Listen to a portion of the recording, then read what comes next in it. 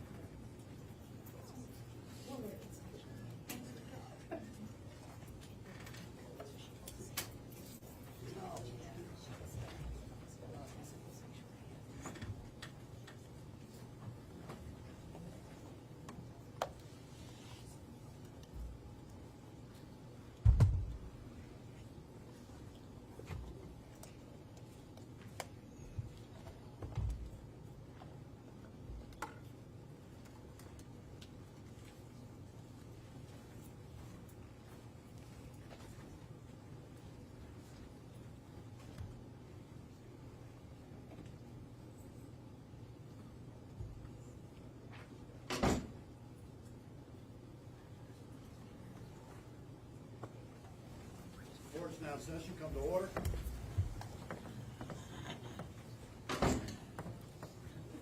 You may be seated.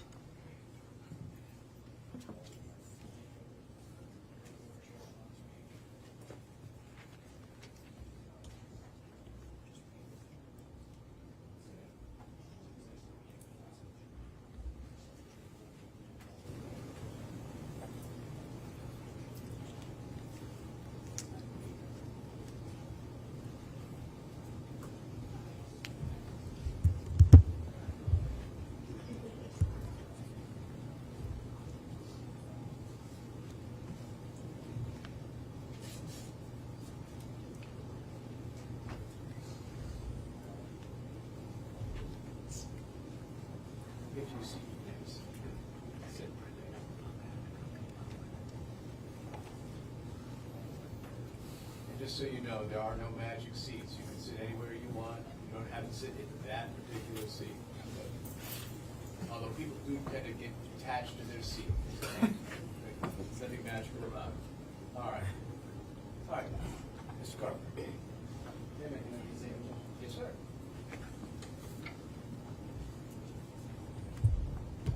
A terrible plan.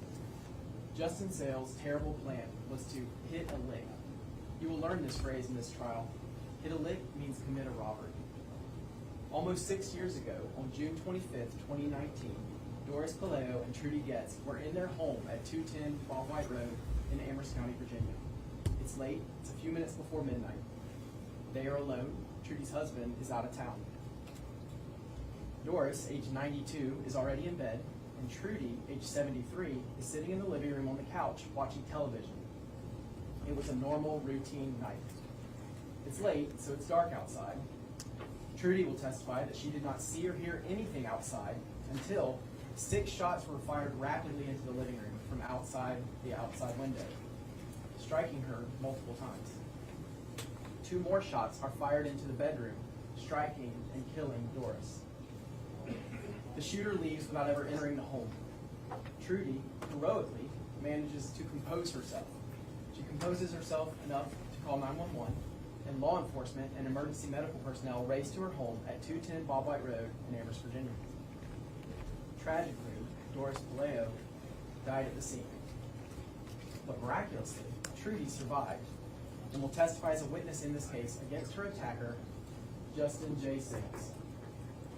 One life ended, another life forever changed. We will walk you through the evidence over the next few days and show you the defendant's terrible plan that brought us all here today. Justin Sales' terrible plan was to rob Trudy and Doris, and in his attempt to commit that robbery, he murdered Doris, and he shot and badly wounded Trudy. We will show that this was planned and carried out by Justin Sales. Again, this was a terrible plan. Let's walk through the evidence you will hear this week. Justin Sales and Dakota Cash are friends. They've been friends for years. They both like to shoot guns. They each had one. Justin had a Draco. This is like a AK-47, but shortened from rifle length it's a more pistol, like a bigger pistol size, and it shoots more of a rifle round than a handgun round. We'll show you what a Draco is. Dakota Cash, he has a Glock 40 caliber with a green laser light attached. Before this murder on June 25th, 2019, Justin, the defendant, asked Dakota to trade guns because he wants to hit a lick. Again, hit a lick means robbery, and he thought that the Glock would be a better option for what he had in mind. Again, Dakota will explain what hit a lick means, and that means to commit a robbery. This was the start of Justin Sales' terrible plan. We will show that on June 24th, 2019, at 11:10 p.m., GPS from Facebook places Justin Sales at the home of Doris and Trudy. You will hear that GPS is accurate to a matter of just a few feet. You will also hear that you don't end up at the house on 210 Bob White Road by accident. The home sits over 200 feet off of the roadway, down a long driveway. This was Justin checking it out before he attempts the robbery the next night. You also hear that Trudy does not know Justin, and so Justin had no reason and no permission to be there. Justin Sales was working on his terrible plan. We will show you that Justin comes back the very next night, on June 25, 2019, and he shoots Trudy and Doris. You will hear from Trudy. You will hear her 911 call. You will see Officer Ryan Watt's body camera footage from when he first arrives on the scene. Next, you'll hear about the start of the investigation. You will hear from Captain Clay Thompson with the Amherst County Sheriff's Office. You will hear how he is the forensic expert and how he processed the crime scene. You'll hear about the 8 shell casings that he collected and the photos he took at the scene. Those will be shown to you. You will hear how the investigation progressed from no leads to Justin Sales. Why did we start with no leads? Because who would shoot 92 and 73-year-old women? The neighborhood was thoroughly canvassed. Family leads were followed up on. This included that Trudy's son-in-law was a detective at Lynchburg Police Department. So that lead was involving a law enforcement officer and any potential threats that could have happened against him and the performance of his duties. Well, that brought in ATF Special Agent Russell Davidson. He then was added to the team of investigators who were working on this case. Investigators were also familiar with another shooting in the area from the previous month. In May 2019, Justin Sales' home at 600 Early Farm Road was shot at. The Amherst County Sheriff's Office investigated all of this. Through the ATF, we were able to determine that Hannah Richardson, who was the defendant's girlfriend at the time, had previously purchased a Glock Model 22 40 caliber. With a little more investigation, we learned that the Glock was purchased for Dakota Cash. Remember, Dakota Cash is Justin Sales' good friend from childhood. We knew the murder weapon was a 40 caliber based on the shell casings at the crime scene. A search warrant followed on July 2nd, 2019, and a Glock 40 caliber was collected from Dakota Cash's home on 136 Thacker Lane. This Glock 40 caliber with a green laser attached was located on that search warrant and then sent to the lab for analysis. The ATF lab then becomes the heroes of this case when they were able to rapidly get back the ballistics information that showed that this Glock Model 22 40 caliber was in fact a murder weapon. At this point, we knew which gun. Now we needed to find out who shot the gun, killing Doris and badly wounding Trudy. What we learned, and we'll prove at this trial, is that Justin traded his Draco for the Glock 22 40 caliber with the green laser light. He did that to hit a lick to commit this robbery. You will hear testimony from Dakota Cash, that they traded guns, and Justin had the Glock, and after the murder, they traded back. You will hear a controlled call, a recorded phone call between Dakota and Justin Sales, where the defendant confirms he had the gun the whole time. Toward the end of the conversation, you'll hear Sales kind of try to stop the phone call and say they just need to meet and talk in person and stop saying so much over the phone. Pay close attention when you hear this phone call. At his arrest, Justin Sales was tracked using the cell phone number ending in 1519. This number is important because this phone number led us to Justin Sales. This number is also important because this number downloaded a scanner app right after the murder to listen to what the police and first responders were doing. We will show you how Justin Sales tried to cover his tracks from carrying out this terrible plan. First, he traded the murder weapon back to Dakota, trying to cover his tracks, and later, he tried to pay people to lie and say it was someone else. His cover-up won't save him. His lies won't conceal the truth. Justin Sales messed up. His terrible plan did not work. In his terrible plan, there would have been a successful robbery rather than only an attempt that was thwarted. The GPS from Facebook shows him at 210 Bob White Road when Trudy and Doris were shot. He messed up. He then had the 1519 phone number with him, which allowed law enforcement to track and arrest him on July the 10th of 2019. But primarily, this case just comes down to a few simple things. Number one, Justin Sales traded guns with Dakota Cash to hit a lick. Number two, Justin Sales, without question, had the Glock Model 22 .40 caliber with the green laser in his possession when he went to 210 Bob White Road to hit a lick. Number three, the Glock Model 22 .40 caliber with the green laser, without question, is the murder weapon. And number four, Justin Sales had no reason to ever go to Trudy and Doris' house, yet he was there the night before the murder at 11:10 p.m. He was there the night of the murder, the very next night, at 11:22 p.m., according to GPS. The next GPS hit is at 11:42 p.m. when he's back at his house at 600 Early Farm Road. That is a 3-minute drive. 11:42 p.m., he's back. So there's a 20-minute stretch accounting for him at Trudy's house. It is interesting that it's also a 3-minute drive from Bob White Road, Trudy's house, where the shooting occurred, to Justin Sales' home at Early Farm Road. And Trudy called 911 at 11:39 p.m. We will show you the details, we will show you the weapon, we will show you the timing, and at the end of the trial, you'll know that we have shown you the murder, and we will ask you at that time to find Justin Sales guilty of all charges. Thank you.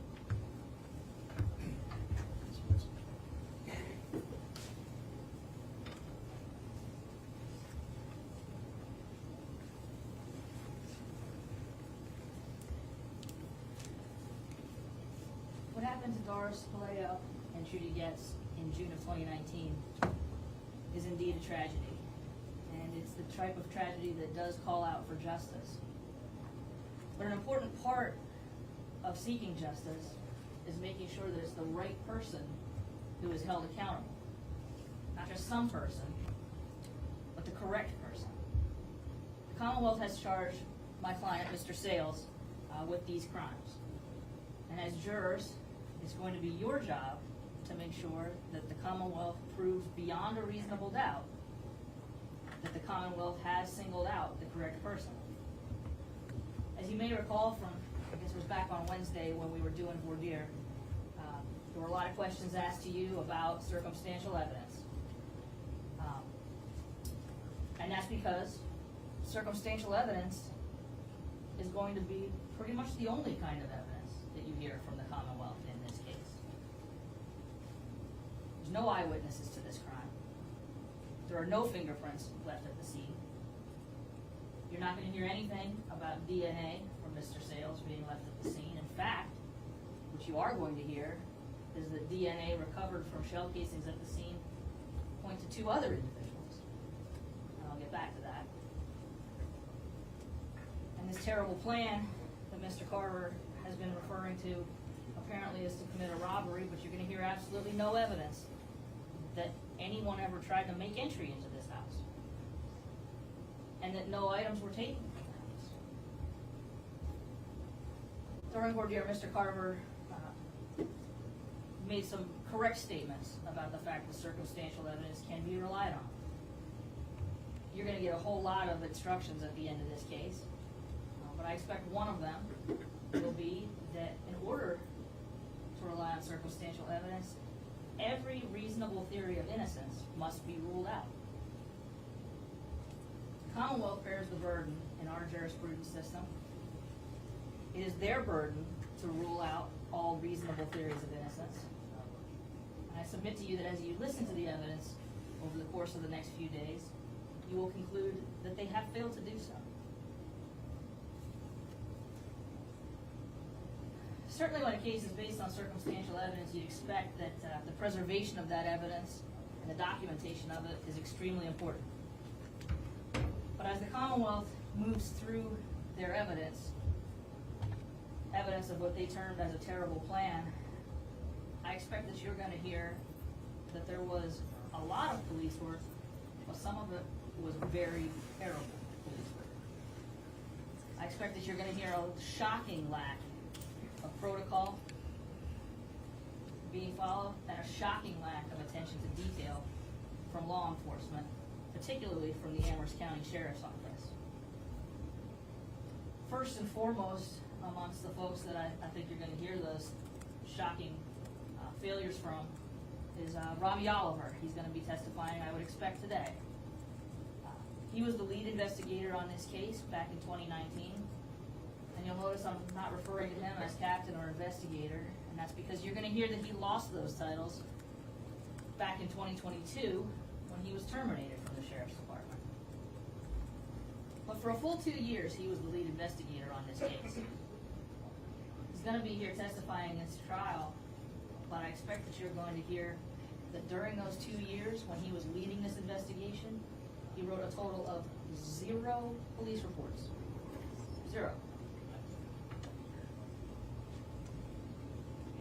And although he was ultimately responsible for this investigation during those 2 years, while he's testifying, I expect that you're going to hear him take 0 responsibility for any gaps or holes or lack of documentation that is pointed out. One of the pieces of evidence that's going to be a focus in this case, obviously Mr. Carver brought it up, is the .40 caliber Glock firearm. The Commonwealth contends that this is the murder weapon. You're going to hear that it was found at the home of Dakota Cash, but you will hear nothing about how that firearm makes its way from the floor at Dakota Cash's home when law enforcement discover it until it's getting packaged and sent off from the Sheriff's Office to be analyzed by ATF laboratories. A total gap. You're not going to hear how the gun was collected. You're not going to hear who collected it. You're not going to hear who transported it. And you're not going to hear any documentation about what was done with it, how long it was in transport, or who was involved in doing that transport.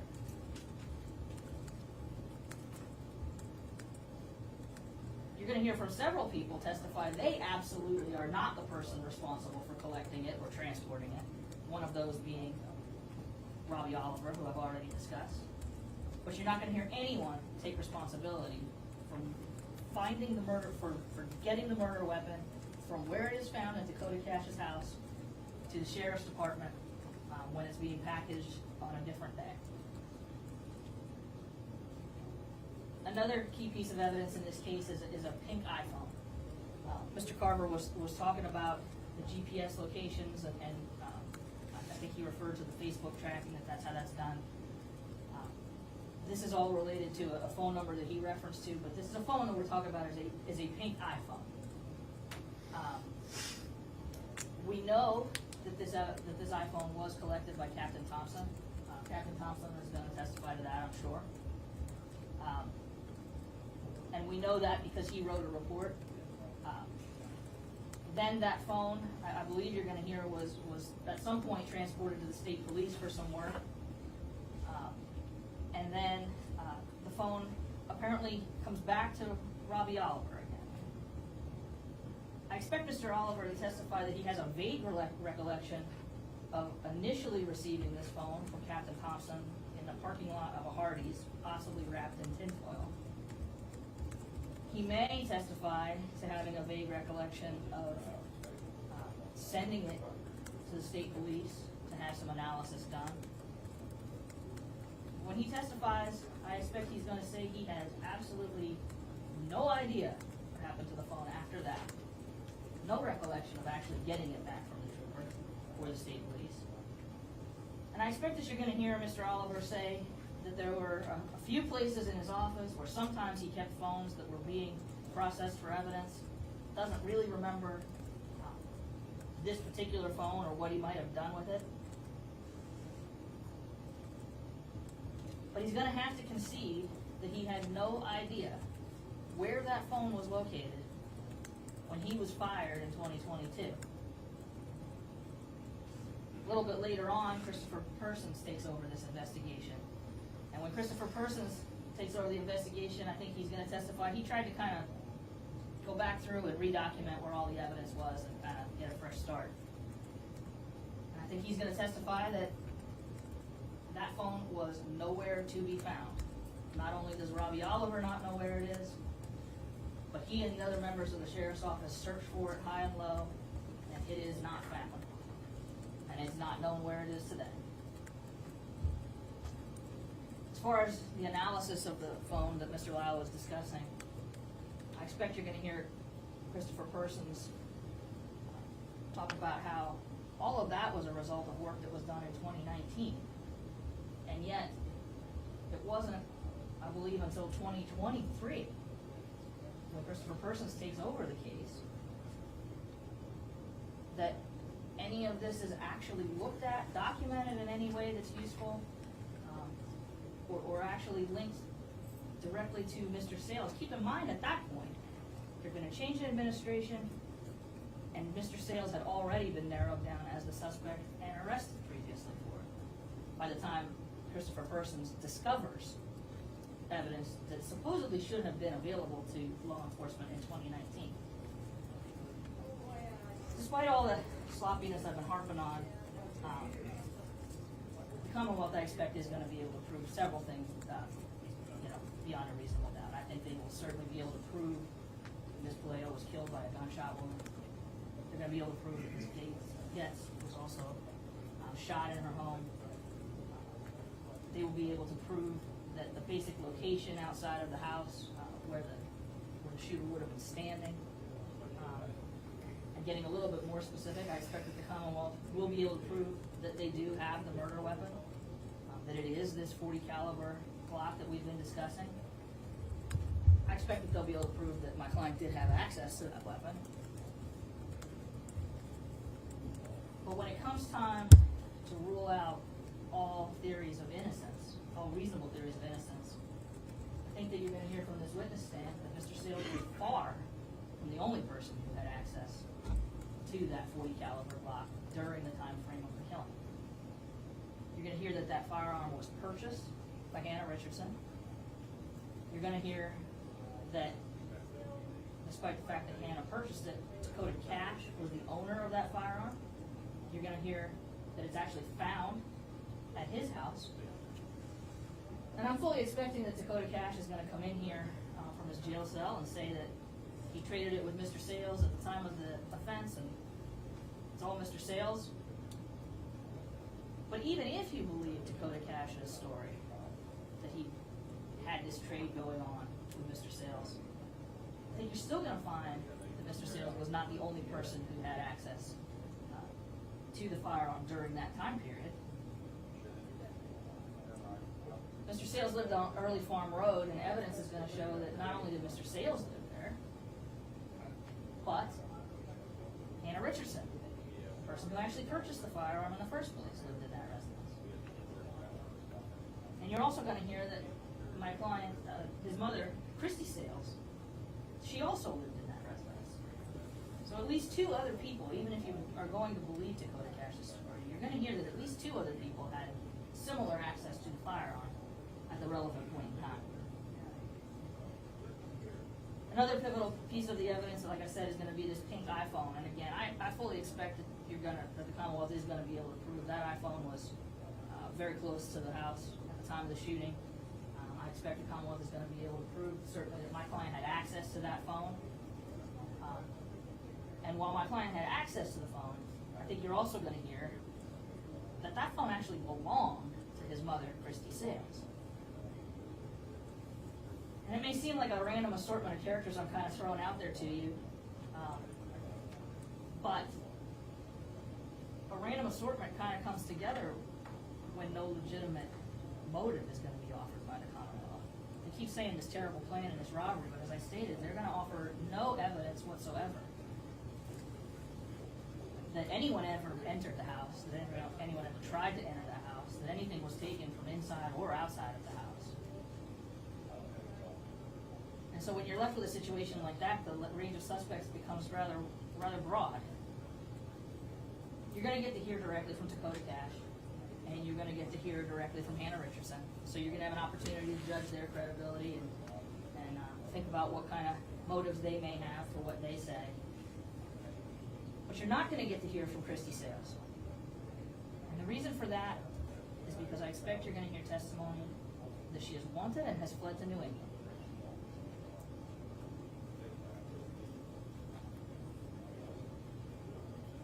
Ironically, the only hard and fast scientific evidence, physical evidence, I think that you're going to hear in this case, most likely going to come from the defense, from Mr. Bruin and myself. Captain Thompson is going to testify that there were 8 shell casings located on the scene that night. He's going to indicate that he's going to testify that he collected those, preserved those, so that possible fingerprint and DNA analysis could be done on those shell casings. And you're going to hear that during the course of the investigation, known DNA samples were taken from a variety of folks, including Mr. Sales, but also including Dakota Cash and their mutual friend Jabari Stewart. All of this gets sent to the ATF lab for analysis. No fingerprints apparently are discernible. But Lynette Albrecht, the ATF forensic scientist that's going to testify in this trial, is going to say that she developed DNA profiles from all these samples and was able to develop useful DNA samples, useful DNA profiles from several of the shell casings. None of those come back to Mr. Sales. They do, in fact, come back to Dakota Cash and Jamari Stewart. As I stated at the start, what happened to these ladies in their home is a tragedy, and that tragedy demands justice. But it's your job to make sure that the right person is held accountable for these crimes. And I submit that at the end of this trial, due to sloppy work by law enforcement, due to the passage of time, and due to holes in the circumstantial evidence, that you will find that the Commonwealth failed to meet their burden, and we will be asking you to find Mr. Sales not guilty. Call us first witness. Judge, I'm going to call Trudy Goetz, please. Mr. Goetz?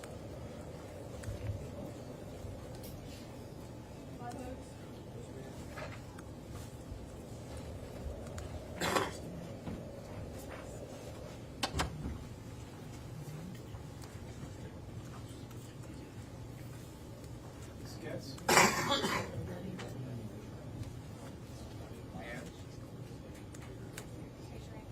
Do you solemnly swear affirm the testimony you give in this case to be the truth, the whole truth, and nothing but the truth, so help you God?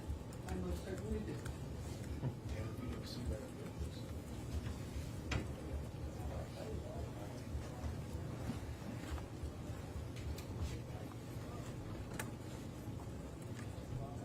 Ma'am, please state your name for the court. Trudy Goetz. And was your name previously different than it is today? Yes, it was Ann Trudy Goetz. And did you just recently change your name legally? Yes, When was that? Do you remember? within the past 2 months. So now your name is no longer Ann Trudy Goetz, it's just Trudy Goetz? Yes, But back when this happened on June 25th of 2019, your name was Ann Trudy Goetz, is that right? can you speak a little louder, please? Okay, back on June 25th of 2019, your name was Ann Trudy Goetz. Yes, Back on June 25th of 2019, where did you live? 210 Bob White Road. Excuse me. Is that in Amherst County? Yes. Who lived there with you at that time? My husband Alfred and my mom Doris Puleio. Skets. Skets. Oh, thank you. Just pop it open. It's closed 2 seconds. Okay, thank you. And you said your mom's name was Doris Puleio? Yes, How old was your mom back on June 25th of 2019? 91. And I'll show you a photograph and ask if you can identify this.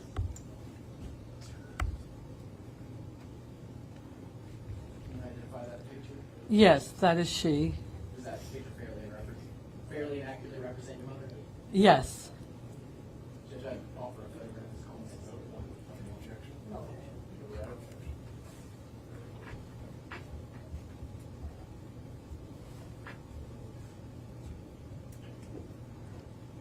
Back on the night of June 25th of 2019, were you home that night?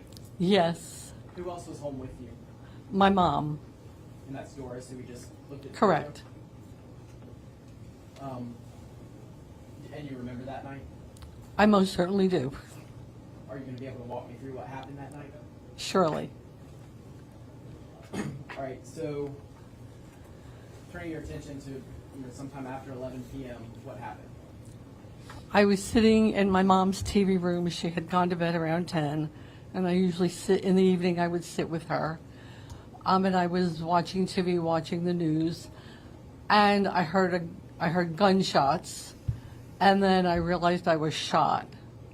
So I left the room to go to a phone, to get to a landline phone, and because though I had a cell phone, I only used it to call long distance or text the kids. So it was in the kitchen, I was in another room, and then I called 911. So from the time you were shot, did you pretty quickly get to your phone? Yes. At that point, did you know anything about your mom, Doris? No, I was sure she was sleeping and she was fine. And you said, do you remember what time this was? I was watching the 11 o'clock news, so it was within that span time, I'm pretty sure. Yes, ma'am. Did you see anything that alerted you that something might be going on? Did you hear or see anything prior to the gunshots? No, nothing. Did you have the lights on inside the house? Yes, lights on inside the house. Mhm. And being at 11 o'clock at night, was it dark outside? Yes. Do you remember calling 911? Oh, yes. And you said you called right after you were shot? Yes. And I'm going to play this 911 call.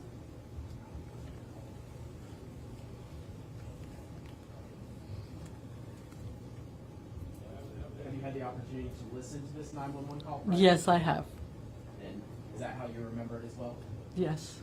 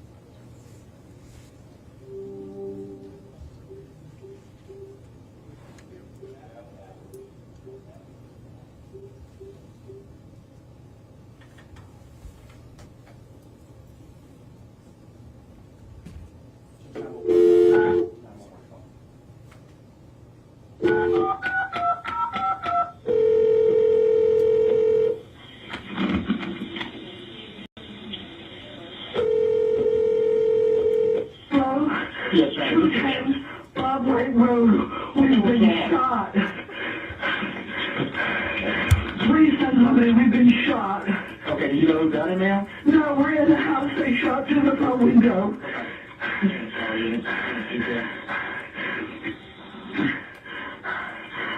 Deputies responded to 210 Bob White Road. Please.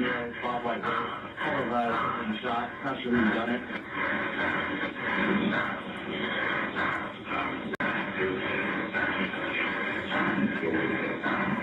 If we're been advised. Ma'am. Yes. You're not sure who done it? No, we have no idea. We're in the house, but can you call this number? Where you shot at, ma'am? I've shot in several places. In several places. Where's that at, chest? My back. I think it hit my lung. Okay. And you said it was a drive-by? No, our house is back in the woods. Somebody was in the front window. Okay. We're talking about Rich. I'm going to keep you on the phone, okay? Do you Okay. do you know how many people were involved? No, we have no idea. Okay, how many people have been shot? There's two of us in the house. Okay. I can't go by the other person. Can you call 316-2432? It'll be my daughter. Please. Okay. And did you see who done it, ma'am? No, I didn't see anything. I'm sitting on the sofa. It's dark outside. And all of a sudden, shots are in the house. Okay. Just calm down, ma'am. And you said you bleeding from, you got shot in the back and where else? My back, my chest. I think it hit my lungs. Okay. And what about the other party? I don't know. I can't get to them. Okay. All right, just stay on the phone with me, okay, ma'am? You say you've been shot in the back and the chest? I told you 3 or 4 times already. Please don't ask me. Yes, ma'am.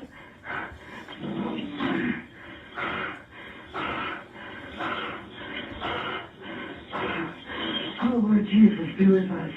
Yes, ma'am. Give me that number again, 316-243. 2432. Okay. And what was your name, ma'am? My name is Trudy Goetz, Goetz. Okay. And you said someone was in the back of your yard? No, in the front of the house. Our house sits back. Okay. I was sitting watching TV. They shot through the window. That's just outside. I didn't see anything. Not sure if they want to use caution.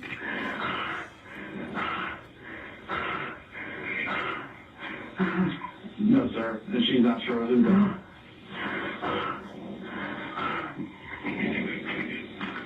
Yeah, two that's been shot. I'm speaking with one of them. I'm not sure about the other one.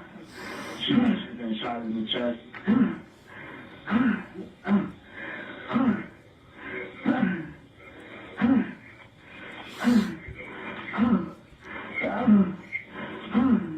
Yes, ma'am. Thank you.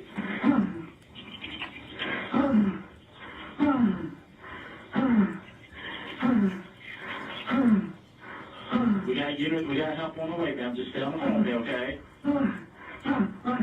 I'm trying.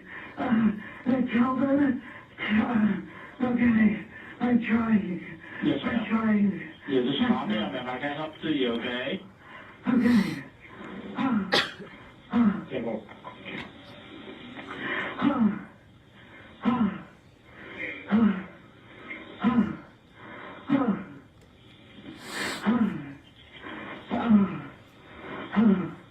Just calm down. And I got help on the way.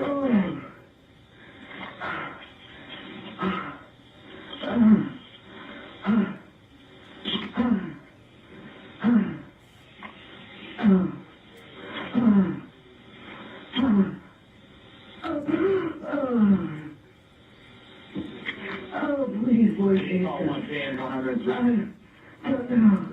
Oh, Lord Jesus, please. Yes, ma'am. We got help on the way, okay? Just help me.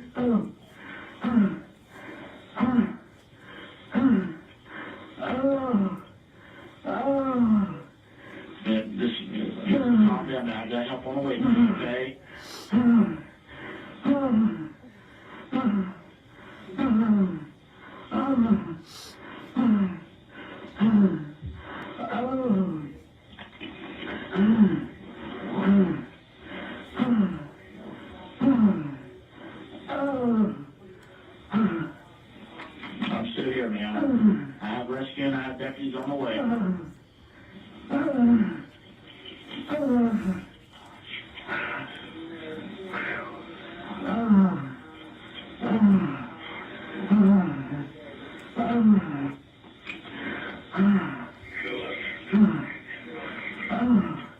correct. Oh. And Oh. Oh. Wow. Oh. Oh. Oh. Oh.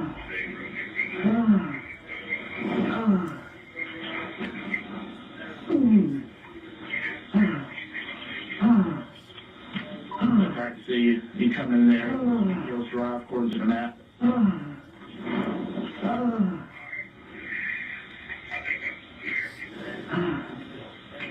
Step where I'm sure he's just across from it.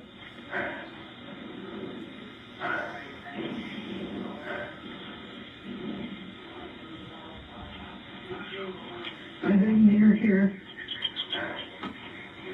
Please, are they near here? Yes, ma'am. They should be there momentarily, okay? And you're not sure of the other party that's involved? Who is that? Is that your husband, or who's the hell is Oh, my 92-year-old mother. Is that your mother? Yes. Okay. Is your mother talking, or? I can't get to her. Okay. Please.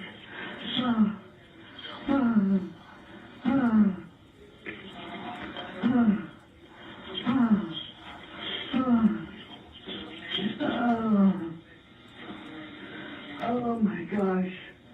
Oh please. Oh Lord Jesus. Please be with us. Oh Lord Jesus. Yes, ma'am. We got help for you, okay? They're taking awful long. Step forward, right?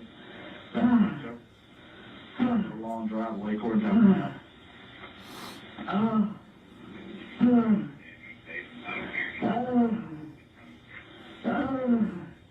Step forward.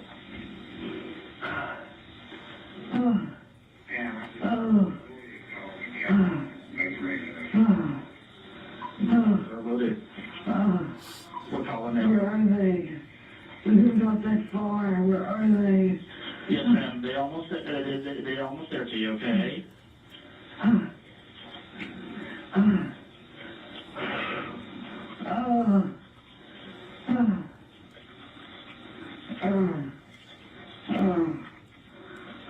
You already talked to them on the line.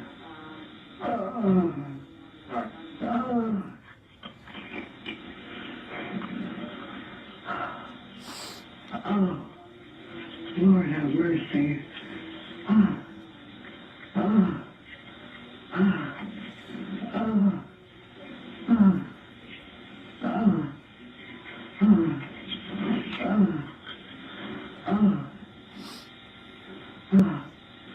Yep, they're almost there, man. Just calm down. Can you hear your mom at all talking? I can't get to her. Okay, but can you hear her? She's talking. I can't hear anything. Okay, can't hear anything? Okay.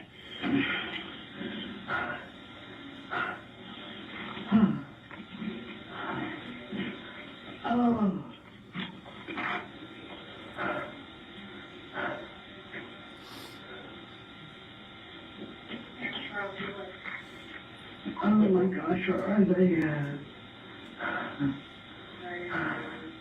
They should be here by now. It doesn't take that long. Yes, ma'am. I have deputies on scene now. We're almost there to you, okay? There's a bar and mailbox in front of the house.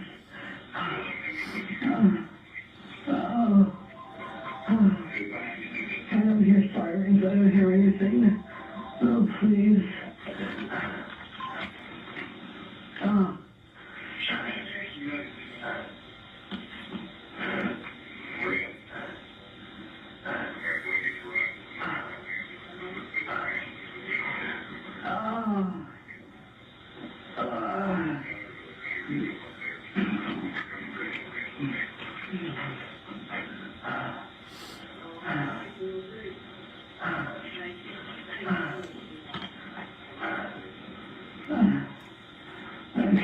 Yes, ma'am. They're on scene now. My deputy's on scene, okay?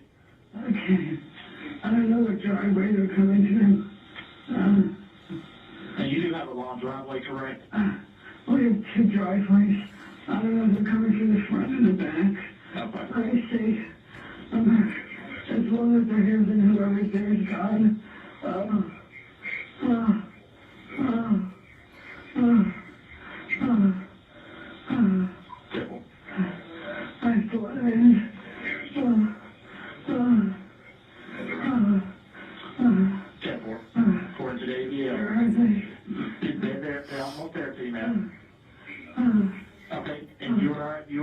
210 Ballwhite Road, correct, ma'am? Yes. Okay. I see cars in the driveway. Tell them to drive. They are? Yeah, okay, I'm opening the front door. Hold on. Ma'am, where you at in the house? Ma'am? Ma'am? Are you, where are you at in the house? Ma'am? Can you hear me, ma'am? Where are you? Help! Where are you? 211, she's not responding to me. She's not going to help. Not sure if she's Where going to are talk to us you? or not. Ma'am? Ma'am?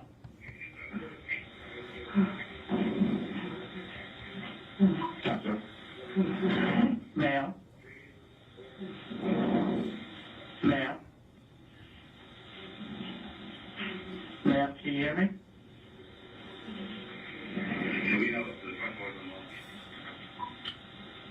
Not sure it's 11. Believe my caller might have dropped their phone.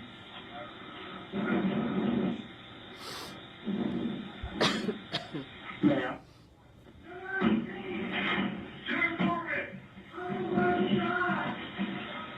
Where you at? I got this.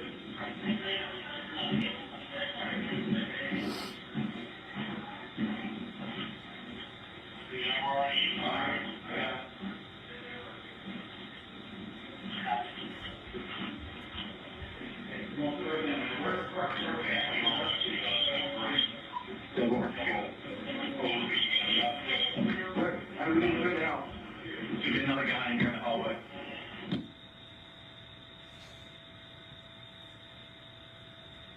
And Ms. Goetz, do you remember making that phone call? Yes, I And you do. recognize your voice on that phone call? No. You don't. Is it because you don't sound the same to yourself? Right. I did know that's how I sounded. Yes, ma'am. Did you notice your breathing being a little different than normal in that video?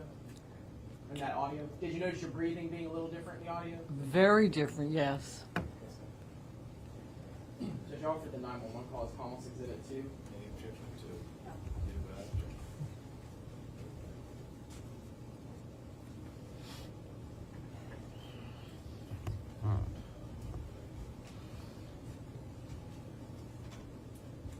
Do you remember when the police officers got to the scene? Yes. Do you remember any specific officers that were there? I don't know that I would recognize who was there. Yes, ma'am. Were you pretty quickly transported to the hospital? Yes. I'm going to show you what's been marked as Commonwealth Exhibit 3. See if you recognize this picture. Do you recognize that picture? Yes, it's my shirt. Is that shirt after it was cut off for medical treatment? Yes.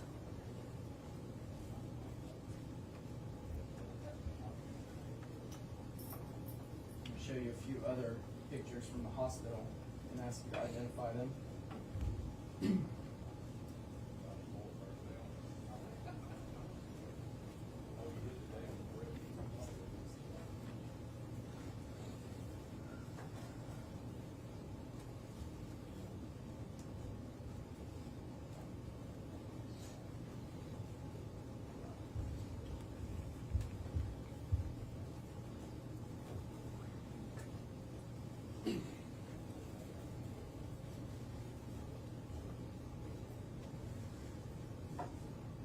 That shirt was pre-marked as Commonwealth Exhibit 3. Now I'm going to show you what's been pre-marked as Commonwealth Exhibit 4. Yeah, brochure is administrative.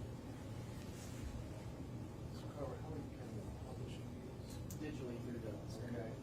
Let's Let's do Yes, sir. one at a time. So everybody's on the same page. Which one's 3, which one's 4?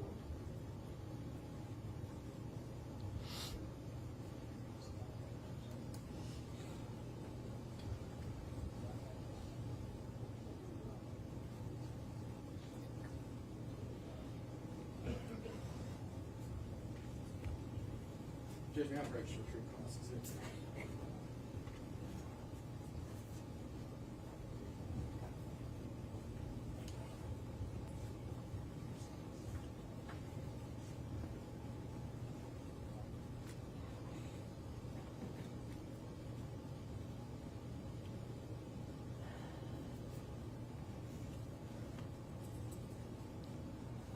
And Ms. Goetz, is this the photo you just identified in hard copy? Is this the digital version of that? I'm sorry? Is this the digital version of the photo you were just looking at? Yes. Exhibit 3? Next, I'll show you Commonwealth's Exhibit 4.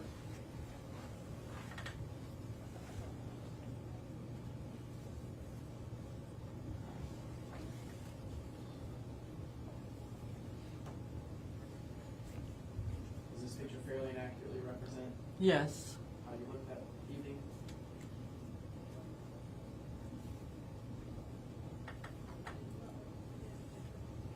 Next, I'll show you Commonwealth's Exhibit 5 on both the screen and in hard copy. Yes. This picture fairly and accurately Yeah. represent the way you looked. And prior to going to the hospital, did you have these wounds? No.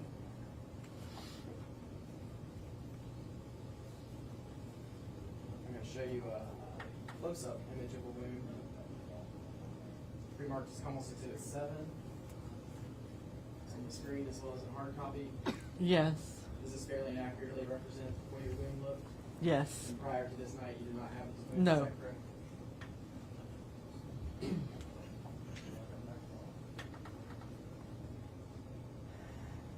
Commonwealth's Exhibit 8.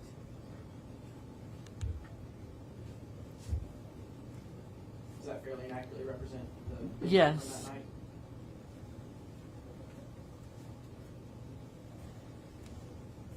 Commonwealth's Exhibit 10.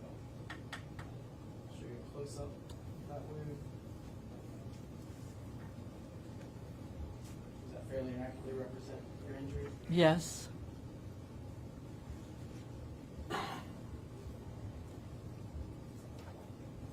Commonwealth's Exhibit 12.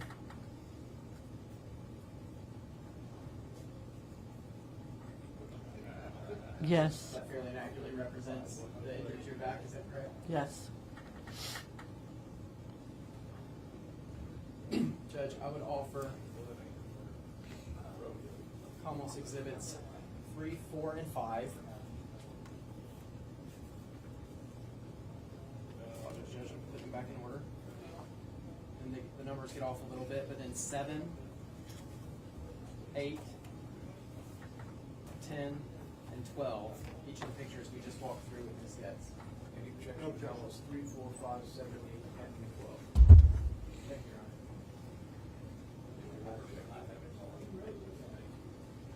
Honor. Ms. Goetz, did you end up going back to the hospital to see the forensic nurse for a follow-up? Yes. And was that for pictures? Yes. If I can approach and show you Commonwealth's 15 and 16.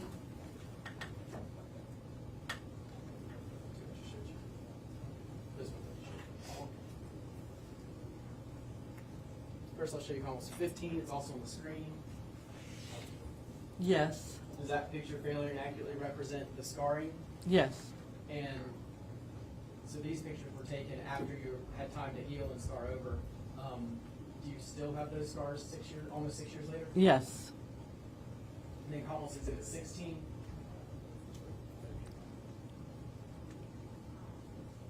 Is that a picture of the wound to your back? Yes. Do you still have that scar? Yes. Judge, I would offer Commonwealth's Exhibits 15 and 16. No objections.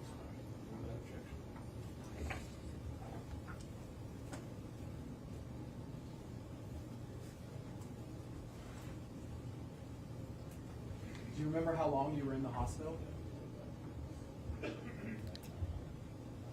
I think 6 days.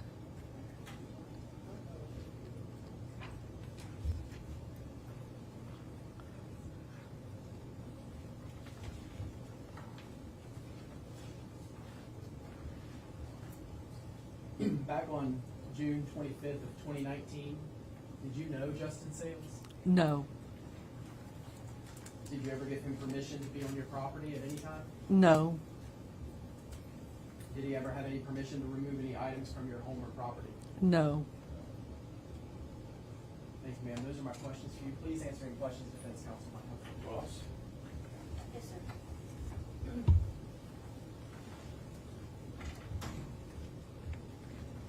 I think you started testifying, Ms. Goetz, with around 10 o'clock. Is that when your mother went to bed? Yes, Okay, and I haven't actually been to your house, but if I'm recalling kind of the layout, if you're sitting in the living room, her bedroom would be down to the left. it depends which way you're looking. All right. If you're looking at the doorway, her bedroom of where I was sitting, yes. Okay.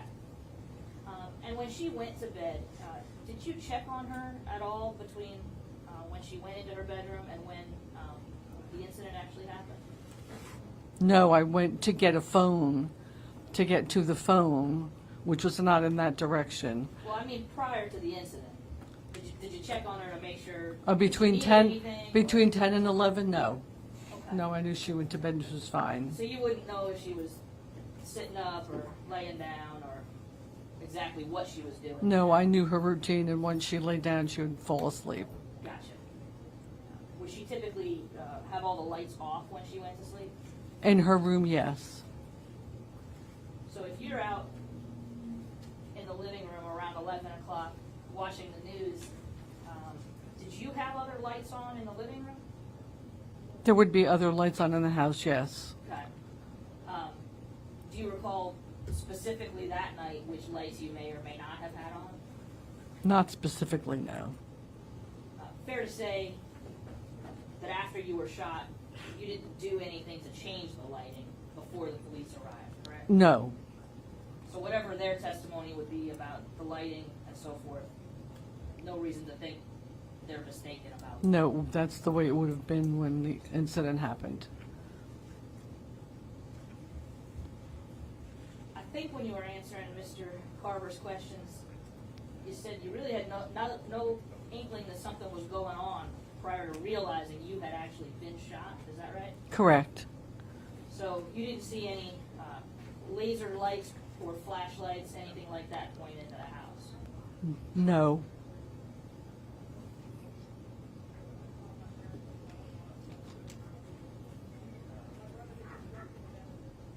When we were going through the photographs of your injuries, if I'm understanding correctly, you had some scarring on your left chest. Is that right? Is that Both, correct? left and right. Oh, Mhm. left and right. Mhm. Okay. And in the small of your back as well. Yes. Are both of those locations places where if you were dressed, those scars would be covered?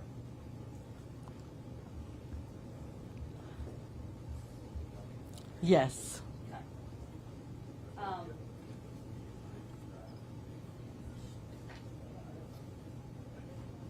After you were released from the hospital, did you go back to your house at Bob White Road? No. Have you ever been back there since? That's where I currently live. Okay. When was the first time that you went back to that address? Roughly. Oh, roughly within a few months. Okay.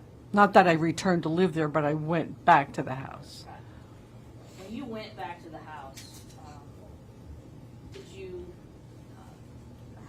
did you look around and see if anything had been taken or removed from the house? Yes, I saw bullet holes, I saw sheetrock missing, I saw furniture missing. Okay. Items that were probably collected by the police or by the sheriff's office? Yes. As far as televisions and electronics, all of that was still there? Yes. Nothing was taken from the house because I was in the house until the police came. Okay. So if anything was taken, it would have been taken while the police were there, and I'm sure they would have prevented that. I'm sure as well. So no jewelry, nothing like that that you're aware of? No.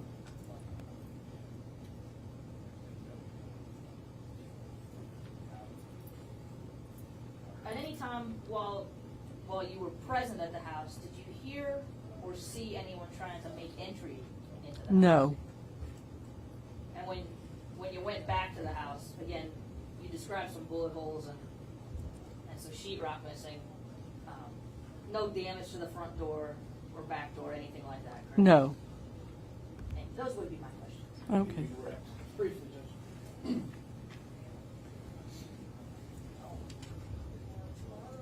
When you kind of asked, and I just want to make sure it's clear, can you walk through the scars that you have from that night? Yes, I have scars across here and then across here, and then the one in the back by my spine. Mr. Carver, for the purpose of the record, where she said here and here, can you put that into the record, please? Yes, sir. So when you say here and here, you were pointing at... Oh, I'm sorry. That's right. On my right chest and on my right breast and on my left breast. And then you said the small of your back near your spine, is that right? Yes. Were each of your gunshot wounds passed through, or did you have to have anything removed? No, they were a pass-through.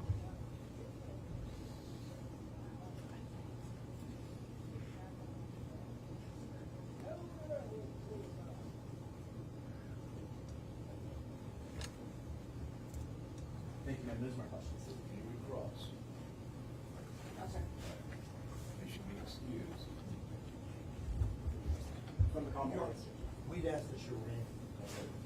First of all, there's been no motion to separate, so she's gonna remain. You're not making a motion. Sorry, Judge, we're making a motion to separate.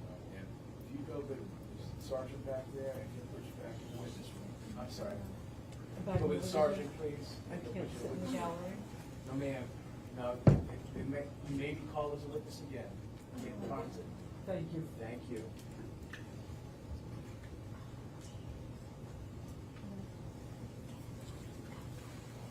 Counsel, please take a look, now that we have a motion to separate, and see if this is your question.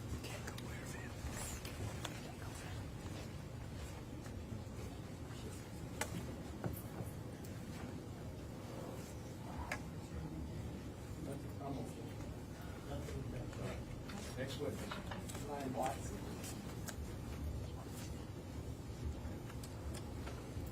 Mr. Carter, would you tell Sergeant Robinson that name again, please? Ryan Watts, please. Ryan Watts.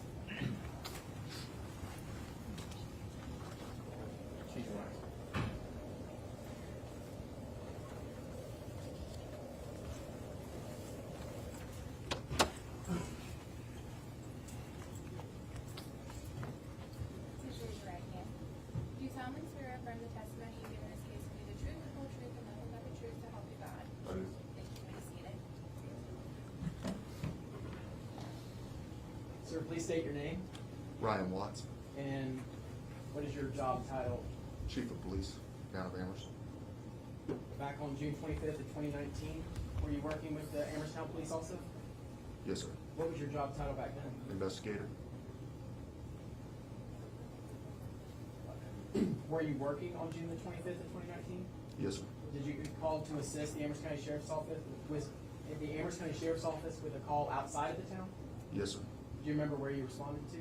By White Road. Do you remember who arrived on scene first? Not particularly exactly who arrived on scene first. Were you near the first? Yes, sir. Colonel, would you speak to that last juror back there? Okay. Okay? And that way we're sure everybody can hear you. Yes, sir. What did you know the nature of the call that you were responding to? Gunshots. What did you do when you arrived on scene? We approached the house and cleared the house, tried to triage the victims. Were you wearing an issued body camera back at that time? Yes, sir. Have you been able to review your body camera footage? Yes, sir.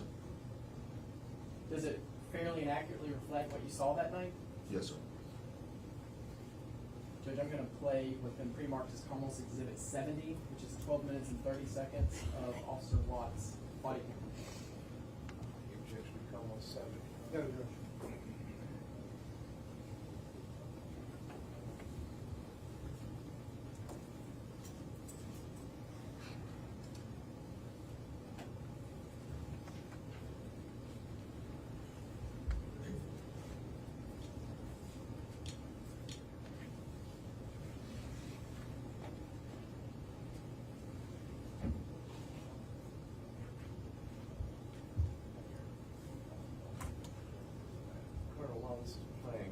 was your body camera situated on your body? It would have been either here or here.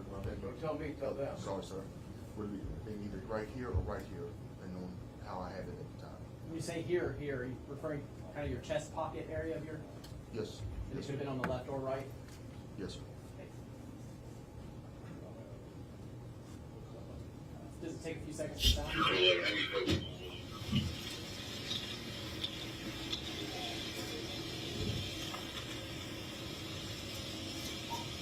This is not a good situation.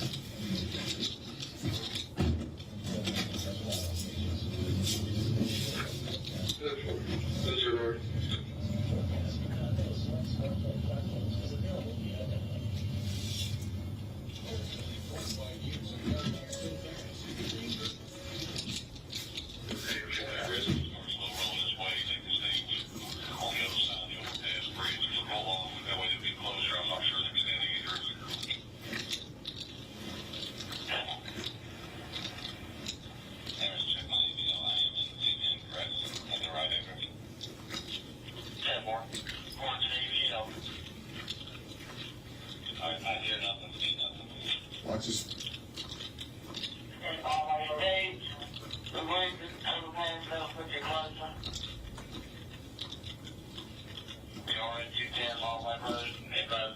All right, on to the vehicles. Where are the vehicles at?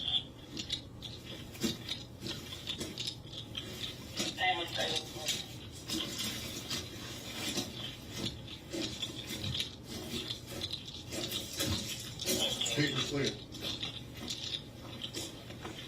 Do we still have my phone? Shit, we'll slide it So now. maybe I'll see the they don't have a cell service or radio service down there. Got the registers on 9. I'm having trouble copying the radio. Try it again. You know, I'm going to still 17 down there that we're trying to tractor trailer. They don't have radio. Yeah. Look.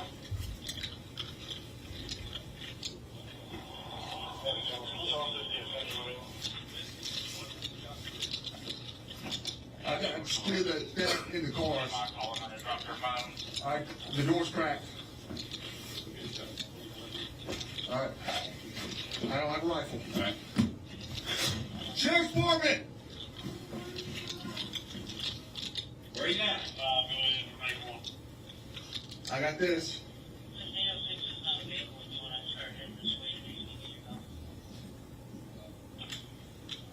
Yeah, where are you this morning?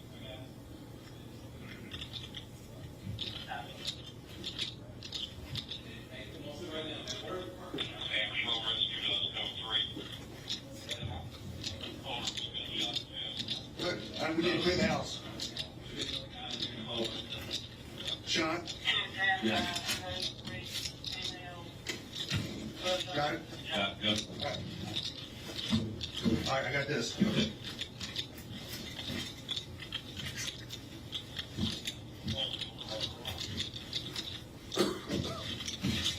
All right, clear. Coming out. I got blood in here though. Again, I got a female unresponsive back there trying to do it. Can we check her?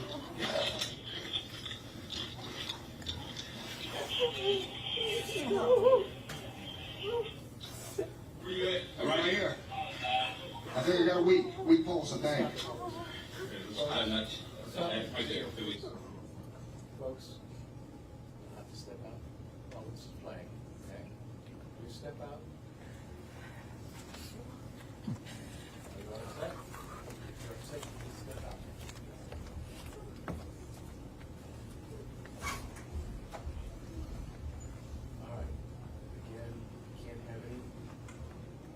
motion.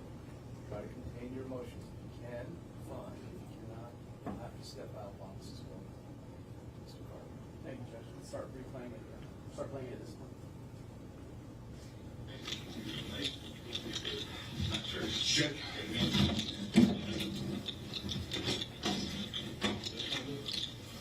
Yes, that's when you're ready. I cleared the bedroom's clear. Clear, Miles.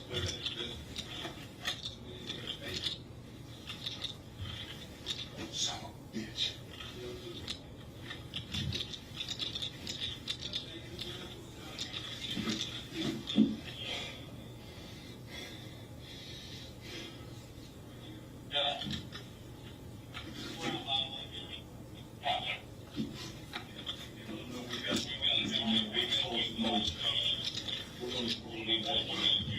Hey, should I go get a first aid or something? First aid kit or tell them roll in or? Let them roll in. Well, see if we can get it, you gotta get it cleared so they can get in here. Go ahead and move the vehicle. Got you. I got it. I got it.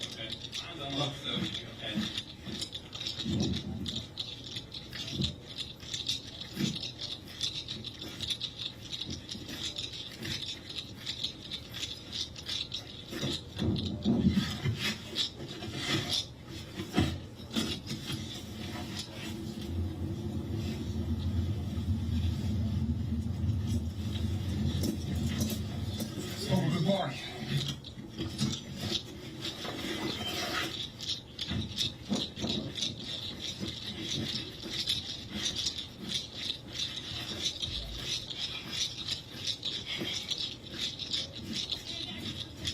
All right.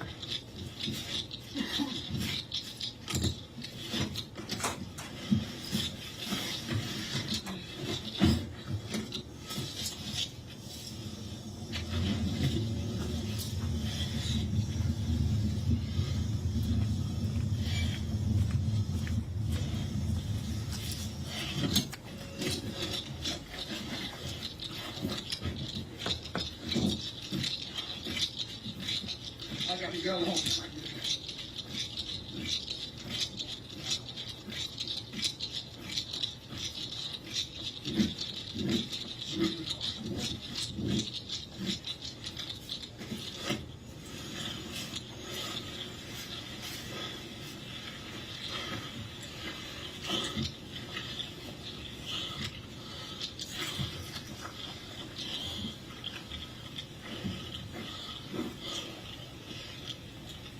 Susan, can you unlock your vehicle?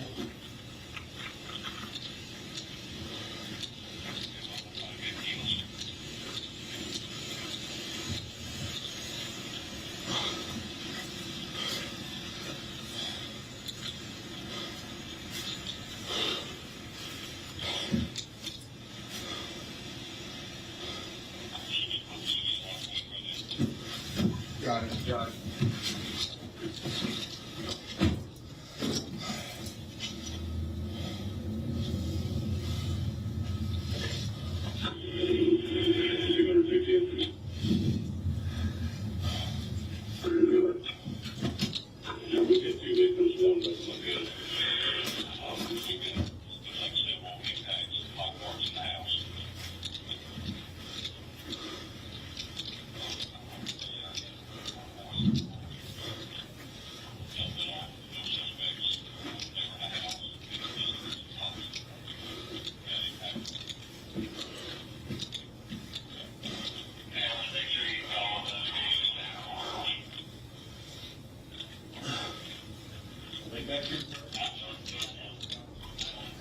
Hey, let's get these trios. We need a medic back here.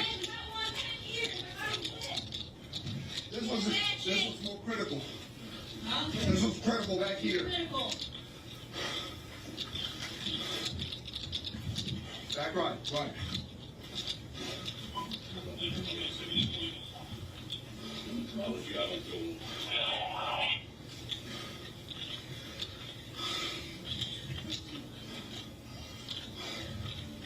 I don't know. Oh, there you are. Just trying to keep head count. I did the basement completely, so. We're not gonna shut out back. No, I've never been outside. You need the other guy? There.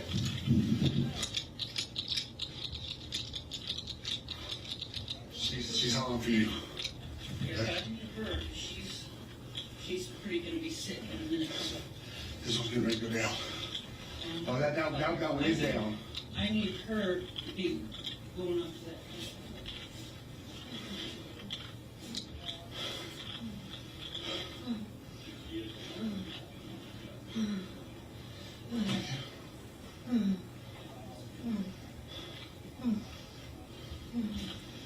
You can see in the TV room that next door the light is on. We saw that. Is that where you were sitting? Okay.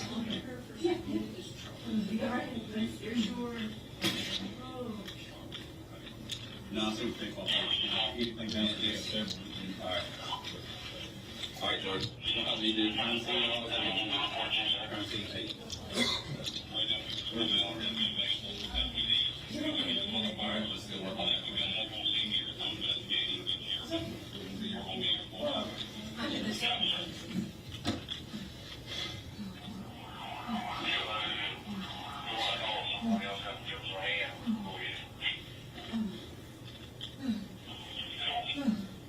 Do you want to put her in the ambulance? He's gonna back it down closer because it's too crowded.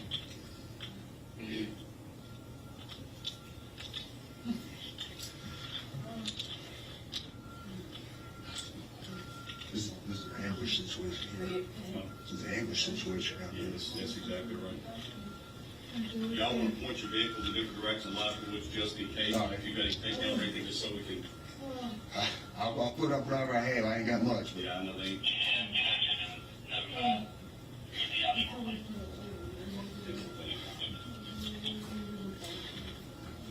And do you know your social right off the top of your head? 1, Therefore, 4, we get social one victim. 6, All right, hang on a second. 3, Say again. 1, 4, 6, 146. 3, 6, 36. 1, 7, 5.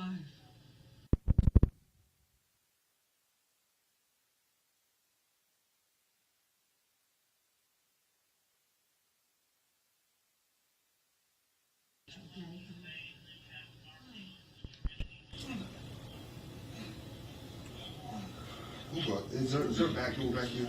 Yeah, it's on the back. All right, I'm sorry.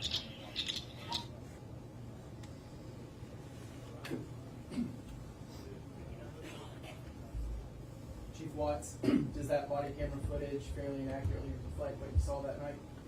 Yes, sir. Good job for almost exhibit 70. No objection.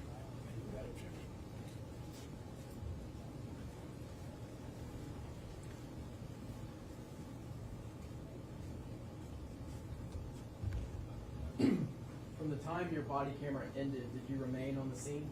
Yes, sir. Did you help process the scene? Yes, sir. Who were you assisting with that? Captain Clay Thompson. For the Amherst County Sheriff's Office? Yes, sir. Do you remember specifically what you were doing to help him? Measurements, was holding the tape line, holding possibly packaging material, and then also. Can you all hear him? Okay. Also, at one point, held the lines for the bullet trajectory. Those are my questions for you. Please answer me, Mr. Cabreau, in my time. Chief Watts, you were basically, you or another deputy were the first two people on the scene. First, yes, sir. Okay. I saw that an officer with a rifle was going to actually enter the residence first. Yes, sir. Okay. When you went in, I saw that the TV was on, and that there was a lamp somewhere further in the room that was on. Correct. Okay. Was there any other lighting? Was there another light in? Yeah, was there any other lighting? I can't recall. I think possibly in the first room. Not the Puleio bedroom. I'm sorry, is that the one far back? I believe lights were on back there when I made it back to it. I think. Well, do you know if the lights were on or the lights were off in the bedroom where this Puleio was? I cannot tell you definitively. Don't have it.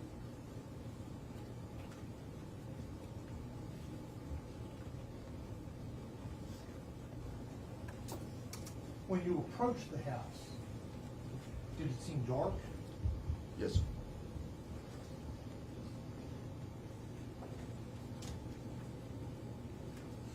Before you entered through the door, did you look through the windows? I cannot remember.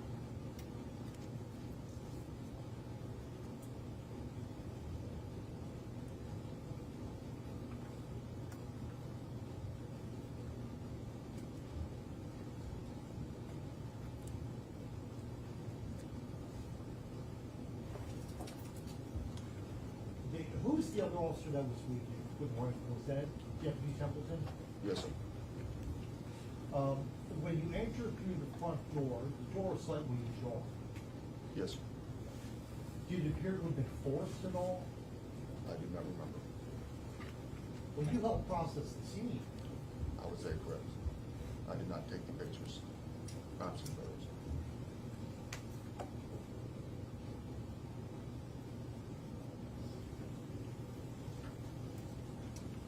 Did it appear that anything was missing from what you could tell? Not that I can tell. Did you see any damage to the door? I don't remember.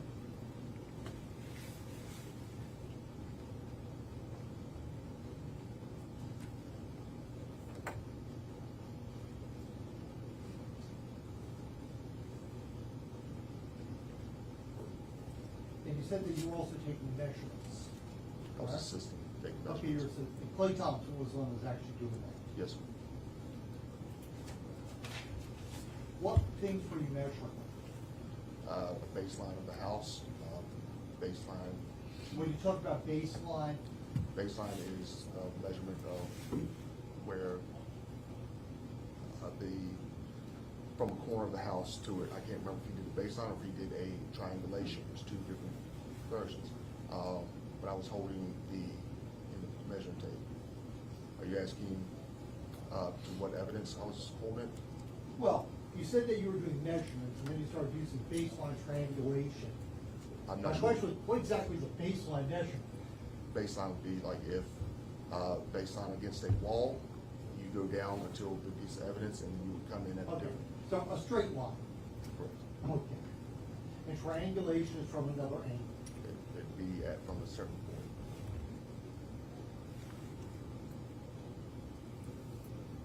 Did you find any shell casings?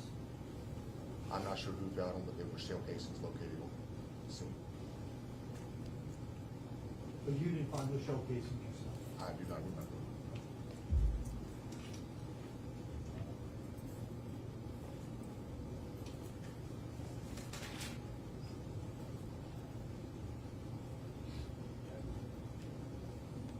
Thank you. Redirect. Back on June 25th of 2019, were you processing crime scenes yourself yet? No, sir. Have you since gone to a training for that? That's correct. Yes, sir. What training did you do? Both forensic science. Is that something put on by Virginia? Yes, sir. When did you go to that school? I believe it was 2021. So back on this scene, on June 25th of 2019, were you just assisting? I was just assisting brand new investigator.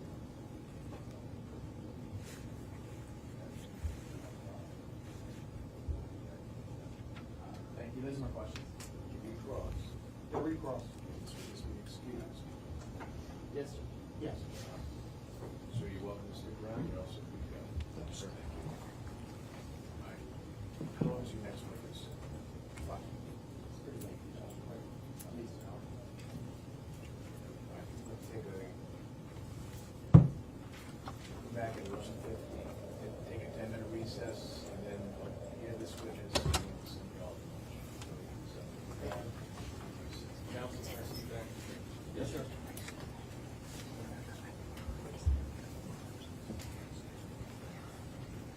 All rise.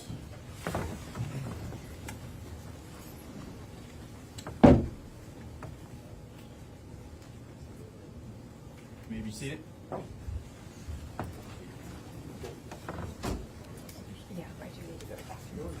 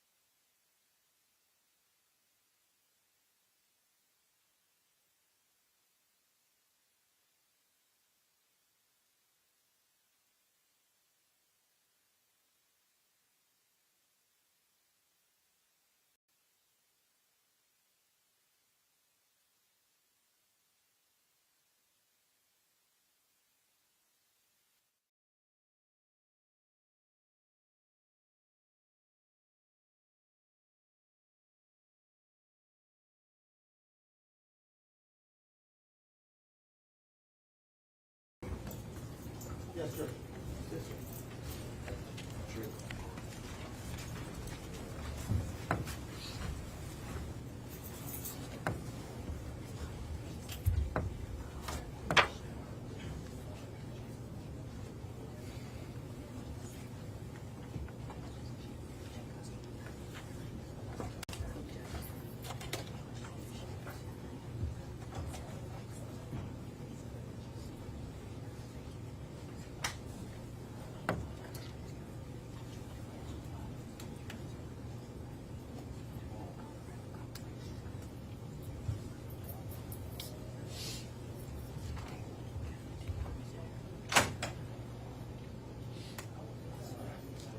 Reflected on them, Rick Mills, West Scarborough.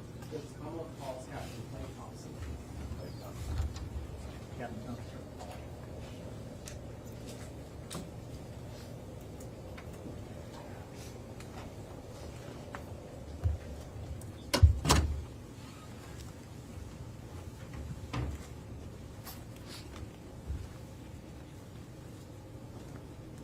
Raise your right hand. Do you solemnly swear or affirm the testimony you give in this case to be the truth, the whole truth, and nothing but the truth, so help you God? Thank you. May be seated.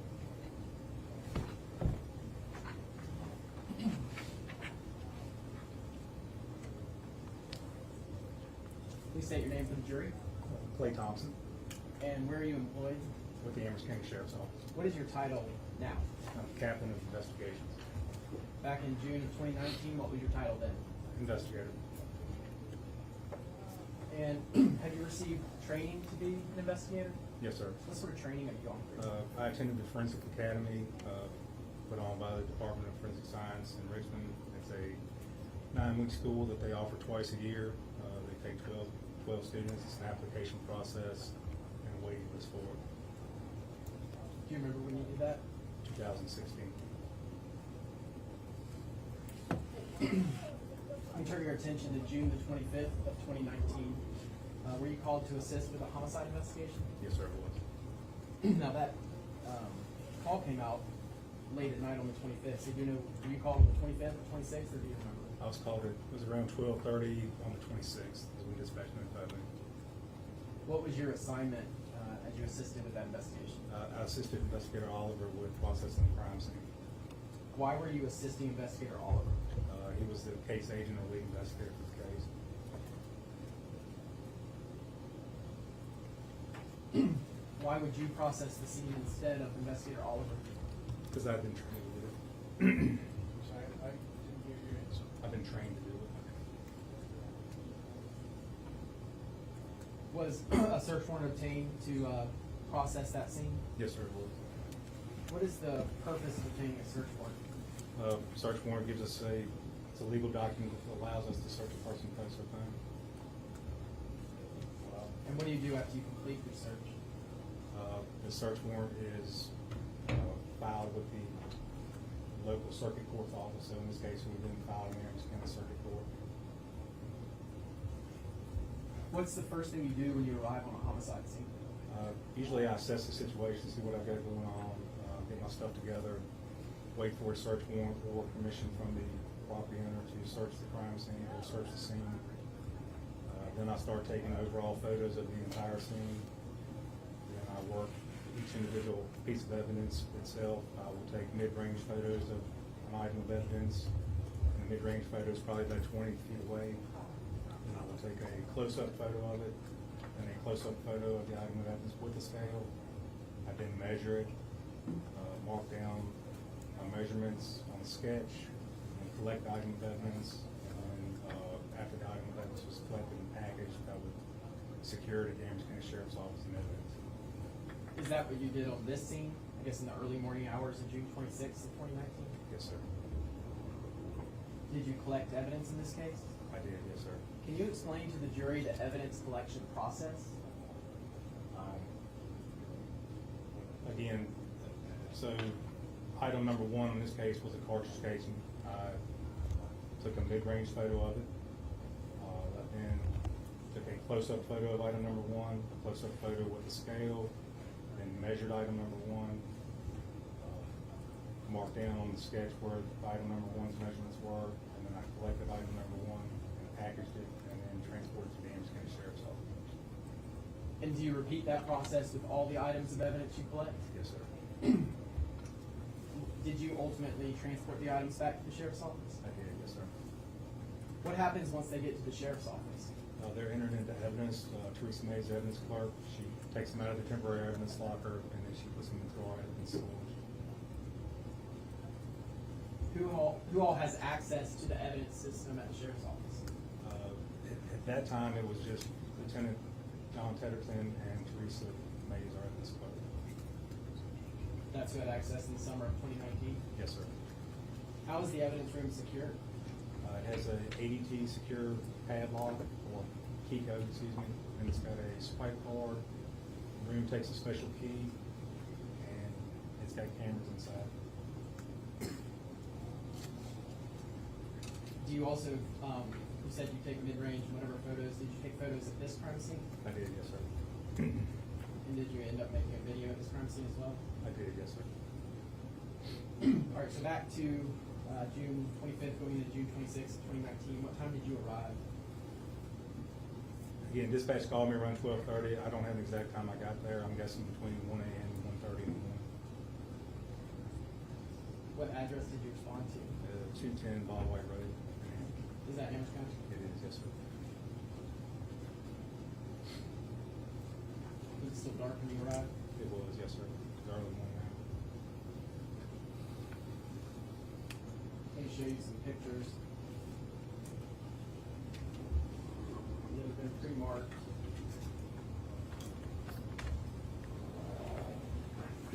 So, almost 18.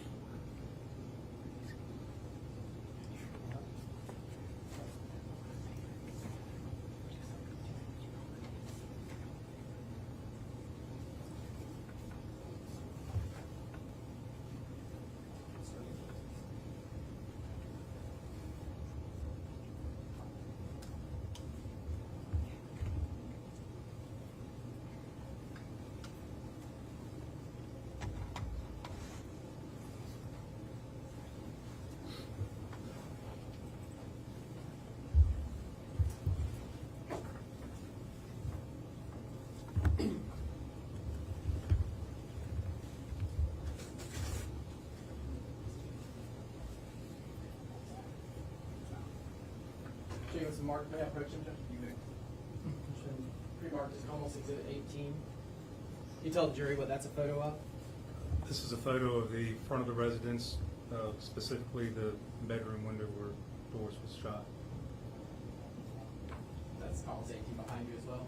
Yes, sir. This is the bedroom window where Doris was shot. This is the right hand front corner. Okay.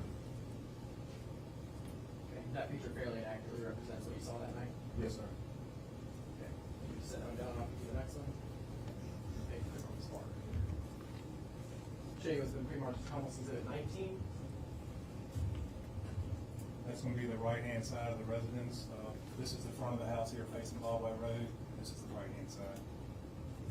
That picture fairly accurately represents the house that night. Yes, sir. Almost exhibit 20. That's another picture of the right hand of the residence. This was one that was just above us. This is a little bit further back, and again up around here is the front of the Baldwin. Almost exhibit 21. That's another picture of the right-hand side of the residence. Again, up here to the left is the front of the residence. Almost exhibit 22. This is a picture of the back of the residence. This is the right-hand side, and this is the rear of the house. Almost exhibit 23. This is a picture of the front of the house. This is facing Baldwin Road. This is the front door. And over here is the living room, bedroom.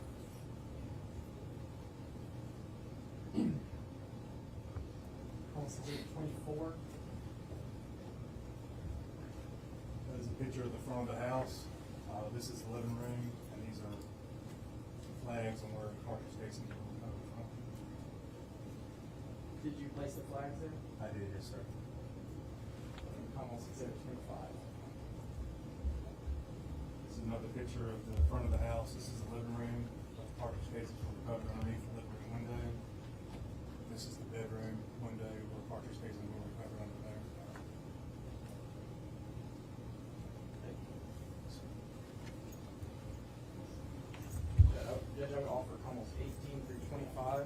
No objections. All right.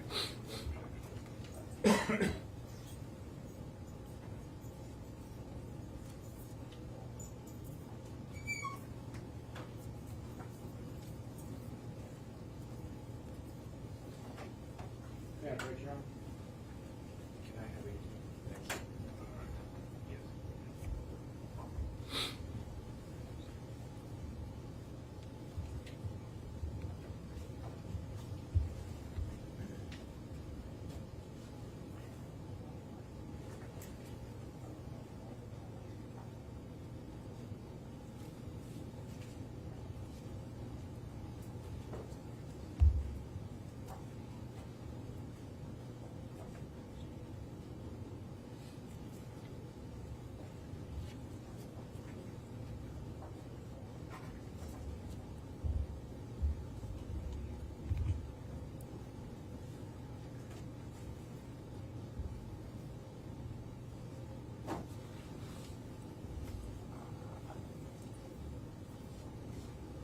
All right, so now I'm gonna show you what's been marked as almost exhibit 26, and ask if you can identify it. Yes, sir, that's the flags and the cartridge casings outside of the living room window where Trudy was shot. And how many flags are there? 6 flags. Does each flag represent a cartridge casing? Yes, sir. Almost exhibit 27. That's another picture outside the living room window where Trudy was shot at. Okay. Almost exhibit 28. This is the first item that was collected. This is item number 1. It's a federal .40 caliber cartridge casing collected outside of the window or the bedroom where Doris was shot. What do the numbers and writing and all mean on that ruler? The 2019-00-1022 is the case number. 6/26/2019 is the date, and my name, and the number 1 is item number 1. I'll show you what's been marked as almost exhibit 29. This is item number 2 that was collected, the .40 caliber cartridge casing. This was collected outside of the window, the living room window where Trudy was shot at. And number 2 meaning is the second item you collected, is that right? Correct, yes, sir. Show you what's been marked as almost exhibit 30. This is item number 3. This is the .40 caliber aluminum cartridge casing that was collected outside the living room window where Trudy was shot at. Almost exhibit 31. This is item number 4. It's a .40 caliber cartridge casing that was collected outside of the window where Trudy was shot at. It's a .40 caliber cartridge casing. Almost exhibit 32. This is item number 5, which is another .40 caliber cartridge casing that was collected outside of the living room window where Trudy was shot at. Almost exhibit 33. This is item number 6, which is another .40 caliber cartridge casing that was collected outside the window where Trudy was shot at. Almost exhibit 34. This is item number 7, which is another .40 caliber cartridge casing that was collected outside the window where Trudy was shot at. Almost exhibit 35. This is item number 8. This was collected outside the window where Doris was shot at. I'm sorry, the bedroom window where Doris was shot at.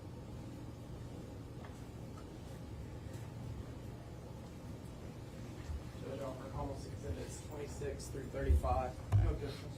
Without objection.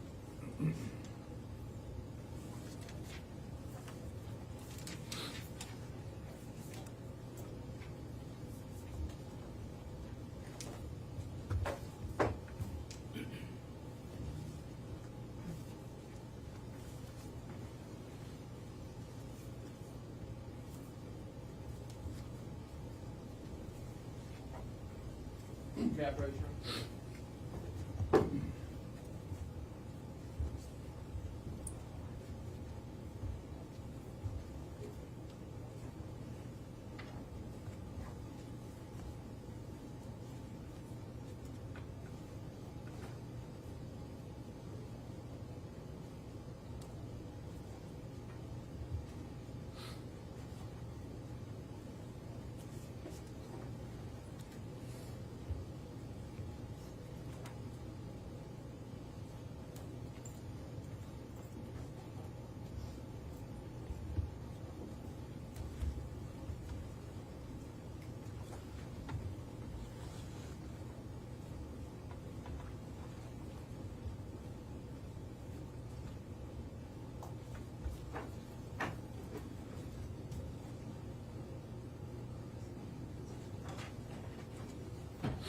Captain Thompson, I'm gonna approach and show you a photograph that's marked almost Exhibit 36.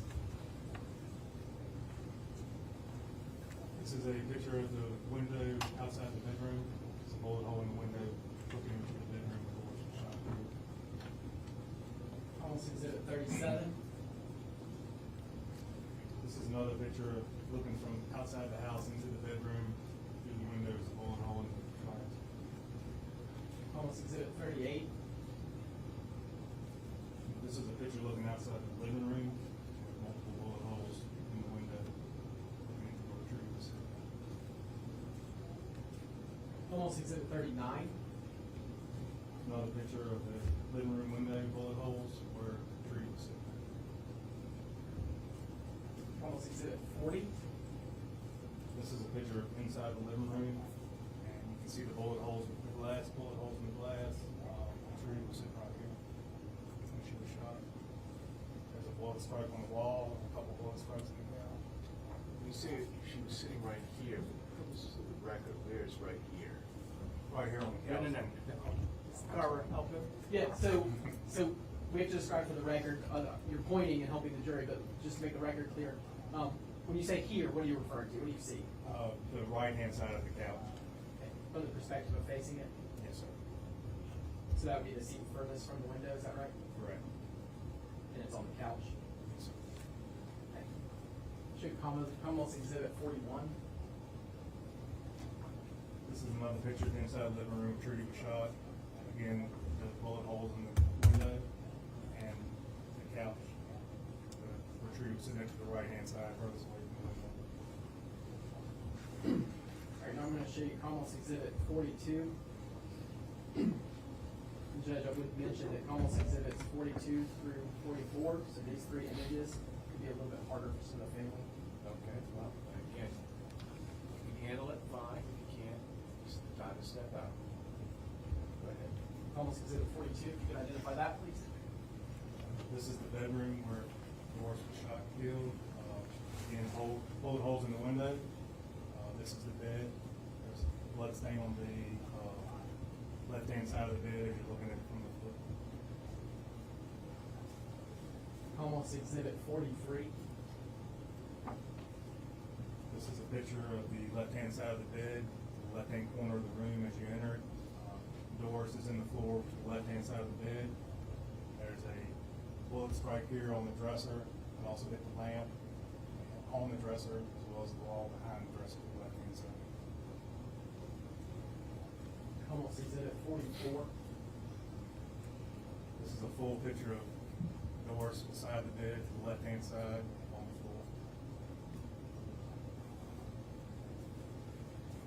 floor. Almost Exhibit 45. This is a picture of the living room where Trudy was shot. This is where she was sitting at. You can see the bullet hole stripes in the wall behind the couch where she was sitting. You can also see bullet hole stripes on the couch where she was sitting through and through to the wall. As well as there's a drop of blood right here in the seat part of the couch. Almost Exhibit 46. That's a closer up picture of the spot of blood where Trudy was sitting in the couch on the right-hand side, furthest away from the window. Almost Exhibit 47. That's a picture of behind the couch where she was sitting, so she was sitting right here on the right-hand side. There's a bullet stripes on the wall, as well as a bullet had actually struck a glass candy dish on the little table beside there and shattered.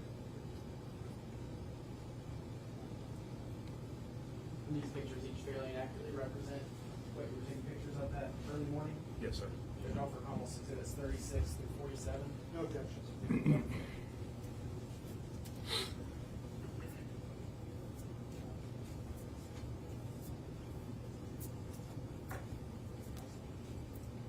Yeah, Commissioner.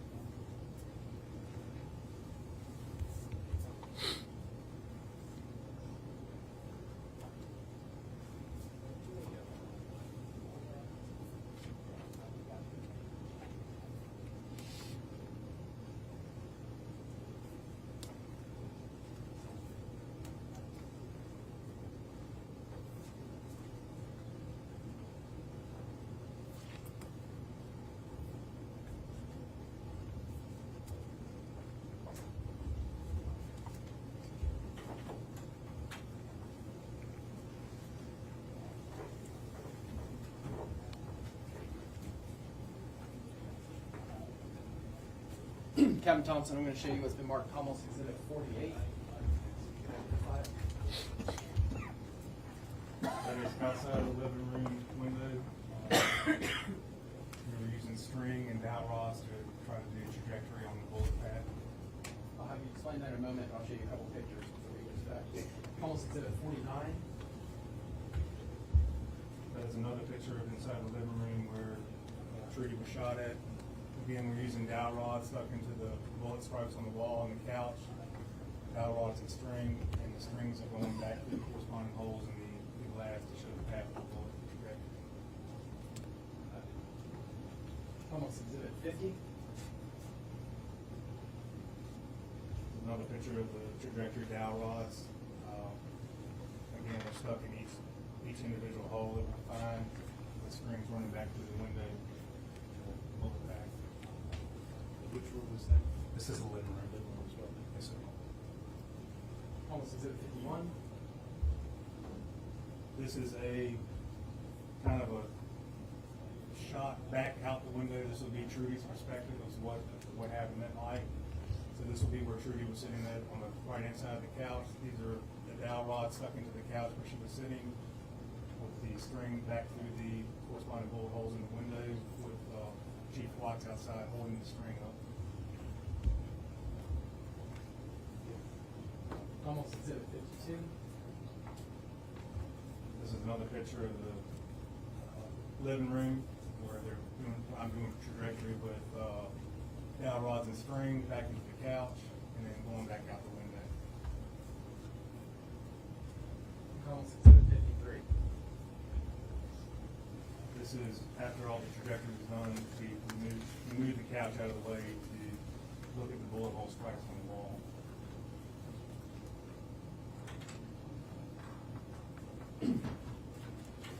I'll call trajectory the first of all these pictures and evidence. That's almost Exhibits 48 through 53.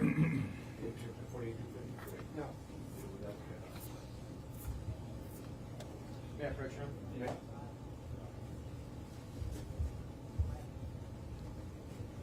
Captain Thompson, before we move on to the other photographs from you processing the scene, can you tell us a little bit about the trajectory that you were measuring? What were you doing there? Trajectory, we were doing the path of the bullets with the string back to a one point where it converges that outside to try to get a ballpark figure of how far away the person was standing when the rounds were fired. Also kind of a height of the suspect. And did you do that for both rooms where the bullets were fired into? Yes, sir.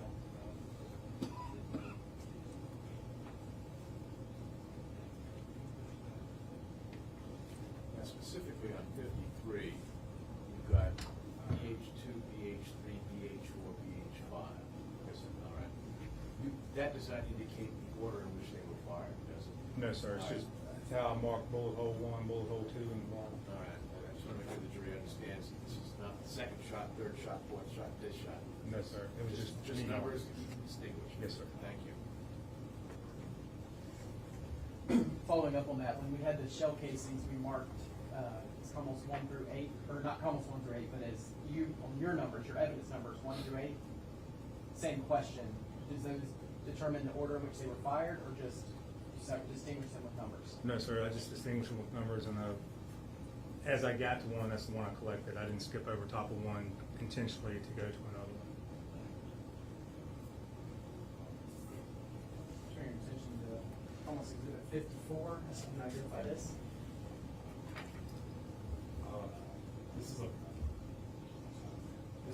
This is item number 10. This is a bullet that was recovered in the living room floor behind the couch.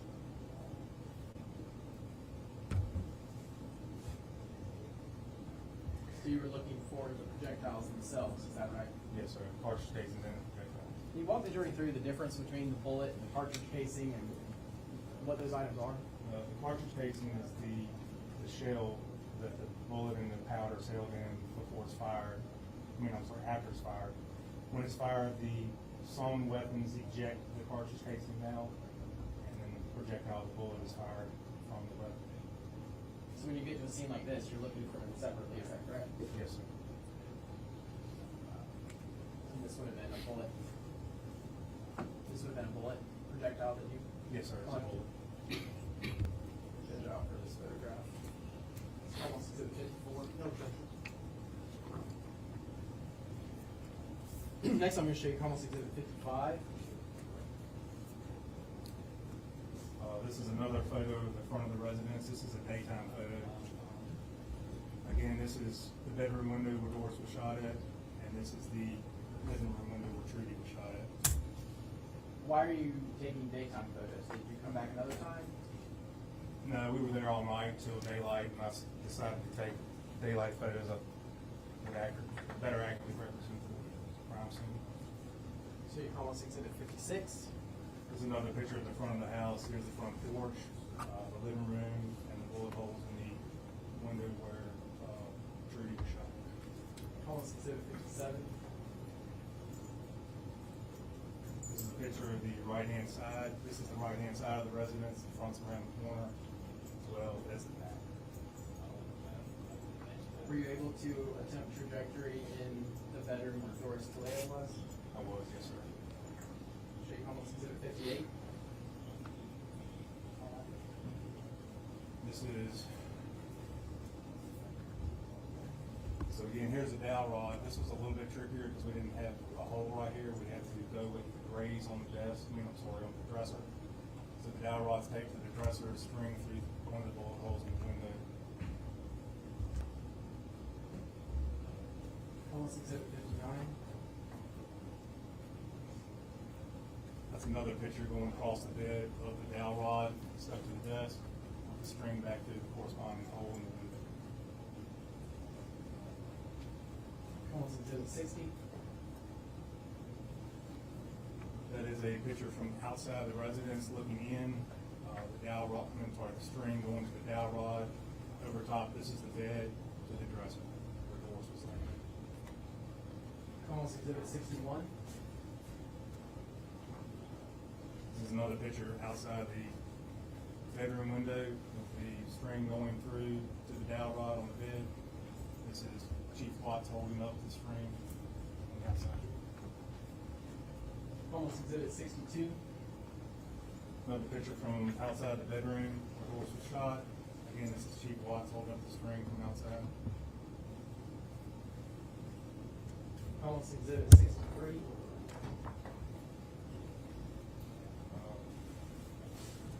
Bullet holes from inside the bedroom. Almost exhibit 64. That is where I cut the wall open and removed a bullet from inside the wall. Almost exhibit 65.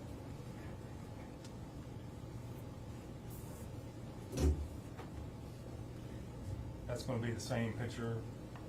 The one before that was a picture without the scale. This is a picture with the scale. Is that what you were describing earlier, that you worked your way in and then add a scale? Yes, sir. Almost exhibit 66. This is a picture of the bullet holes in the screen on the bedroom window. Again, this is the bed in the background and the two bullet holes on the screen. Almost exhibit 68. This is a picture of the living room window where Trudy was shot at. Here are the 6 bullet holes in the screen, and behind this is the couch where Trudy was shot at. Almost exhibit 69. That's a closer up picture of the living room window. Again, this is the couch back here in the background. There's 1, 2, 3, 4, 5, 6 bullet strikes in the window. When you say 5, 6, what holes were you referring to? These two down here on the bottom right-hand corner are really close together. It's 2 bullet holes.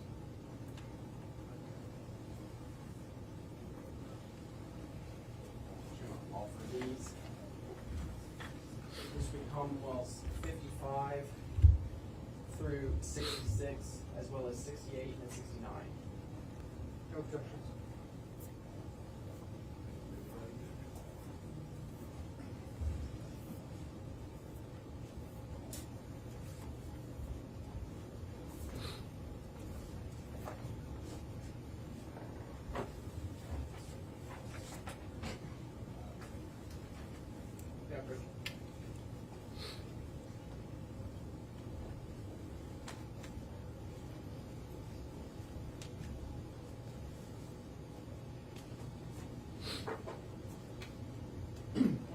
turn your attention, I'm not gonna get the picture back, but I just want to turn your attention back to the photos you took that still had Doris in the room.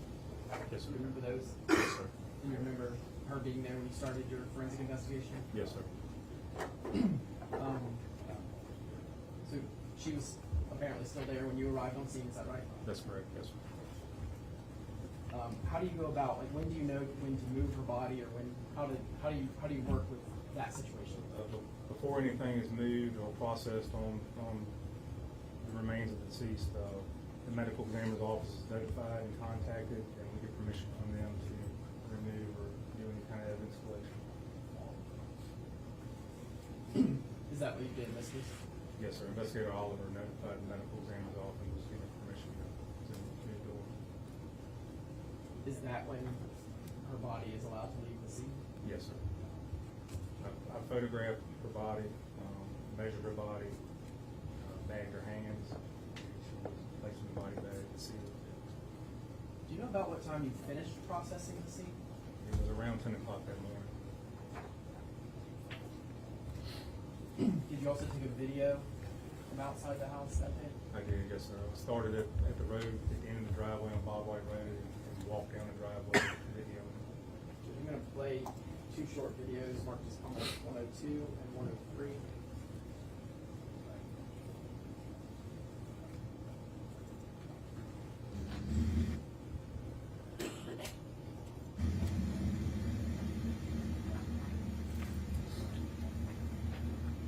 Is this you walking down the driveway at 210 Bob White Road? It is, yes, sir. This is what I'm seeing. This is what I'm seeing. Yes, sir.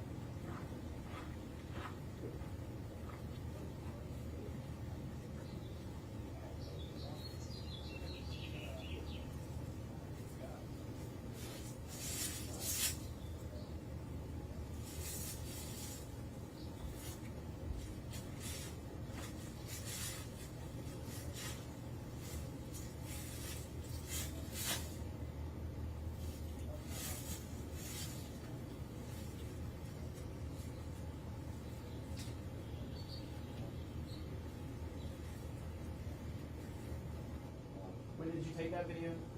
That was one of the last things I did that morning. You say that morning, was that June the 26th of 2019? Yes, sir. And does that video that you see now fairly accurately represent the way the driveway and house looked that morning? Yes, sir, it does. Judge, it offer Commonwealth Exhibit 102. No objection. Play Commonwealth Exhibit 103.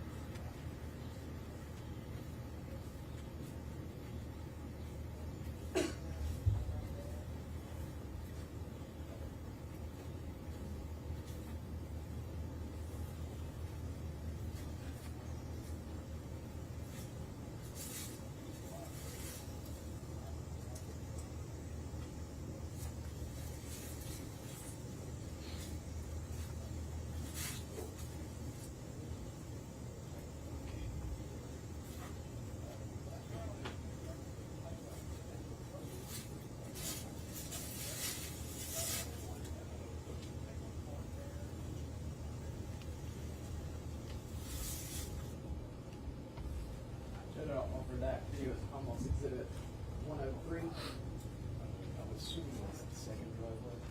It is, the driveway loops, one's to the right, one's to the left. I just wanted to make sure it was like it was fit perspective. Yes, no objections.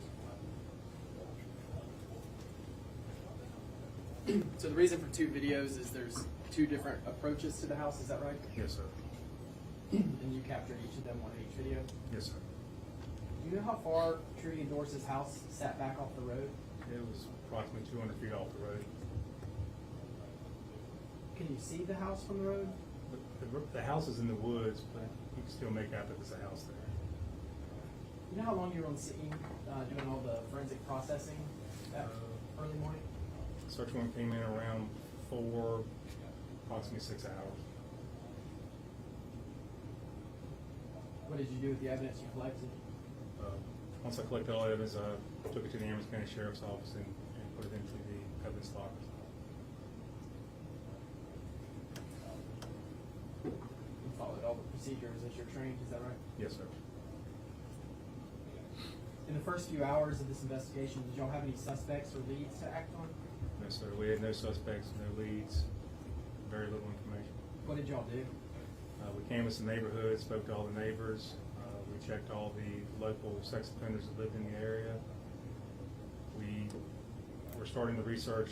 Trudy did a lot with prison ministries, maybe possibly has something to do with that. Also, Trudy's son-in-law is Detective Dave Dempsey with Lynchburg Police Department, who worked on the ATF task force. It's possible that it may have something to do with the case that he was working on. Has there been any other shootings in the area? Anything else you need to look into? Yes, sir. About a month before that, there was a shooting right up the road. And where was that? 600 Early Farm Road. How far away was that from 210 Bob White Road? About a mile away. Back to this investigation on 210 Bob White Road, what agencies helped the Amherst County Sheriff's Office? The Virginia State Police assisted us, the ATF, especially the ATF Crime Lab.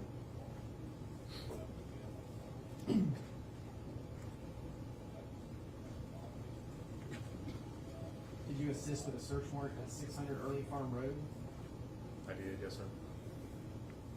600 and 598 Early Farm as well. Are those side by side? Yes, sir. Let me show you some photographs and ask if you can identify them.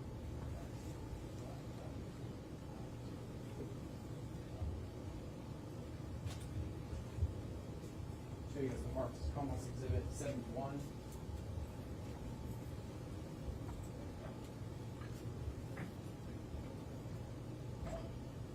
That is a picture of 600 Early Farm Road looking in from the front door.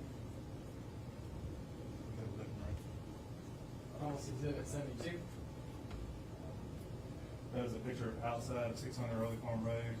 This is the front of the residence right here, the pink, and the pool is to the right-hand side of it. Commonwealth Exhibit 73. This is a picture looking into the front door of 600 Early Farm Road. This is living room, kitchen, front porch. Commonwealth Exhibit 74. This is a picture standing in the doorway looking into the living room of 600 Early Farm Road. This is the living room and the kitchen back here in the back. Commonwealth Exhibit 75. This is a picture standing in the living room, kind of looking back towards the bedrooms. This is the kitchen on the right-hand side. Commonwealth Exhibit 76. This is a picture of the kitchen looking back to the right-hand side of the residence. Commonwealth Exhibit 77. This is a picture of the first bedroom on the left of the residence when you walk in. Commonwealth Exhibit 78. This is a picture of the bathroom of the residence when you walk in, make a left, all the way in the hall. Commonwealth Exhibit 79. And this is a picture of the back bedroom in the residence. Those pictures fairly and accurately represent the residence when you did the search warrant? Yes, sir. Judge, I offer 71 through 79. Objection. No objections.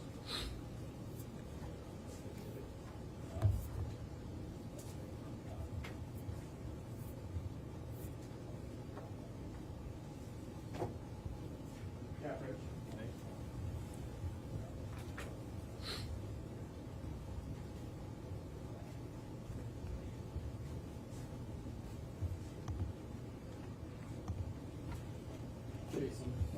photographs from that search warrant.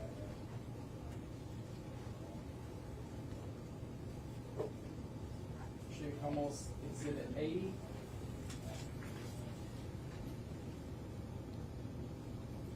This is a Century Arms firearm box that was covered in the back bedroom. Justin's bedroom. Almost exhibit 81. That's the tag off the Century Arms firearm box. It says it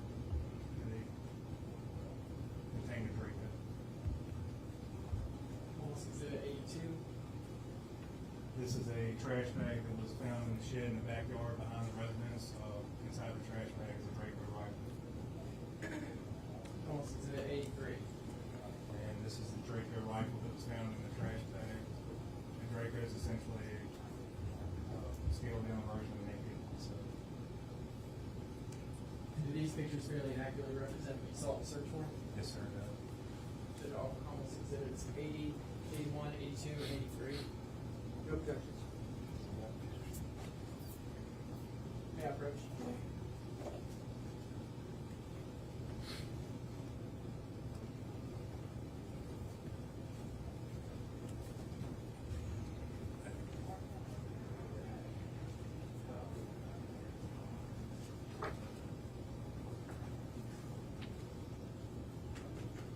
Let me show you almost exhibit 84 and ask if you can identify it.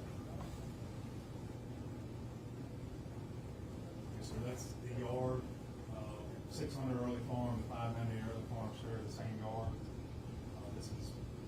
These are evidence markers around cartridge casings that were found in the yard. This is the washing machine. This is essentially being used as a pistol rifle range. Bullet holes in the washing machine in the background. Almost exhibit 85. That is one of the cartridge casings that was found on the ground. It's a 40 caliber federal aluminum cartridge casing. Almost exhibit 86. This is a washing machine that was at the end of the rifle range that they were using to shoot at as a target. Almost exhibit 87. That's another picture of the washing machine with the bullet holes in it, exit holes and everything. Almost exhibit 88. That's another picture of the washing machine that they used as a target when they were shooting at. Almost exhibit 89. Behind the washing machine, you can't really see it on the other picture, there's a boat, and they were using that as target practice too.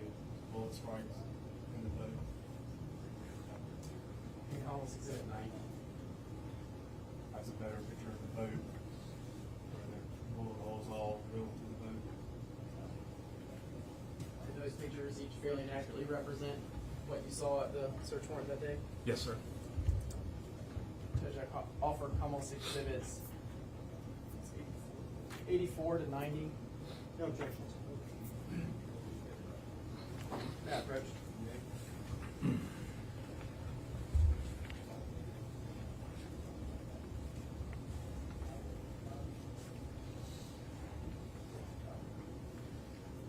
Turn your attention back to the firearm you described as a Draco. Does that fire 40 caliber? No, sir, that's a rifle round. That's a 7.62 by 3.9 rifle round.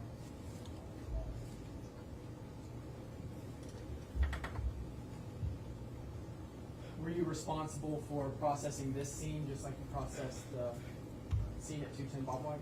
I was, yes, sir. Do you have what day you were there?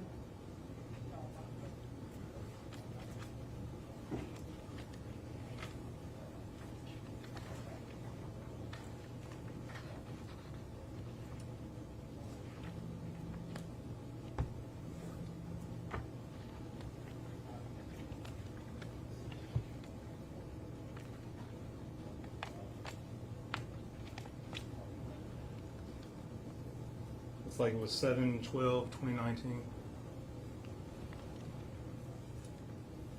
You said you collected and showed a photo of one of the photographs of 40 caliber casing, is that right? Yes, sir. Were those casings significant to you? Yes, sir, they were. Why were they significant to you?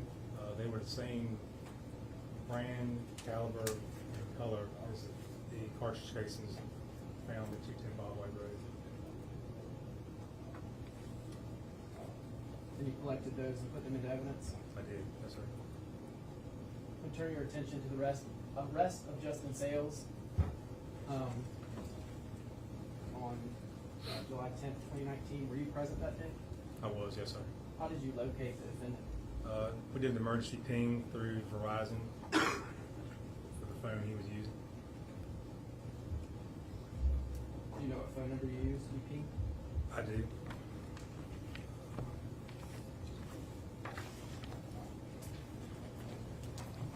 It was 434-849-1519. Where did you locate the defendant? He was located at 194 Littleton Lane in Madison Heights. And that's in Amherst County? It is, yes, sir. What was your role on that arrest? I assisted the TAC team. We did a surround and call out, and I was set up as perimeter on the house. What does it mean to set up as perimeter? Just set up a perimeter around the house to contain the house so he doesn't get away. After his arrest, what did you do? When he was arrested, he came outside, was taken into custody. He did not have a cell phone on him. We knew that the cell phone was there because we actually tracked the cell phone to the residence. So a search warrant was obtained for the cell phone that he was using at the residence. And did you obtain that search warrant? Investigator Jones obtained the search warrant. I executed it. When you executed the search warrant, did you find the pink iPhone? I did, yes, sir. It was in the bedroom to the left on the bed. Did you collect anything else in this search warrant? No, sir, just the phone. You did collect that phone? Yes, sir. Did you secure the phone? I did. I wrapped the phone in aluminum foil and secured it Why would you wrap it in aluminum foil? to block the signals coming in so you can't remotely dump it or alter the phone. What did you do with the phone after you secured it? We all met for a debrief at Hardee's that morning, and I gave the phone to Investigator Oliver. Why Investigator Oliver? He was a case agent as well as the person that did all the phone extractions. He downloaded all the phones and the computer hardware in the car. Where is this iPhone now? I don't know. It's not in evidence. Has it ever been logged into evidence? No, sir. Did you and anyone else look for it? I was made aware of it when Chris Persons took over the case. Was looking for the phone in March of 23. Myself and Investigator Persons looked through all the phone evidence involved in this case. We were unable to locate the phone. Myself and the evidence clerk, Teresa Hayes, looked through all the evidence for this case. We were unable to locate the phone. I personally searched every iPhone in evidence just to see if it got mixed up with something. It was not in any of the other iPhones. And Teresa and I have done 2 100% audits since in the past several years of the evidence bay, and it has not been discovered. Do y'all keep a paper trail on evidence in your evidence system? We do, sir. Where does the paper trail of the evidence system say the phone is? The paper trail says the phone was never entered into evidence. There is no information on it. So does it say it was never entered into evidence, or there just doesn't exist a paper trail? There is no paper trail on it. It doesn't exist. Or you just mentioned Chris Persons in 2023. Let's fast forward to January of 2023. Did your title change then? I did. I was promoted to captain. What became your primary focus when you took over the investigations division as captain? This case. Who did you assign to the case? I assigned Investigator Chris Persons. He was working for us part-time. He's a retired major case lieutenant with the Hampton Police Department. Did you say Hampton? Yes, sir. Since 2023, have you actively supervised this investigation? I have, yes, sir. Those are my questions for you. Please answer any of Mr. Karuma. Ms. Whitfield. Oh, or Ms. Whitfield.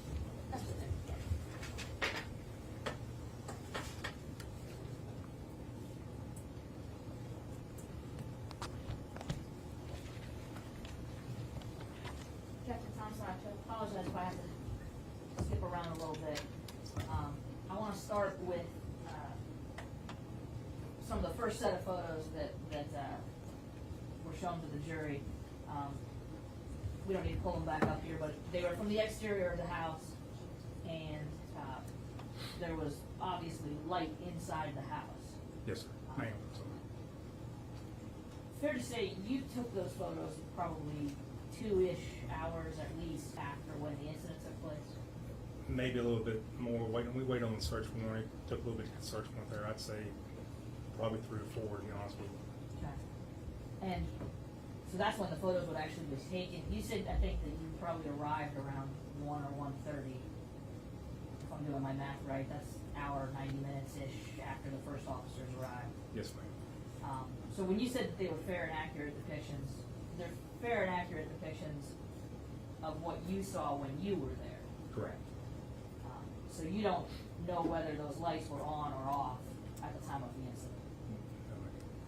Sir, you need to answer verbally. I said no. I Oh, said no, okay. ma'am. I just saw you shake your head. I didn't hear anything come out of your mouth. Okay.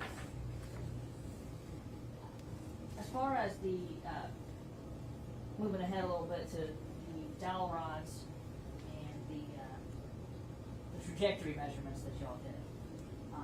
I guess my first question is, I couldn't help but notice that there was some slack in the string. I assume the bullets would not have had a kind of a dip like that string had had. No, ma'am.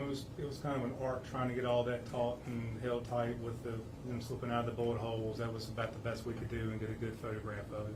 It's a close measurement. It's nothing 100% accurate. And as far as matching, I mean, I think you stated you start with a hole that was either in the wall or the couch, and then matched it to what appeared to be an entry from the window. Correct. It's possible that it could have been a different entry that was associated with each one. That's correct. I have no idea what hole in the window corresponds with what hole in the wall, but the grouping was so tight in the window that it wasn't going to throw it off by so much. Okay. So basically what you're doing is you're getting kind of an estimation of the direction and an estimation of where the rounds would have originated from. Correct. Yes, ma'am.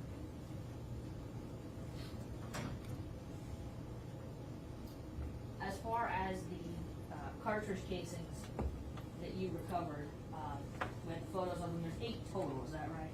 Correct. And they were numbered in the order that you found them, is that correct? Yes, ma'am. Each casing that you collected, did you maintain that item in such a way that it could be further analyzed? I did. Yes, ma'am. And that includes looking for DNA and fingerprints as well as firearm full marks? Correct. And did you package them and put them into evidence in such a way that they would be preserved so that those kind of tests could be done? Yes, ma'am. Didn't tamper with them then? No, ma'am.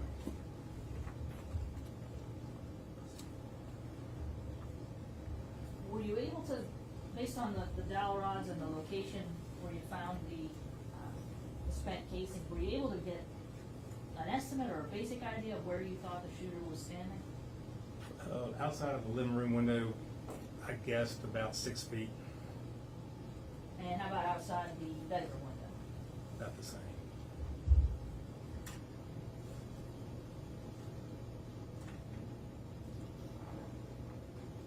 In your processing of the scene, did you see any evidence of a forced entry through any of either the front door or the back door? No, ma'am.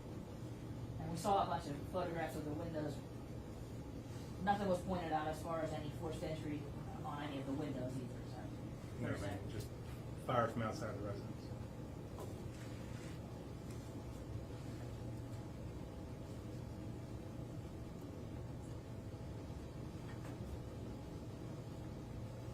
The search warrant that was executed on Early Farm Road, did you say that was on July 12th?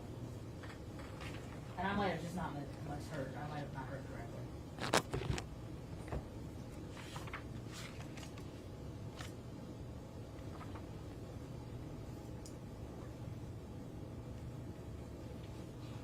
.598 Early Farm Road and 600 Early Farm Road, July 12th. Yes, ma'am. And so that would have been a couple days after the arrest of Justin Sales, is that correct? Correct. Yes, ma'am. when you got to that location, well, obviously Mr. Sales probably wasn't there. Who was on that location at Early Farm Road? I don't recall who was there. Did you have information as to who else lived there besides Mr. Sales? His mama lived there. I believe Hannah Richardson, his girlfriend, lived there as well. And this, for lack of a better term, this shooting range that was in the, I guess it was in the backyard. Kind of the front to the right. Okay. There was no fence around that at all, is that right? So you wouldn't, you'd have to come up onto the property, but you would not have to go through their house or climb over anything to get to it. No, ma'am. It was essentially the front side yard of the residence. Visible from the road even? If you knew what you were looking for, yes, ma'am.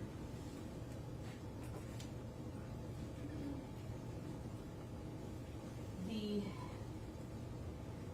pink cell phone that was recovered from Littleton Lane. Yes, ma'am.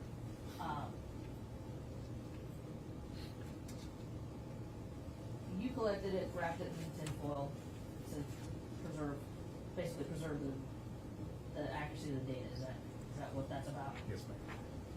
And then I think you said you had a debriefing at Hardee's that day.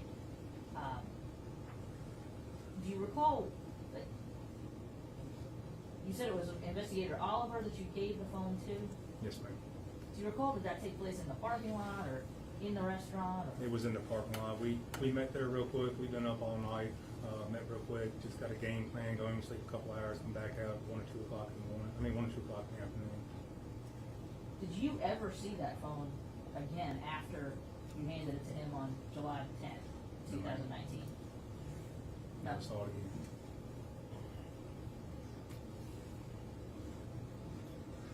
Was there ever a period of time where you and, well, obviously you overlapped some working period of time with Robbie Oliver. You said he was in charge of basically cell phone analysis for the department, is that right? Yes, ma'am. Did he at times keep phones in his office? He did. When he downloaded them, he would secure them in his office. Okay, do you know specifically where he secured them in his office? There was a file cabinet that he would keep his phones in, as well as his desk drawer. Okay. You mentioned then that you became the head of investigations, and then Chris Persons took over, or you assigned Chris Persons to basically look into this case again. That was in 2023? Yes, ma'am. When did Robbie Oliver stop working for the sheriff's office? Late 21, early 22. I don't exactly remember. Okay. And were you a supervisor of him in any way at the time of his termination? Were you involved in any way with the process of him cleaning out his office or any of that sort of process? I was involved in that. Okay. So specifically, you had referenced that sometimes he kept the items of evidence in a locked filing cabinet. Yes, ma'am. Do you know what happened to that locked filing cabinet after he left the department? It was returned back to him. Do you know whether or not it was searched by anybody from the sheriff's department before it was returned to him? No, it wasn't. No, it was not searched, or It you was don't not. know? It was not searched.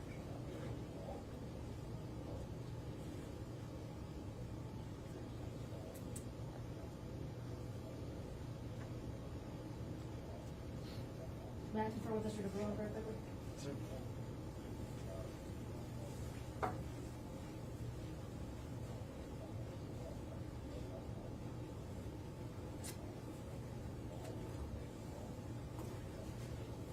Sorry, I told you I got to skip around a little bit. I forgot, back to the Early Farm Road.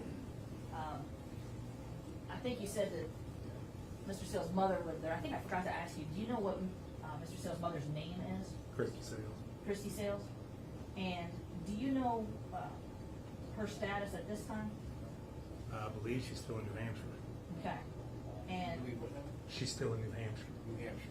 and is she wanted for crimes here in Virginia? Yes, ma'am. She still has outstanding warrants here. Okay. When you took over as head of investigations, were you able, I assume at that point you had access to everything that had been done in this particular case. Yes, ma'am. Do you know how many reports, if any, were written by Robbie Oliver? I believe there was one small supplement, but other than that, there are none.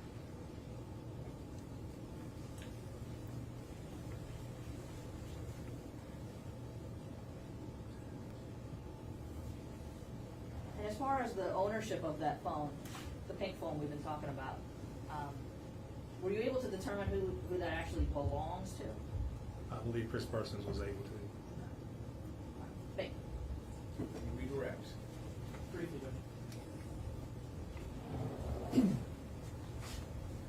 you were asked who lived at 600 Early Farm Road, Yes, sir.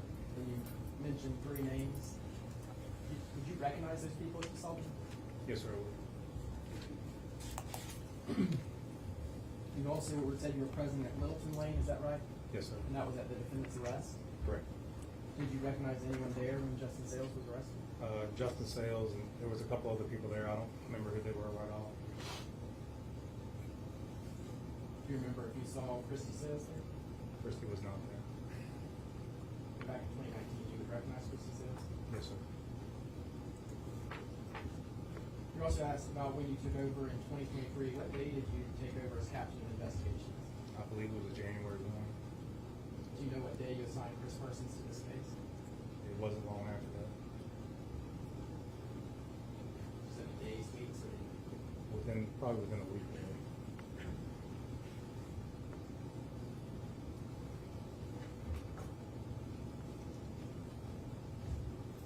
Those are my questions. Amy Cross. All right. May he be excused. I'd ask that you remain. All right. Remain as a witness, so you'll remain in the witness room. Ladies and gentlemen, this is a good time to take a lunch break. We'll be back at, let's say we'll be back at 1:30. In the meantime, obviously, you're going to hear this over and over and over again. You've already heard it over and over again. Let me remind you, no independent investigation, no online investigation, no going up Bob White Road, none of that sort of stuff. The other thing is, don't let anybody talk to you about this case. Don't talk about it yourselves until the case is finally turned over to you at the conclusion of all the evidence. So with that, if we go to lunch, we'll be back in the witness box, in the jury room by 1:30. So thank you for your please do not lose your numbers.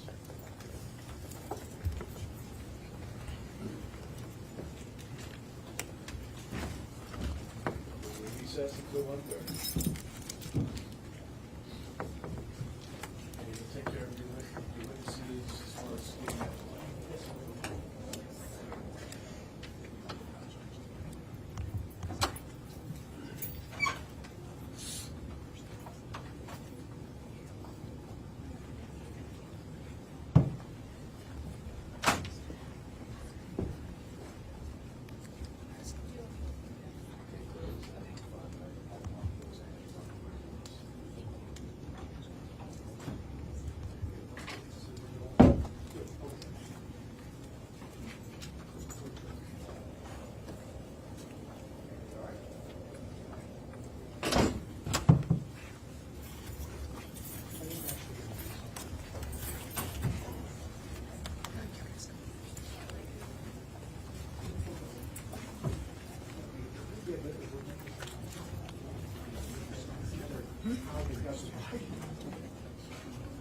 Because I want to make eye contact.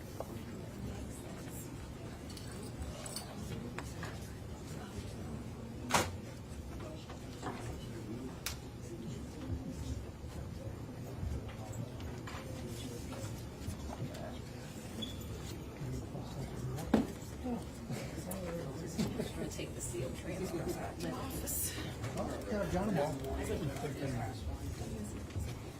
Yes. Everybody phone.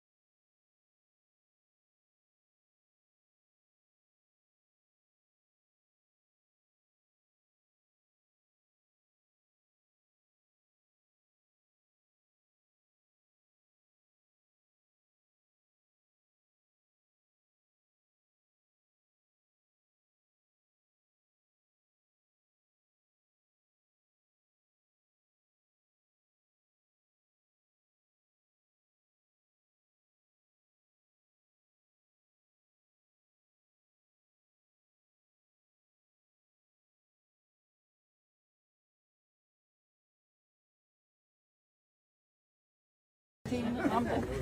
I could not believe it. You think Trudy came in there pretty good? She was doing okay at lunch. I'm glad she didn't have to be here for the picture though. Oh, I know. And now that her part's over, she was so much better. She was a nervous wreck this morning. So, yeah. Tell her she's not, we'll fix up another box and send I it know. out. I know. Calling it. We have personal. all wondered at you guys and how amazing you've been. It's been incredible. Yeah. The last one, it was so funny. It was supposed to be. All rise. Amherst County Circuit Court is now in session. Honorable Judge Michael Arkansas presiding.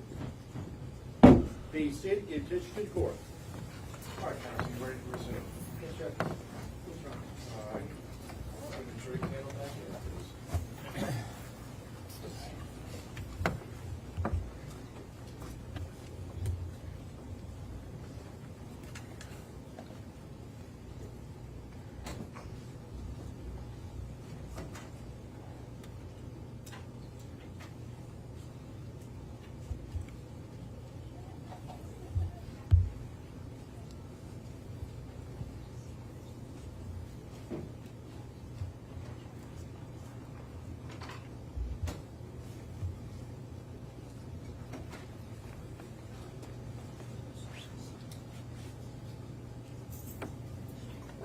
Let the record reflect that all members of the jury panel are again present in the courtroom. All right. Next witness in the Commonwealth. Dr. Clark, Your Honor. Dr. Clark.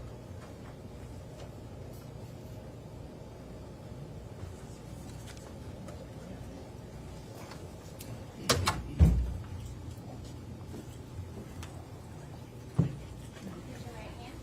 Do you solemnly swear or affirm the testimony you give in this case will be the truth, the whole truth, and nothing but the truth, so help you God? I do. Thank you. May be seated. Please state your name to the court. My name is Dr. Amy Tharp. Who do you work for? I work for the Virginia Department of Health at the Office of the Chief Medical Examiner in Roanoke. And what do you do for them? I'm an Assistant Chief Medical Examiner. And how long have you been in that role? Almost 18 years. And do you have an educational background to do that job?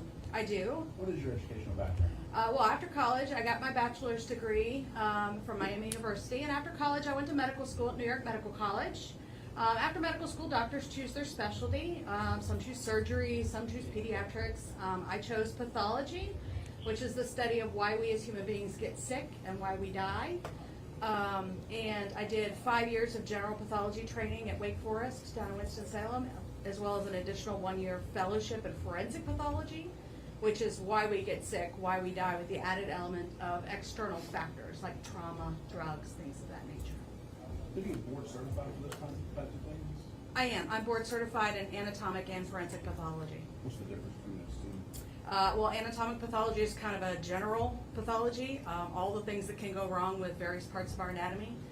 If you go to the operating room and a surgeon takes something out of you, a tumor, it goes to an anatomic pathologist to tell them what kind of tumor it is. Forensics is a subspecialty of anatomics where we interpret injuries, wound patterns, understanding the processes the body goes through after death. Approximately how many autopsies have you performed? I don't have a specific number, but it's about 5,000. And have you ever testified in court before? Many times, including this courtroom. Have you testified in this court, in the Amherst County Circuit Court? Yes, on more than one occasion. Okay. We would be happy to stipulate that her credentials and that she's an expert in forensic pathology. Did we be certified on that? So recognized. Go ahead. So, tell the members of the jury, what exactly is an autopsy? Well, the word autopsy actually means to see for yourself. It's where we examine a dead body to understand why that person died, whether that's through natural diseases like heart disease or cancer, or through unnatural things like trauma or drugs. We examine the person on the outside as well as on the inside to determine what's wrong with them. And back in June of 2019, did you have an opportunity to perform an autopsy in connection with this case? I did. Okay. And do you know the name of the individual that you performed the autopsy on? It's Doris Puleio, and I'm sorry if I mispronounced that last name. Do you attach numbers to those autopsies? We do. We assign a number based on the order in which we do the autopsies, and as well as the year that they're done. So her specific number was W339-19. The W for Western, because we're the Western District in the Roanoke office. 339, she was the 339th autopsy our office did in the year 2019. You know when you performed this autopsy? It was on June 26th of 2019. And where do you do these autopsies at? In our office in Roanoke, we cover the entire southwestern part of the state. Amherst County is one of the counties that we cover. How long do typical autopsies last? It depends on the autopsy, and it depends on what we're finding. A very simple autopsy might only take an hour or two. A very complex autopsy with a lot of injuries or findings might take longer. Can you walk us through a typical autopsy? Sir, we start from the outside and work our way in. So we're going to document exactly how the person's received. We document the tag on their bag that identifies that person to us. We document the bag they're received in, then we open the bag, and we examine them exactly how they are. We make notes that we put into a report. We take photographs, and we also do body diagrams to document anything that we're seeing, whether it's an identifying feature like hair color, eye color, height, weight, any tattoos or scars, any injuries, any signs of natural diseases, those things. And in this particular case, did you do some documentation in this case? Yes. Okay. And by documentation, what do you mean by documentation? Well, we do a written report of our findings, as well as photographs of everything, and we do body diagrams, which are generic outlines of a human body, and we make notes on that diagram of what we're seeing and where. Judge, this time I do wish to approach the witness over some photos, but I will admonish that this is a graphic photo, so I would just ask that for those of you who can't take these photos, this might be time to step out for a while. Ladies and gentlemen, back in the gallery again, these photographs can be graphic. We handle it without any real emotions. Fine, you're welcome to stay. If it's going to upset you to the point where it's going to be disruptive, I ask you to leave at this point in time. So with that, Mr. Stanley, go ahead. Thank you, Your Honor.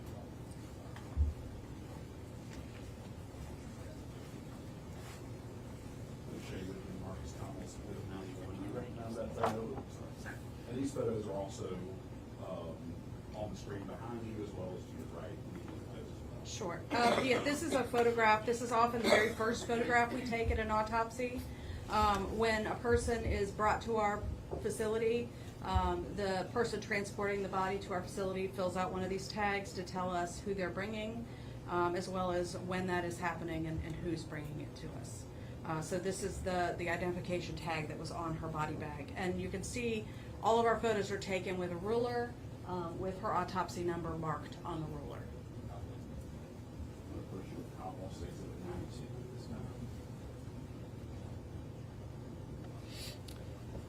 Yes, this is one of the first photos we take other than the tag. So we document the bag the person's received in, making note of whether the bag is torn, not torn, does it have a seal on it. And you can see here at the bottom right of the bag, the blue tag, the bag was sealed, and we actually had to cut that seal off to open the bag.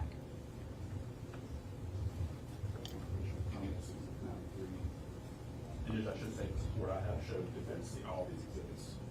They would have been jumping up and down by now, so I think that is correct.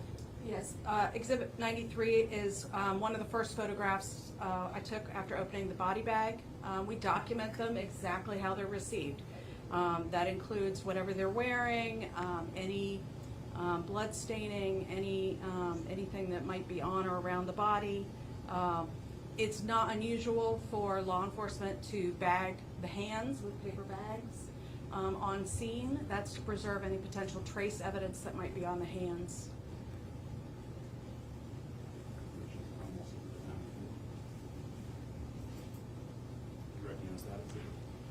Yes, this is a photograph taken of her nightgown.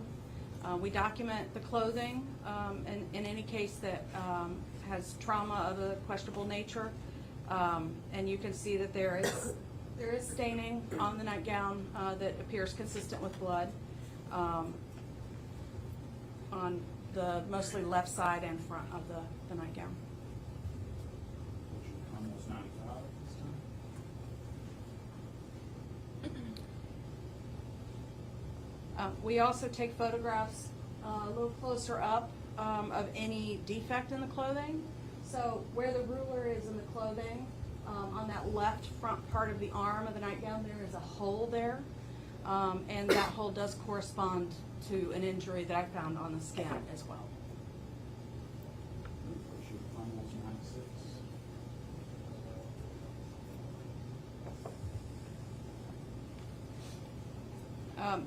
We document everything front and back. We examine the entire body. And in this case, Doris is face down on the table so that I could examine her back. And we can see a couple things. On the left upper arm, there is an injury, sort of an oval-shaped red injury. That is a gunshot entrance wound. And just to the left of that, or above it in this photograph, is a gunshot entrance wound as well. So there's 2 entrance wounds here. And then there are a couple of large moles on her back. So let's talk about, how can you tell their entrance wounds? Well, that's one of the things that we learned during our fellowship, is how to interpret those wound patterns. So when a bullet comes out of the end of a gun, it's not flying straight. It actually has a spin to it. Guns have what's called rifling on the inside of the barrel that puts a spin on that bullet. It's like throwing a football. You want to put a spiral on it so that it goes further, straighter. The rifling makes the bullet fly in a more straight trajectory. Because that bullet is spinning, as it hits the skin before it actually punches its way through, it's actually scraping the edges of the skin around that hole.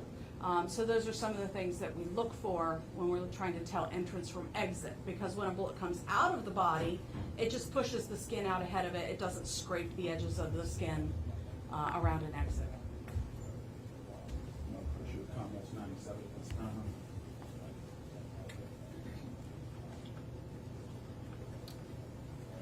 This is just a closer shot of that entrance wound to the left back. And you can see the darker area in the center, it's the hole, but there is a ring of red, brownish color around that. That is what we call abrasion color, or scraping around the entrance wound, that tells me that this is an entrance.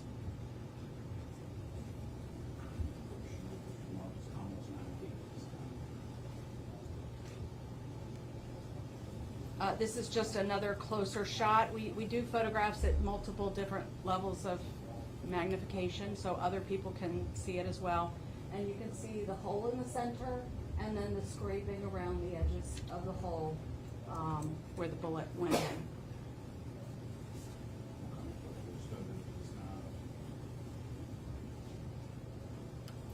Judge, at this time we seek to admit Commonwealth Exhibits 91 through 98. Objection.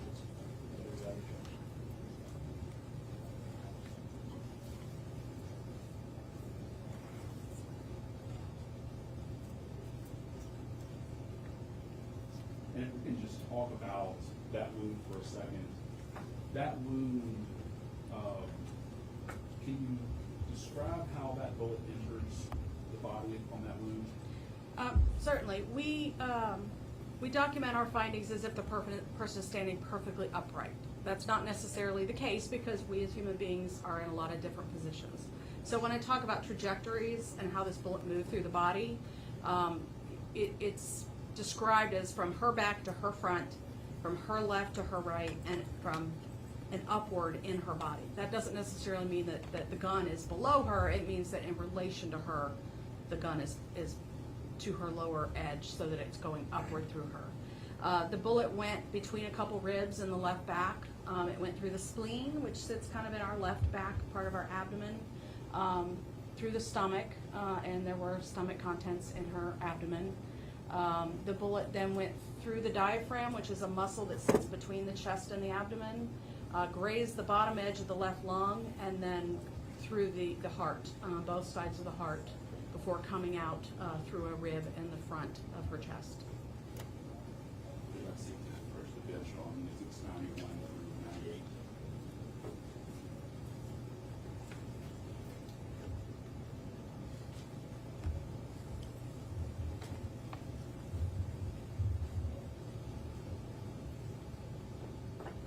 I'm going to approach you with what's been marked as Commonwealth's 100.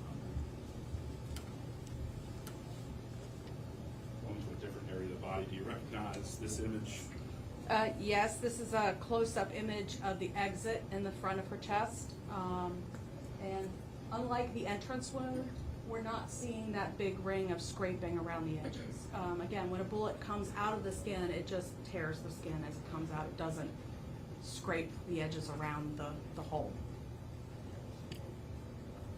Approach your Commonwealth 101.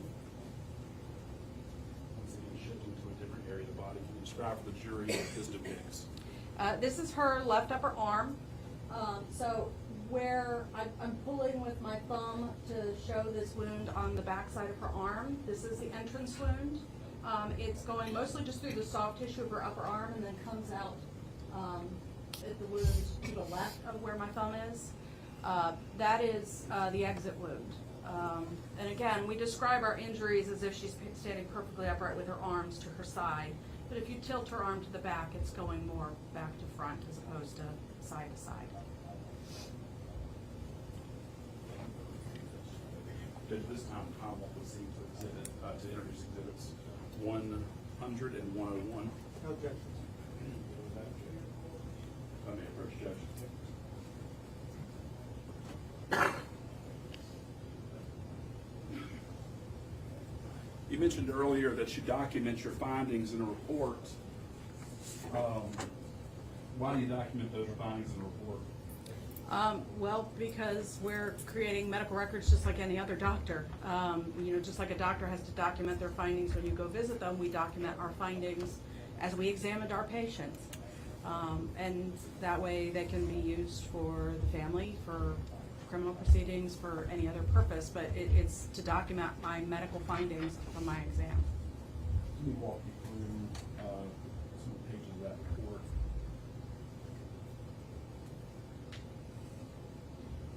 And again, you'll have copies on the screen. It's somewhat small, but do you recognize the image that you see up there? Yes, this is a certified copy of my report. It's marked with her autopsy number at the top, her name. It's signed by me, and then the certified copy is also signed by me. And this first page, what is your goal here in the first page? What are you describing in this first page of the report? Well, the first page of the report is mostly to document the external findings as far as her height, weight, hair color, eye color, anything we see from the external exam, what she's wearing, if she's got any scars or tattoos. And then the section in the middle called pathological diagnosis is where I'm listing, for real quick reference to anybody looking at the report, all of the major findings that I found throughout the rest of the report.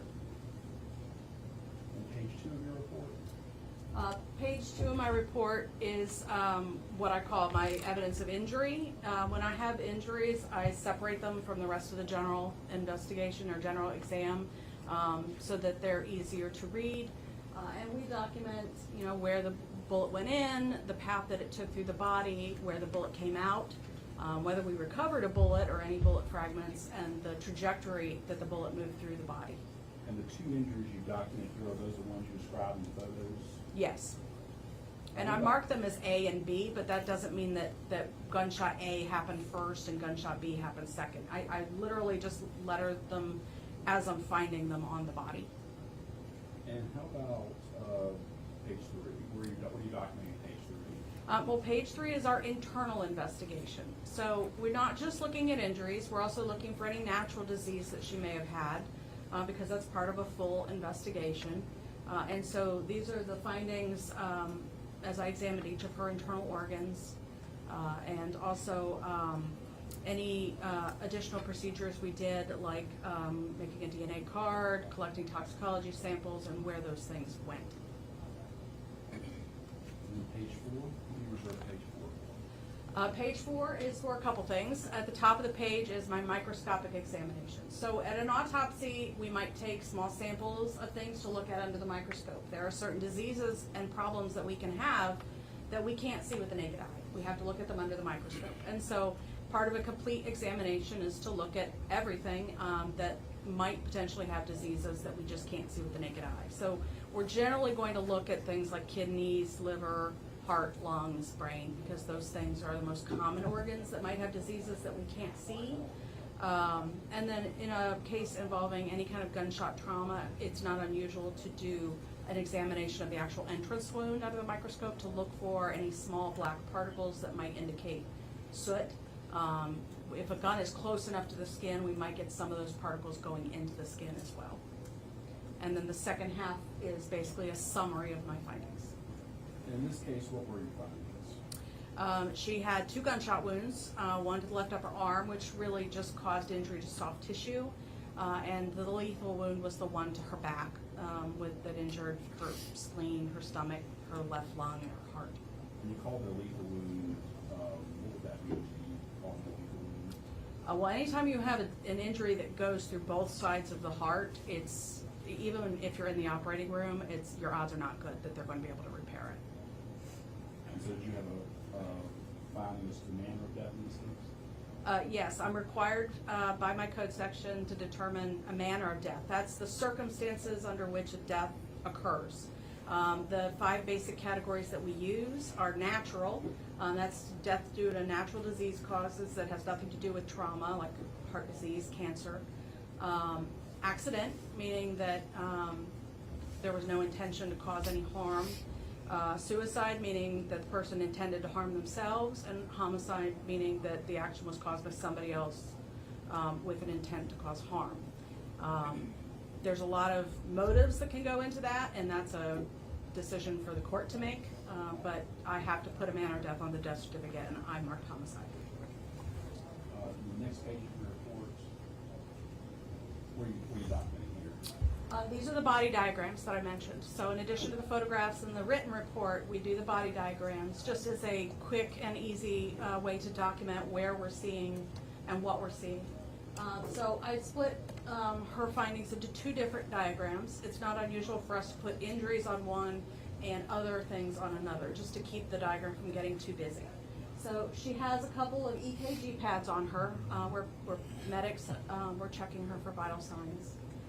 She's got a small scar on her right lower belly, and she's got an ID tag from the police on her right ankle, an ID band from the funeral home on her left ankle, and then she had a little bit of a scrape on her the front of her left ankle that looked post-mortem. When we move people after death, sometimes if we scrape the skin, we can cause an injury just like if you fall and skin your knee. But the difference is that dead people don't respond to that injury the way that a living person would. If you fall and scrape your knee, it bleeds, it turns bright red and pink. When that happens to somebody whose body's no longer responding to that injury, it just dries out and has this yellowy orange look to it. And I believe the next page also documents your findings there too. Yes, this is where I'm documenting where I saw the gunshot wounds and my measurements for those injuries and where they are on the body. We measure how far below the top of the head, how far side to side, front to back, if relevant. And the next page.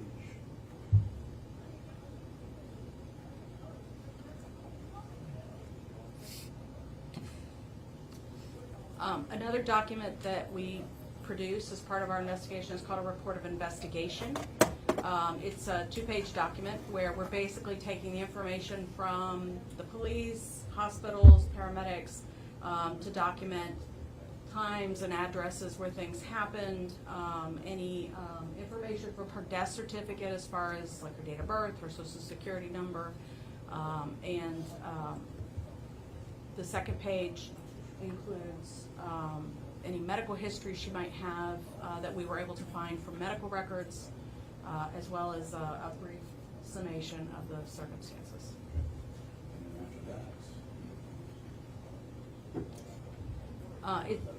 This is a certificate of analysis from Department of Forensic Sciences. We order toxicology testing on any case that we suspect might be a homicide, whether we know it's a homicide or not at the time. It's standard protocol. And so I ordered toxicology testing on her, which was negative. And that's a 2-page document that's at the end of your report? Yes. So at this time, the Commonwealth would move to introduce the autopsy report, Commonwealth Exhibit 133. No objection. I may approach that.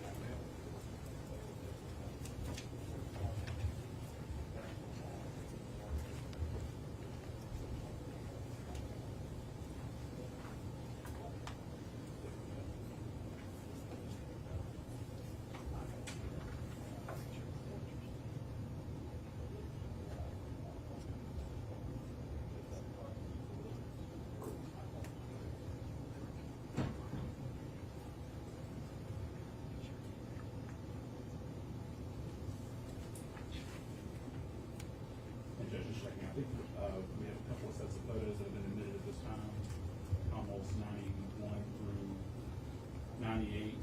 91 through 98, 100 and 101. Thank you, Your Honor. Judge, I have no further questions. Cross-examination.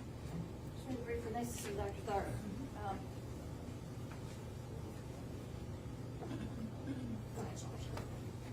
I just wanted to direct your attention, I guess, real quick to page 4 of your report. You do have a copy from you? Yes. Okay. And that was the part, I believe, where you do the microscopic examination? Yes. And that would be looking for, one of the things you mentioned was looking for soot. Yes. What would be the purpose of that? If there's any dark coloring around the wound, sometimes if people have been dead for a few hours, the wound can kind of dry out. And so it can have a darkish look to it. If we're not positive whether that dark color is from soot or just drying, we'll look at it under the microscope. If we don't see any soot, then it's probably just drying. Okay, and what would be the significance of why are you looking for soot? What's the purpose? To help with determining range of fire. So as far as knowing how far away from the skin the gun is. If there's, it's not just a bullet that comes out of the end of the gun. You have flame, you have bits of smoke and burning and unburned gunpowder, and depending on how close the gun is to the skin or the clothing, we might see some of those additional things deposited around the wound. And I think on page 1 and page 2, you labeled both gunshots as being indeterminate range. Are there several categories of range that you have when you're making conclusions? There's 4 basic categories. There's contact, where the gun is pressed tight to the skin. There's close, meaning that for most handguns we're within about a foot, but it depends on the specific handgun and specific type of ammunition.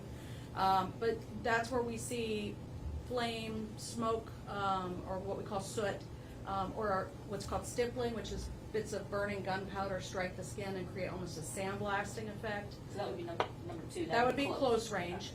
Then intermediate range is where we're far enough away from the skin that the smoke is falling away, so we're not seeing soot, but we're still getting those bits of gunpowder striking the skin. And for most handguns, we're within like 2 to 3 feet for that to still be a factor. And then when we get to a point where all we have is the bullet hole, and we have nothing else to tell us how far away the gun was, we say it's indeterminate. It might be far enough away that we're not getting that, or it might be that there are other things in between the skin and the gun that are catching some of that stuff.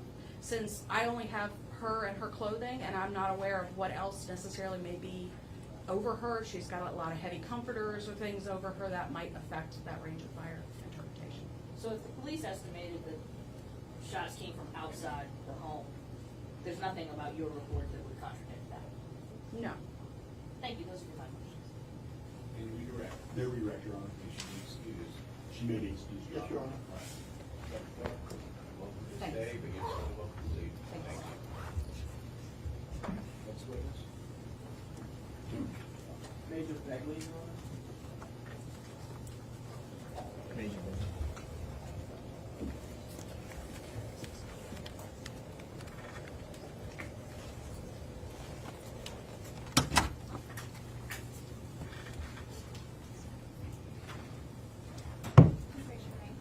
Do you solemnly swear or affirm the testimony you give in this case to be the truth, the whole truth, and nothing but the truth, so help you God? I do. Thank you. May be seated.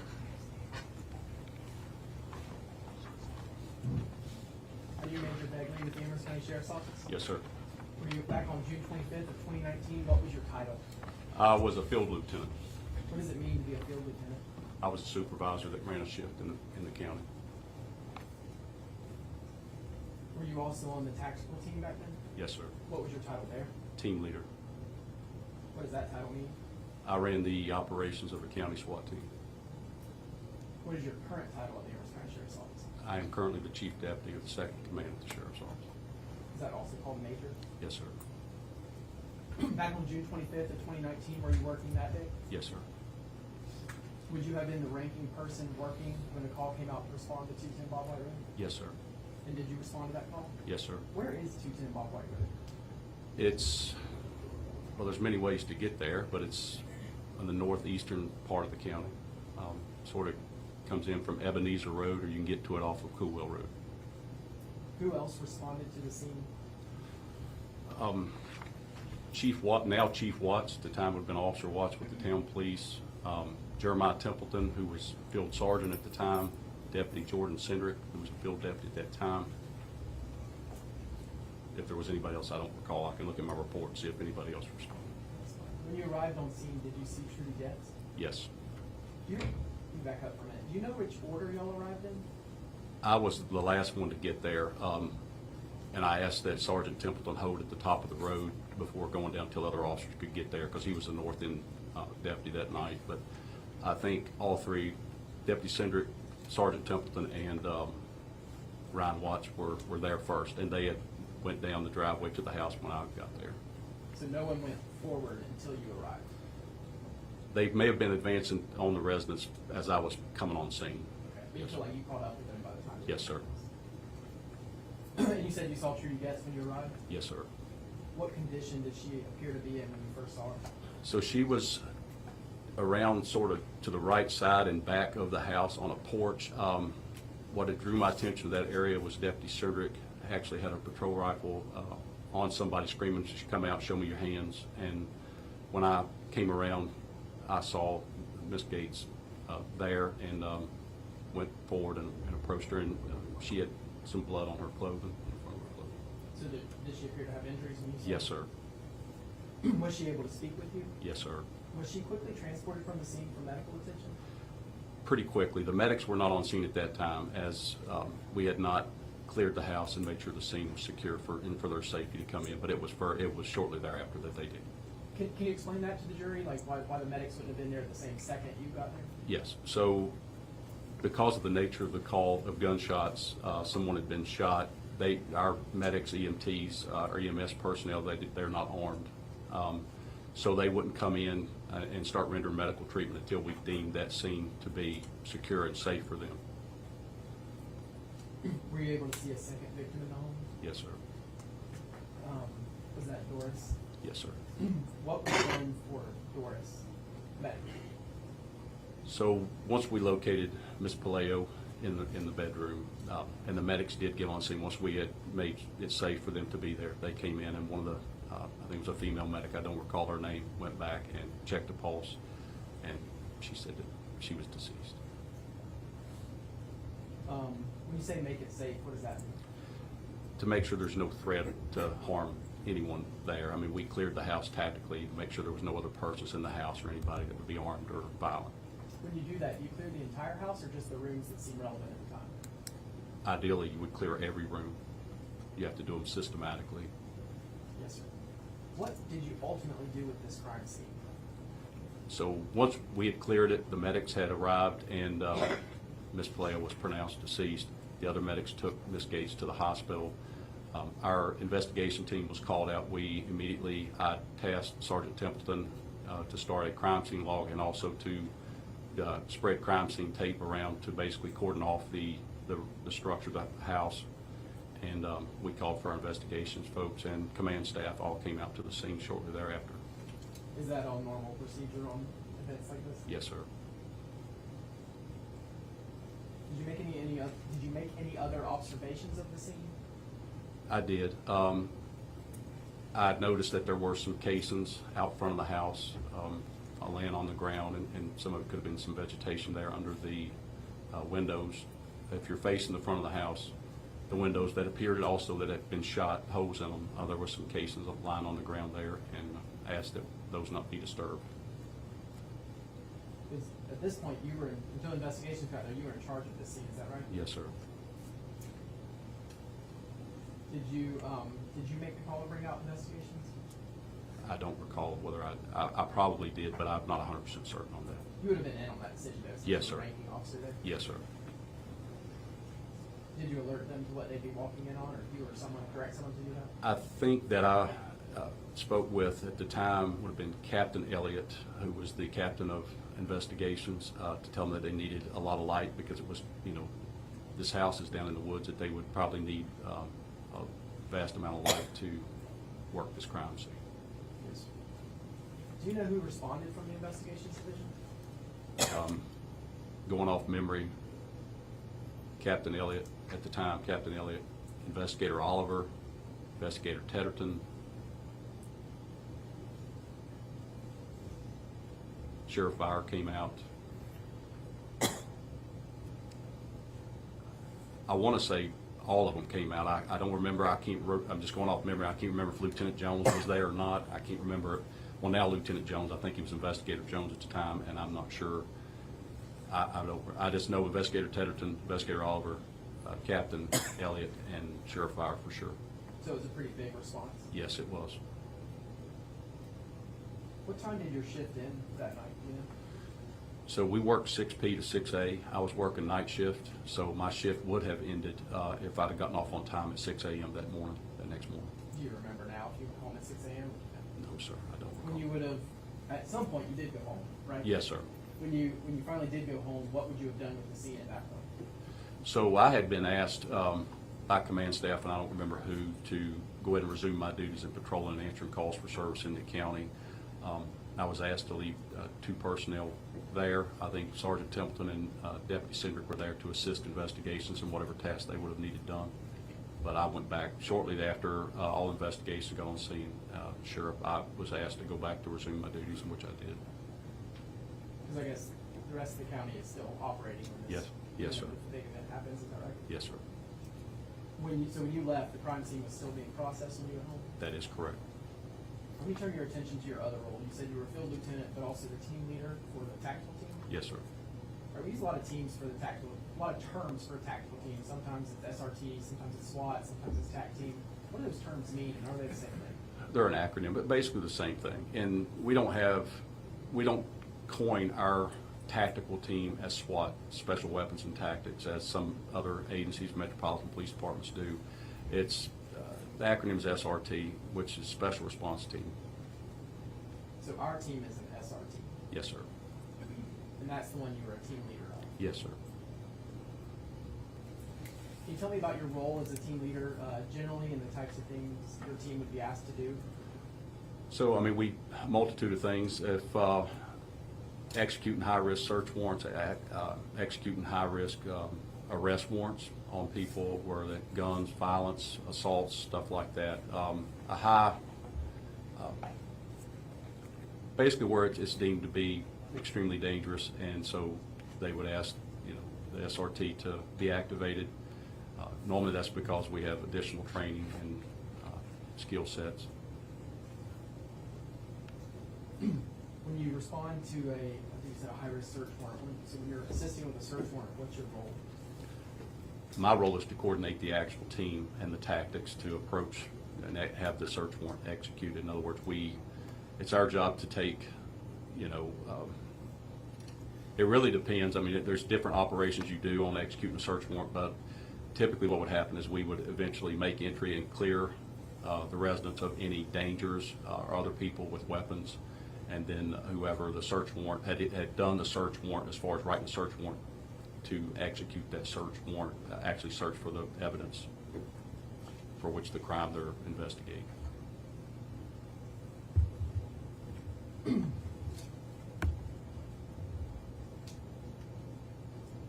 How do members of the SRT, how do you become a member of that team? So there's a selection that you go through. It's voluntary. You got to submit a letter of interest. At that time, you had to submit a letter of interest to get on the team, and you had to shoot a 90 percentile with all team weapons. You had to pass a physical fitness test, and then you had to be voted on by the other members of the team, and it had to be unanimous. What uniforms did y'all wear back in the summer of 2019? I'm pretty sure they were multicam, but they had the sheriff's office patching on the shoulders, but they would have been multicam, similar to what the military uses. Did y'all wear, back then in 2019, did y'all wear the body-worn cameras? Not on TAC team, no, sir. Why would you not wear them on the TAC team? Because it would give away our tactics. So it was a conscious decision to protect those tactics? Yes, sir. In your uniforms, are y'all recognizable as TAC team members? Yes, sir. Do you recall being on a search warrant at 136 Thacker Lane in Madison Heights on July 2nd? I want to make sure I get the date right. Yes, sir. Yes, sir. You do remember that? Yes, sir, I do. And on that day, were you the team leader of the Amherst County Sheriff's Office, SRT? Yes, sir. Do you remember how you were notified about the search warrant? I do not remember how it was notified, just that there was one, and they wanted to utilize us to execute it. I don't remember who contacted me about it. And y'all were utilized? Yes, sir. Do you remember if other search warrants were being executed at the same time? I believe there was one, another one being executed simultaneously on the early farm. Why would two search warrants be executed simultaneously? Could be a multitude of reasons. I mean, if we're looking for something or someone that could be at either one of those places, or that not doing them simultaneously could provide maybe a person of interest or a suspect the opportunity to get rid of evidence, or we could lose evidence by not doing it simultaneously. That would be one reason, but there could be a multitude of reasons why you would do it simultaneously. So you would say there can be tactical reasons to do that? Absolutely. Yes, sir. What was your role on this search warrant? As a team leader, again, to basically make entry on this structure at 136 Thacker Lane, secure that structure so that investigations could come in and conduct the search pursuant to that search warrant. You say secure it and get ready for investigations. Does that mean you were not doing the search yourself? That's correct. Were the members of your team doing the search? No, sir. Our task was only to clear that building, render it safe for investigations. They were not there to collect evidence. How do you document the timing of events as they're happening? So typically, when we were going to go to a residence to execute a search warrant, we would go ahead and have them to clear the channel, clear our radio channel for the safety of those, and we would come over the radio and say, mark time, search warrant, and then give the address, and dispatch would note that in a call log. When you make entry, how does that process work? So when we make entry, if we have to make a dynamic entry into a residence for the safety of the officers, it's normally utilizing through violence of action, meaning we normally knock, make an announcement, sheriff's office, search warrant, provide a reasonable amount of time, and if someone doesn't open the door, we make forced entry into the home utilizing tactical equipment.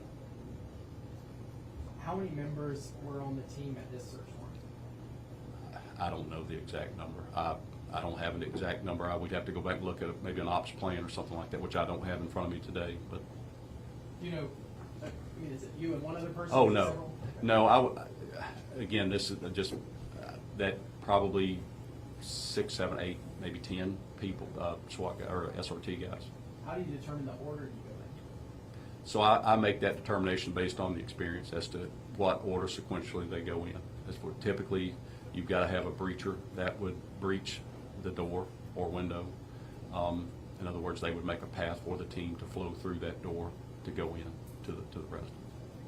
What is the order called? Is there a term for that? We call it a stack. Stack. Yes. And is the breacher the first one? Is that what you're saying? Yes. Well, the breacher would breach the door. They wouldn't be the first one going through the door. It would be their job to be the first in the stack so that when we called for a breach, they would breach the door by whatever means we had already predetermined. So in other words, they would open that door for us, and then the number 2 person in that stack would then flow by them and would come the point man into the residence. Okay. And then I assume proceed down the line of Yes, sir. however many you had, 6, 7, 8, whatever it is. Yes, sir. Is that right? That is correct. Do you remember where you were in the stack? I don't remember my exact placement. Normally I ran number 4 and number 5 man in the stack. Why would you try to be the number 4 or 5? As a team leader, you want to coordinate or sort of oversee the big picture of what's going on. So when people are flowing into rooms, normally at least two operators at a time to clear that room, it's my job as a team leader or any team leader to oversee those rooms. If there's additional assets or resources, or we need to pull somebody from one room and put them into another, we're able to see that. And if you're up front and everybody's behind you, obviously you can't see that. You're directly involved in it a little deeper than you should be. Do you remember what happened once the door was breached? So once the door was breached, we observed a toddler had come out of a room into the hallway, at which time the team had moved forward. It had taken that toddler and started passing the child back until we got the child outside to Captain Davis. Did y'all use any special equipment to breach the door or to prepare for entry? Yes, sir, we did. What would that be? We used a breaching shotgun, which is, it's a frangible type, a load, it's powdered load, basically to take the locking mechanism off the door.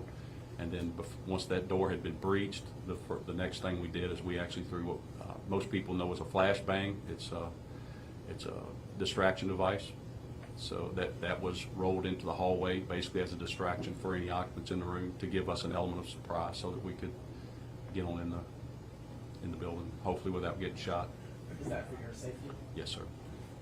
So when you used the flashbang at that point, did you know there was a toddler in the house? No, sir. That's one thing that we try to gather some intelligence before we execute these search warrants to make sure that we don't do something like that, because although it's not truly an explosive, it is very loud and very bright, and we would not have rolled that there if we had known there had been a child in that house. Were you able to clear the house after that? Yes, sir, we did. Once the scene was secure, who did you turn the scene over to? So the scene was turned over to investigations. I don't know exactly who was in charge that day because there were several people there that day. I know Captain Elliott was there that day, but there was numerous people there from our agency, from assisting agencies as well. So I don't know who actually was the lead investigator at that time anyway. Did you have a medic on your tax team? Yes, sir, we did. Who would that be? Sam Bryant. Sam was also at that time, the public safety director. He has extensive knowledge on the medical side. That's why he was selected. And of course, he had to go through the same selection everybody else did, but he's very knowledgeable and advanced flight medic, so that's why he was in that position. When you went in, did you see any of the evidence that was later collected? I did. I was actually brought back once we had cleared the house and located some folks, and they had been placed in investigative detention. Sam Bryant had asked me to come over. There was a weapon laying on the floor. It had a green laser dot that was on. The gun was laying flat on the floor, and the illuminator was streaked across the floor where it was on, and he pointed it out to me. You said weapon. Can you distinguish it any more than that? It was a handgun. It was a black handgun. Did you instruct Sam Bryant or any member of your TAC team to collect or manipulate any evidence? Not to collect or manipulate it, no, sir. Did you tell Sam Bryant anything with regards to some gun? Yes, I left him as overwatch on that weapon. Can you describe what overwatch means? He's to stay there, basically keep eyes on that weapon. He's not to manipulate it, pick it up, fool with it at all, but he's there to stay with that weapon because at that time we had not cleared that weapon and we didn't want to mess with the weapon. That would be investigations job as part of their evidence collection. To your knowledge, did he follow that order to stand overwatch? To my knowledge, yes, sir. And do you know when you relinquished control of that scene? It was a little bit later, so we went out into the yard. There was several people in that residence, and we split them up outside where an officer was with each one of the occupants of the residence. Investigations came in and started working the scene. I don't know what they did inside the house, but at some point a decision was made. I don't know by whom. It would have been above me that would have said that we want to get these folks up to the sheriff's office and keep them separated so they could do interviews with each one of them. And so they were taken away from the scene by different officers and transported to the sheriff's office. I was still there with Captain Davis and Deputy Nash at the time, who was another SRT guy. And a little while later, Sheriff Fire came back by the scene, and I rode back to at that time I cleared the scene and rode back to the office with Sheriff Fire. So you were not involved with the transport of any of the No, sir. residents or people inside the house? No, sir. Thank you, Mr. Baker. Those are my questions. Yes, sir.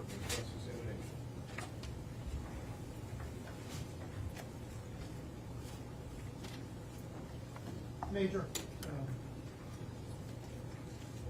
when you went to 136 Stack, whose residence was that? I don't know who the residence belongs to. I know one of the individuals that was living there. Now, I don't know if he owns the residence or he was just residing there at the time, but I don't know who the residence belonged to. I just want to make sure for clarity purposes I'm understanding your question. That's fine, Major. Okay, you're looking for Dakota Cash. Well, if Dakota lived there, yes. Okay. So this is Dakota Cash's residence?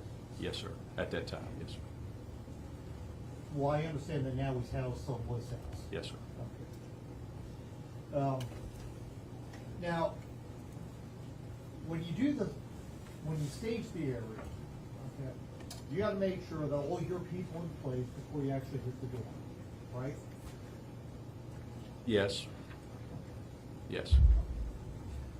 And the investigations, they're the ones that are actually gonna be doing the search warrants.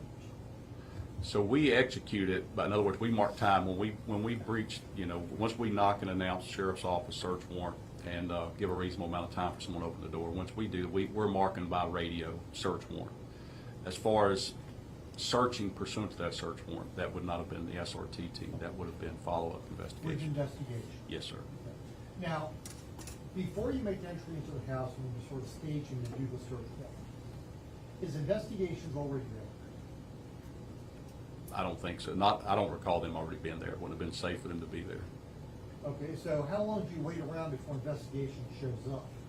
So they probably would have been arriving on within a minute or two. But I mean, they wouldn't have been at the residence prior to us getting there. That would have been a giveaway that we were. Okay, so I mean, but they're there. They're sort of on the scene, but not making the entries themselves. Yes, that's a fair Okay. assessment, yes. Now, when you went in, you found other individuals there. Yes, sir. Who was there, do you know? I don't remember their names. There was a couple females and a couple other males that were there. Okay. White males, black males, Asian males, Hispanic males? So Dakota was there. There was some other black males. Mr. Sales was there. Ms. Sales, his mother, was there. There was another female, and I don't recall whether she was black or white. I just know there was another female there. Okay, so there's a whole mix of people. Yes, sir.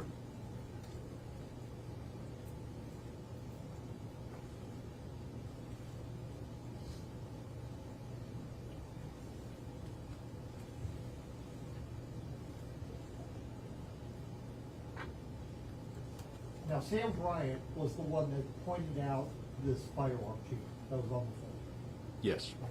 Okay, you don't know when, after entry, he actually found this firearm. You weren't, let me rephrase that. You were not with him when he located this firearm. I would have been in close proximity, but I mean, I wasn't probably standing beside him, but I was in the house. I mean, I couldn't have been too far from him because the house is not, the footprint of the house on that floor is not huge, but Okay, but you don't know if he moved anything, or, I never saw him move anything, but okay, no, sir. but you don't know how he found this firearm. No, sir.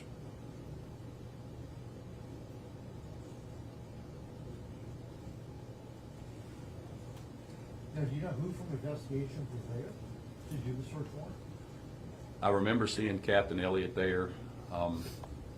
There were some members from, at the time, the Central Virginia Drug Task Force folks were there. Okay, do you know who's on that task force? I remember, I think Chip Woody was there. There was a female from Campbell County, I can't think of her name, African-American female, maybe. Karen Carter. That maybe, I mean, Okay. if I saw her, maybe, I can't think of her name right now. Okay. But there was members there, I don't remember who all were there. I know Captain Elliott was there. Investigator Reynolds at the time was there. There was an ATF agent, Russell Davidson was there. Later on, there was state police, 2 agents from state police came there. One was Clay Overholt. I don't recall who the other gentleman was. Did Robbie Oliver show up? I don't recall seeing Robbie there. No, sir.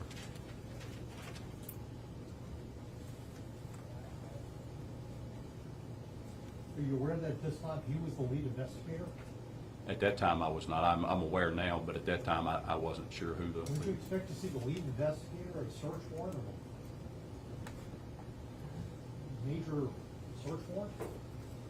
Typically, but what I would say to that is sometimes information, you may gather information through sources that put you in a position where you've got to act on those circumstances pretty quickly out of fear of either one, missing the suspect and not being able to make an arrest, or potentially losing evidence. I don't know anything about why this search warrant was written, when it was written. I don't have any of that knowledge, but typically, yes, the lead investigator would be there. How much notice did you have before you executed the search warrant? I don't recall exactly. Half an hour, 2 hours? It could have been anyone, probably, it would have been more than a half hour. It would have taken us longer than that to get the team together, so few hours probably.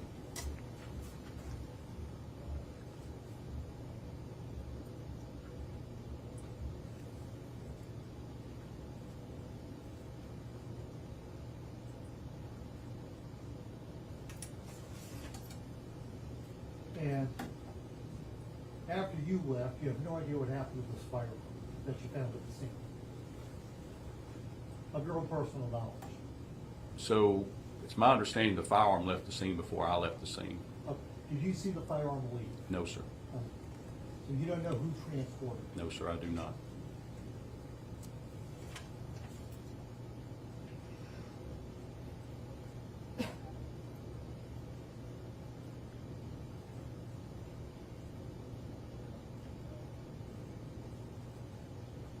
How long have you been engaged with the Sheriff's Department?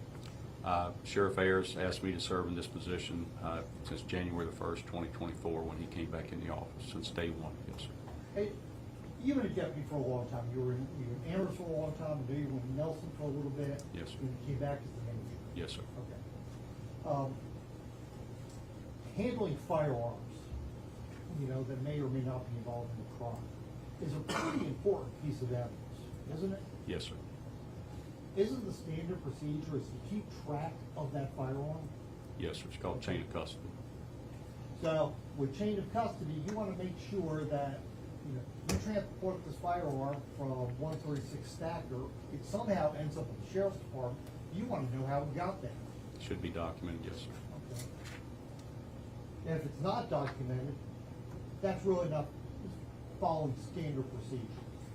Yes, I would agree with that.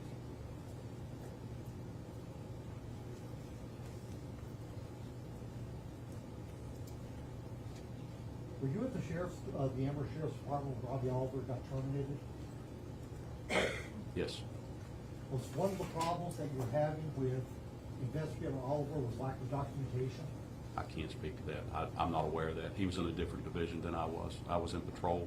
He was in CID or investigations. I don't know the circumstances surrounding his termination.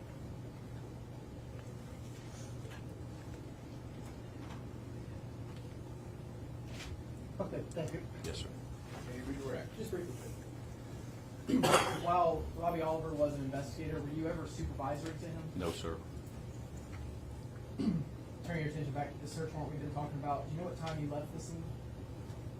No, sir. It was a little bit before dark. It was getting dusky, but I don't have an exact time. I'm sure there'd be a call log if we would have cleared by radio. Do you know if Senior Special Agent Clay Overholt was already processing the scene when you left?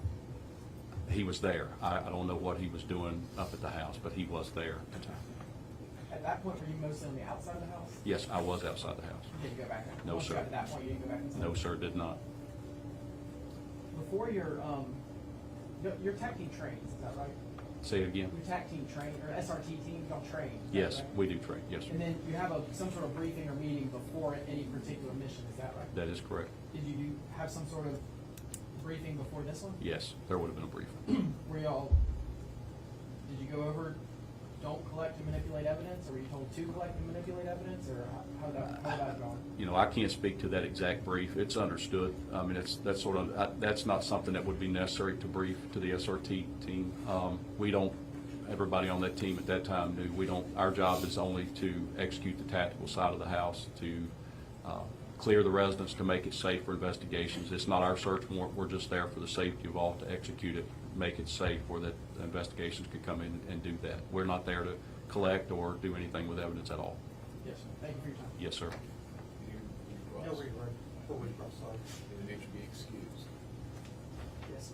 Yes. Welcome to the ground manager. If I'm done, Judge, no more testimony. That's correct. Yes, sir. Thank you. Next witness. I'm going to call Sam Bryant. Sam Bryant. Mr. Sam Bryant.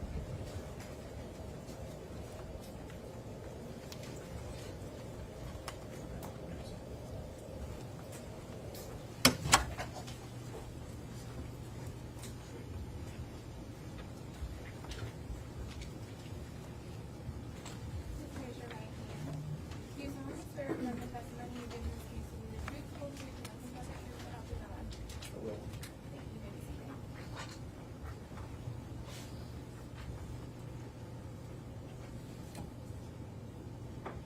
Please state your name for the court. Samuel Albert Bryant IV. And Mr. Bryant, how were you employed back in June of 2019? I was the Public Safety Director for Amherst County. Did you also serve with the Amherst County Sheriff's Office? Yes, I did. What capacity was that? I was a special deputy and a medic assigned to the Special Response Team. As Director of Public Safety, as well as your roles with the Sheriff's Office as a special deputy and medic, what's your background that allows you to do all those things? I spent 20 years in the United States Army. I was in the 82nd Airborne Division and Airborne Infantry as a medic. I worked for the FBI for 3 years as a physical security specialist, paramedic, and a hazardous materials officer. I spent 23 years at Lynchburg Fire. I worked for the Virginia State Police as a flight paramedic. And I think that's about all. Yes. So back in June of 2019, that's when you were sworn as a law enforcement officer with Amherst County? Yes. What was your role on the SRT? I was a medic that day, but also an operator. I'd been through basic and advanced SWAT school, so I was just like one of the other SWAT operators, but I had additional medic responsibilities. So you went through the same training and then some additional training, is that what you're saying? That's correct. But on this day, at this search warrant we're talking about, you were in your medic role, is that right? I was, but I was also part of the team as an operator. So I was fully kitted out, armed, had all of my medical gear stashed, but I was also part of the team in the back of the staff. And this would have been the July 2nd, 2019 search warrant at 136 Thacker Lane? That's correct. So I was asking you questions that made it seem like you were wearing different hats, but it sounds like you wear those at the same time? Yes. So you were a medic and an operator at the same time? That's correct. And you said you were on this call on July 2nd, 2019 at 136 Thacker Lane? Yes, I was. Do you remember receiving a briefing before y'all deployed your team, or whatever the right term is to initiate your team? Yes.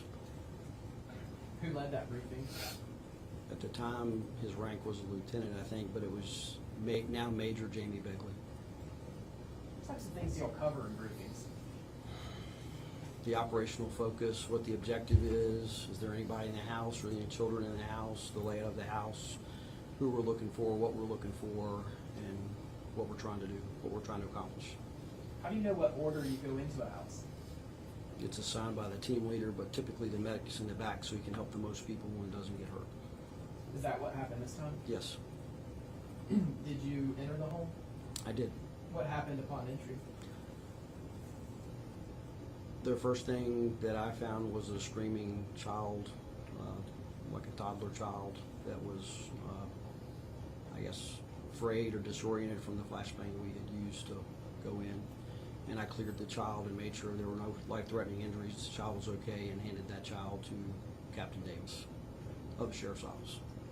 After making sure the toddler was okay, what did you do next?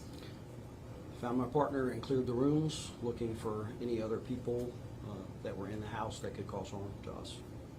Were you able to successfully clear the house? Yes. What was the house like?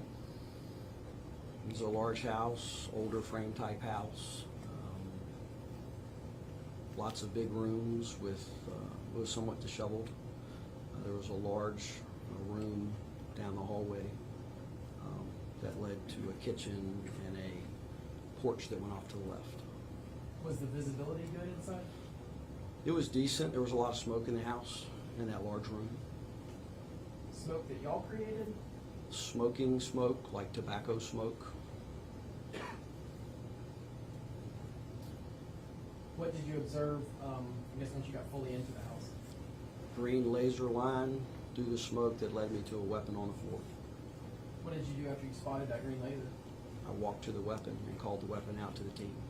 What did you do next?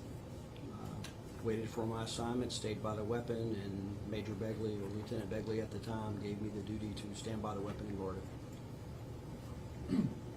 Did you do that? I did that. You just stood by the weapon? Yes, I did. How long did you stand there, do you know? Probably 2 hours at least. Long time. I'm going to show you some pictures that have been marked. Almost exhibits 104, 105, 106, 107, 108. We'll start with 104.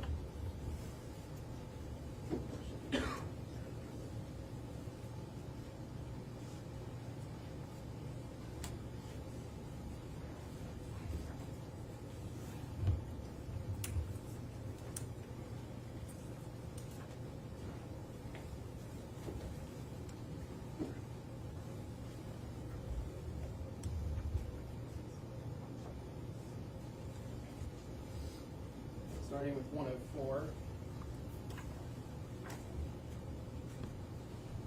Let's see if you can identify that photograph. Yes, I can.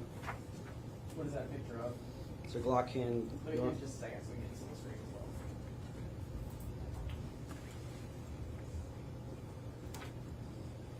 Sorry to interrupt you. Can you tell the court what that is a picture of? It's a Glock handgun with a green laser.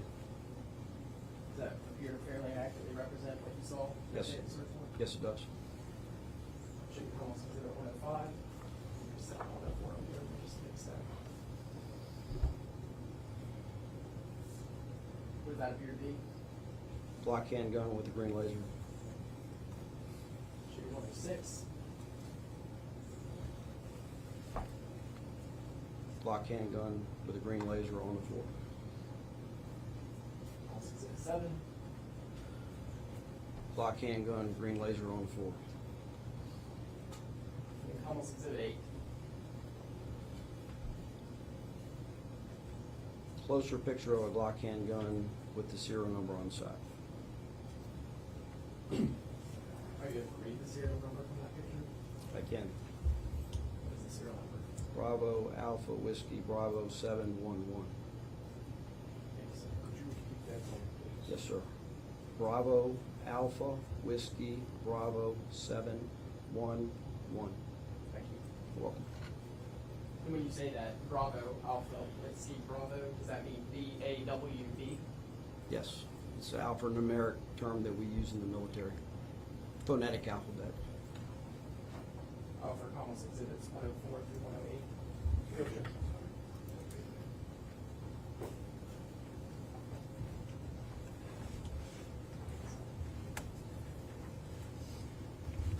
Let me show you some more photographs, starting with Collins Exhibit 109. Do you recognize this picture? Can I do. you tell us what that is a picture of? It's a bedroom or a room with many different items. There's a mattress against the wall. There's a handgun container or box and ammunition on top of it on the left. Does that fairly accurately represent what you would see on the search warrant? Yeah. Last second? Yes. Almost 110. Same room, mattress against the wall, handgun box and ammunition to the left. Almost exhibit 111. Handgun box with the purple label that you see when you buy the firearm or when it's sold. Sorry, you're trailing off, you're talking down, so could you say that again? Go ahead. Firearm container or box with pink label on the box as it would be when you purchase the weapon. Almost exhibit 112. Ammunition box with an aluminum casing, 40 caliber Smith & Wesson. Almost exhibit 113. Ammunition, the aluminum casing, what looks like to be in a green bowl, vase, or ashtray. And then 114. Aluminum round with that's been expended that has the strike mark on the end. 115. Aluminum casing, And then 116. aluminum 40 caliber casing with the strike mark on the fire pin. Those pictures fairly and accurately represent items that we've been seeing in the search warrant on July 2nd, 2019 at 136 Thacker Lane. Yes, they do. Judge Alford calls exhibits 109 through 116. No objections.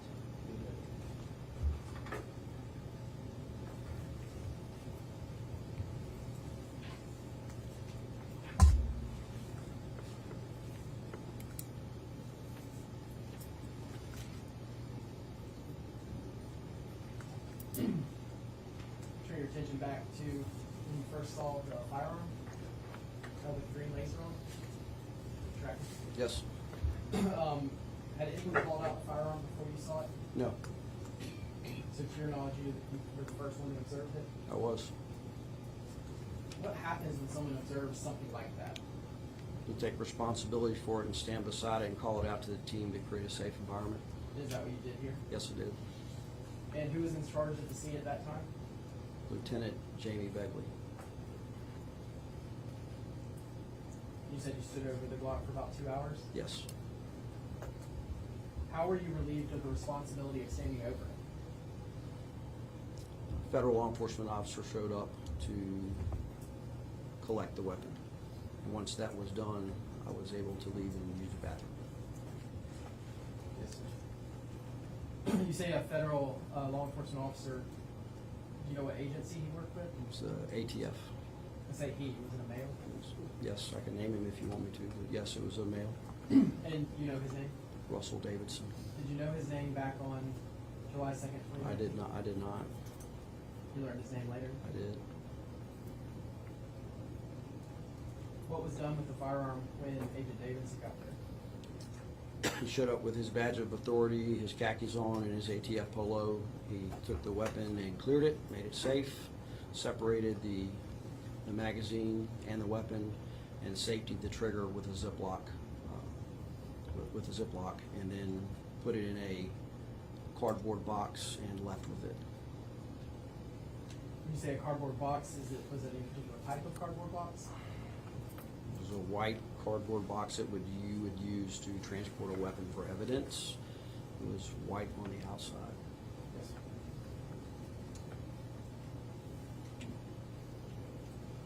So once you were relieved of responsibility of watching the firearm, what did you do next? Used the bathroom, and then I was reassigned to take a female subject or person of interest to the sheriff's office for questioning. Did you do that? I did that. When was the last time you saw the firearm? When the ATF agent, Russell Davidson, walked out the front door with it. Thank you, Mr. Bryant. Please answer any questions of defense counsel. Sure. Were you never retired? From public safety, I am, but I do have other jobs. Okay. Well, it seems like you've done a lot in your career. Just making sure. Okay? So you come in the entrance and you're the last man in the stack. Okay. And when the stack goes in, basically some of the officers peel off into different rooms. Okay. They can't. Yeah, we need a verbal response. The court reporter can't pick up a nod of the head. That's correct. Okay. Thank you. Were you the first person who went into that room where there was this firearm with this lady? No. Okay. What other deputy went in there? Do you know? The other members of the SRT team. Okay, so everybody went into the same room. Well, we cleared all the rooms leading up to the large room where the subjects were of the investigation. And was this firearm in the large room? It was. You said subjects. Do you know who was in that room? I saw Mr. Sales in that room, but he was on the side porch when I saw him. Okay, so he was in your firearm. He was on the side porch when I saw Mr. Sales. I saw him on the porch after the fact, and I saw him in the front of the house. And Dakota Cash was there. It's Dakota Cash's house. I've heard that name, and I'm not familiar with Mr. Cash. Well, there are 3 males and at least 2 females. Correct? You have to answer out loud. Yes. Okay.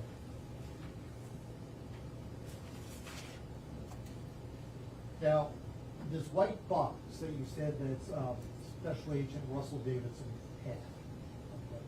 Did he show up with his box, or did you leave it after retrieve it and come back? It was there waiting on him. Okay. Do you know where the box came from? A deputy from the sheriff's office brought the box in and laid it on the table where the weapon was. Okay, you said it laid on the table where the weapon was. Where was the actual weapon? Was it on the ground? Was it on the table? Started on the floor, and one of the team members moved it to the table. Okay, who moved it? Jason Metter.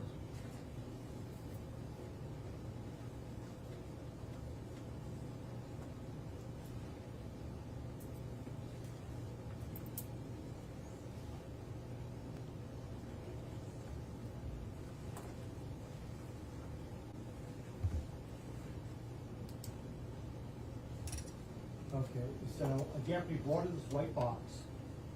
Okay, and you say that you saw Special Agent Davidson clear the firearm. Okay. And by clear the firearm, here, loose the magazine, make sure there's no rounds in the chamber. That's correct, yes. Okay. And I think you said that he zip ties it. Yes. Okay. And that's so that it cannot be fired later. Yes. Until the zip tie is removed. It makes it safe. Do you see Special Agent Davidson write on the box? I did not. Is that standard protocol to write on the box to say what it is? It's a firearm, the serial number of the firearm? Yes.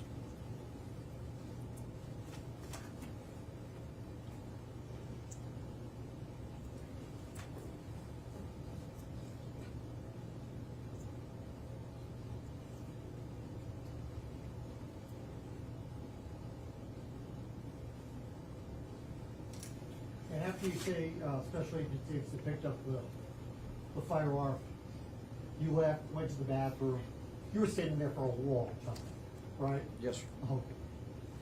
When you came back, was Russell Davidson still there? It was gone.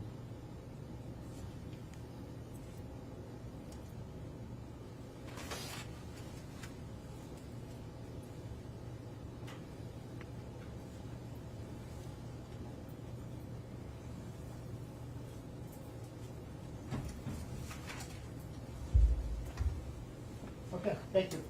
You're welcome. Any redirect? Mr. Bryant, were you involved with the investigations in any way on this case other than just being on the SRT team? No, You weren't responsible for any evidence collection? absolutely not. Okay, those are my questions. No. Will you be excused? Yes, yes. Brian, you're welcome to stick around, but you're also welcome to leave. Thank you. Next witness, and how long will this next witness take to be approximately? Probably around. Let's take a break now. 7 minutes. We'll be back in 5 minutes still. All right. Jury goes out first.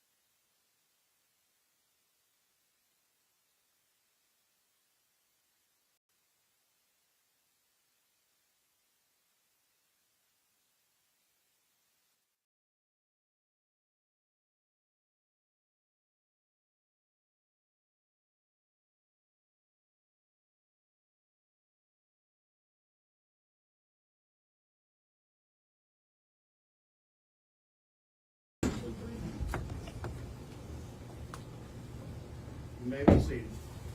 All right, counsel, we ready to bring the jury back in? Yes, sir. All right.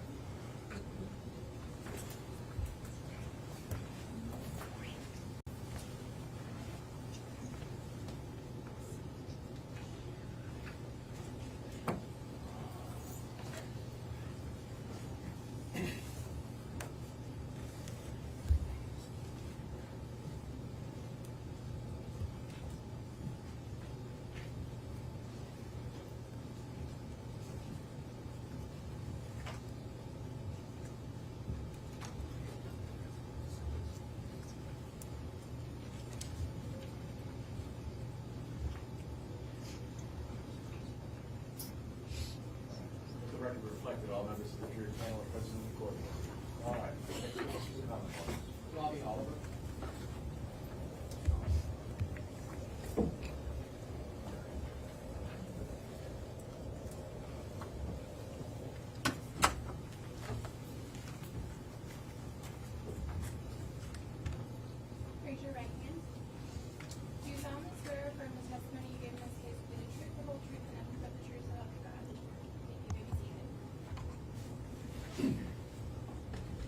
Sir, please state your name for the jury. Robert Oliver, And Mr. Oliver, were you employed back in June? Where were you employed back in June of 2019?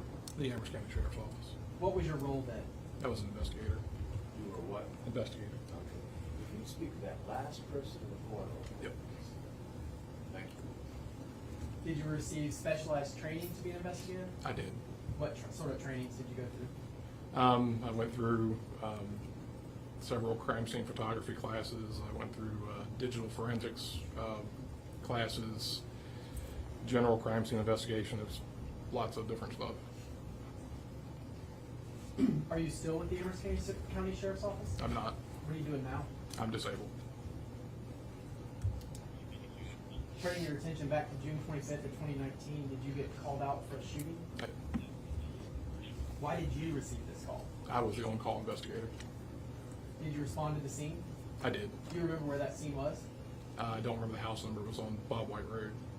Is that in Amherst County? It is. What did you do when you arrived? Received a quick briefing of information from the officers, the initial responding officers, and there were other investigators there as well. And we did some quick scene surveys, and then I left to prepare search warrants. And you did prepare a search warrant, is that right? I did. How long did you remain on the scene? It was hours. The sun was up when I left. So you came back after getting the search warrant? I did. Who ultimately became the lead investigator in this case? I did. How were you assigned to that position? Eric Elliott was the captain of investigations at the time, and he assigned the case to me. Back when you started, were there any immediate suspects? Somebody, I don't remember which investigator it was, turned to me and said, "You don't think Justin did this, do you?" And it was with the vicinity and the elevating cases we had been working with Mr. Sales through the years. Lack of foundation, there was no indication that Mr. Self was involved with any other incidents. The fact that he lived next door, I think I would leave it at that. Okay. Jury's instructed to disregard the remainder of the evidence. Go ahead. So how did you start the investigation? What did you do? Who did you talk to? I don't remember the first person we talked to. We were there after I secured the search warrant. We were there all night long. Captain Thompson and John Tedderton was captain of investigations at the time. They were collecting evidence. I don't remember if it was myself or one of the other investigators were taking pictures of any items of evidence that were located, documenting where and what we found. There was a multitude of tasks, and I was kind of overseeing everything at that time. Did y'all interview Trudy Goetz? Later that morning, after we left the scene, myself and Captain Elliott went to the hospital and spoke with her. That same day, though? Yes. So would that be June the 26th? Yes. Did y'all canvass the neighborhood? The canvass was done later on. I was not involved in that process that morning, no. But at some point that was done? Yes.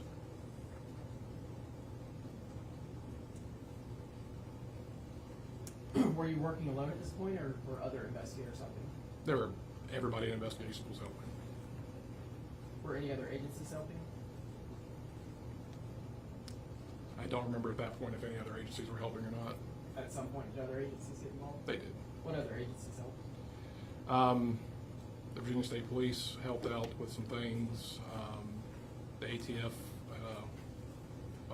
Agent Russell Davidson assisted us later on in the process. I don't remember anybody else that helped.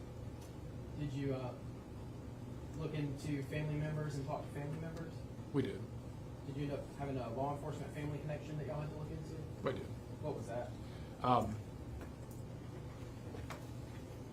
The family member that worked for Lynchburg PD as an investigator, and he previously worked in the Chesapeake area as an investigator. I spoke with, his name's Dave Dempsey. I had the opportunity to speak with him at length about any past cases that might raise a red flag in his mind that might have brought a target to his family. So y'all tried to run down all those leads?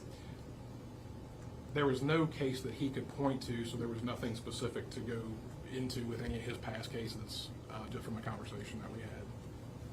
You mentioned ATF Special Agent Russell Davidson. Did you know him prior to working this case? We had met before throughout my career. Did you request him to get involved?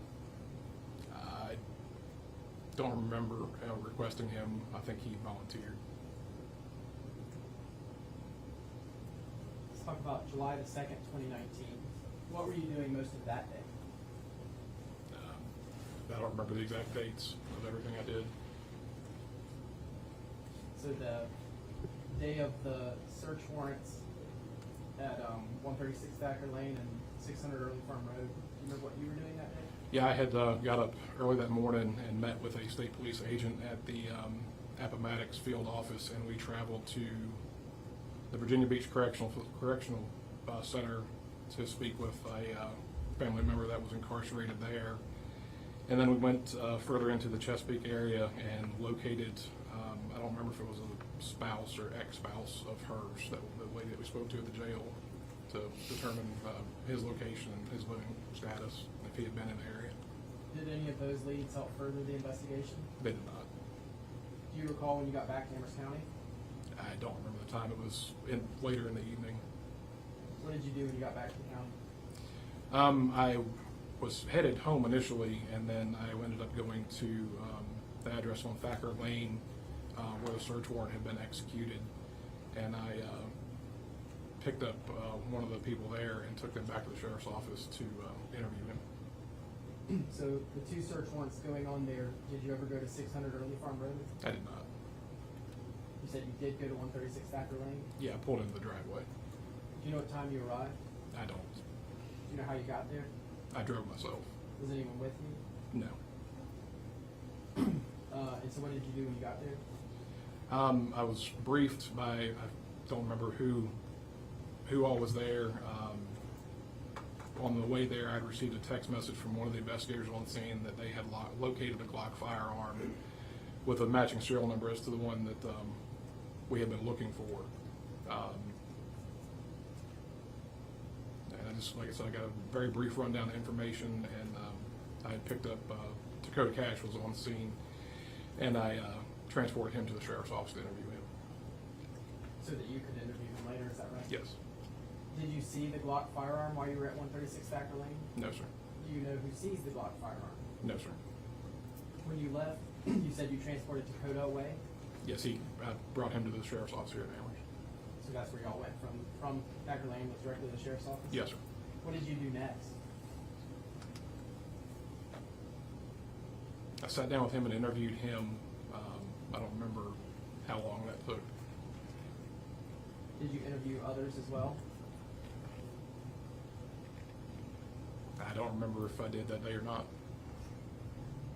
Who was conducting the interviews with you that day?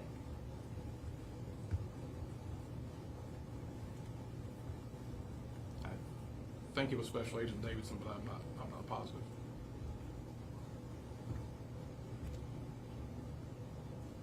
What did you do after you completed whatever interviews you did that day? That's after I completed those. I started packaging evidence to transport, particularly the firearm evidence that needed to be packaged right away to transport it to the ATF lab in Maryland the next morning. And you did package that evidence? I did.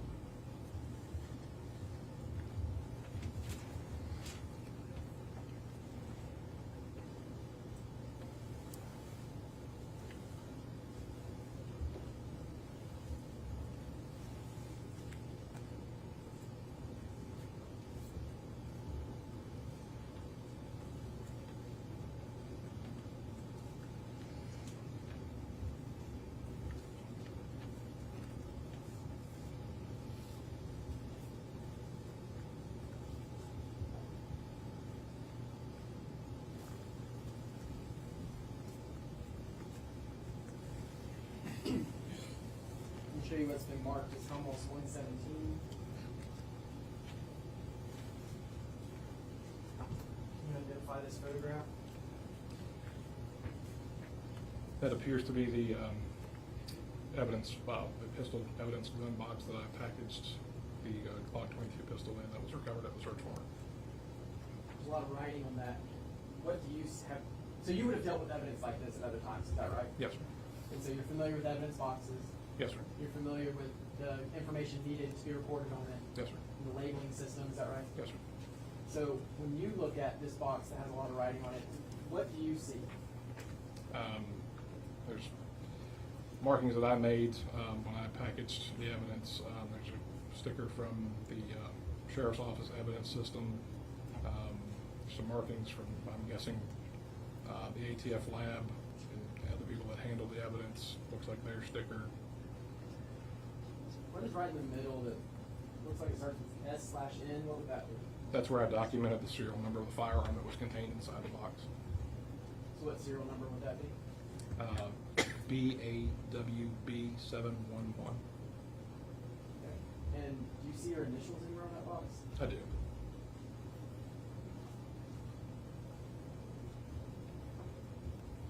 Show you what's marked almost exhibit 118. Just put there. 118. What do you see in this picture? It appears to be a close-up of the Sheriff's Office evidence system sticker. Does that look how y'all normally track evidence and the type of labels you put on things? We don't affix those labels. The evidence clerk of the Sheriff's Office, when she officially entered the evidence into the system, produced a sticker that she put on it. But you would have seen these before, and that looks consistent with what you would expect to see on the evidence label? Yes, sir. But you don't have the ability to create the evidence label yourself, is that what you were saying? That's correct. And that recognizes you as collective, right? So you would have been the one that checked this into evidence? Yes. Show 119, almost exhibit 119. What do you see there? It's close-up of some of the writing and my initials. Is that your initials? It's kind of almost touching the blue word evidence? Yes. So you can almost exhibit 120. Appears to be, again, my initials across the evidence tape that I sealed the box with. Right next to the blue, is that what you're referring to? Yes, right. Yeah, that's my initials. Okay. Did I offer almost exhibits 117, 118, 119, and 120? No objections.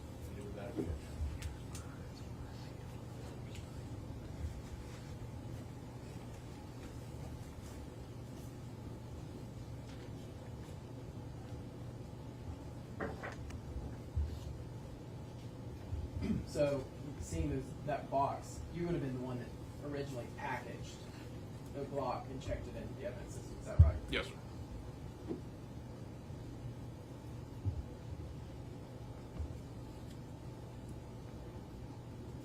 Did you also receive a phone belonging to Jamari Stewart from 136 Thacker Lane? There were several phones that were recovered there. I don't remember who they belonged to. Would phones have been submitted to you? Would you have ultimately received phones? Yes, sir. Why would they have come to you at some point? At the time, I was actually processing or extracting digital information from phones and digital devices for evidence.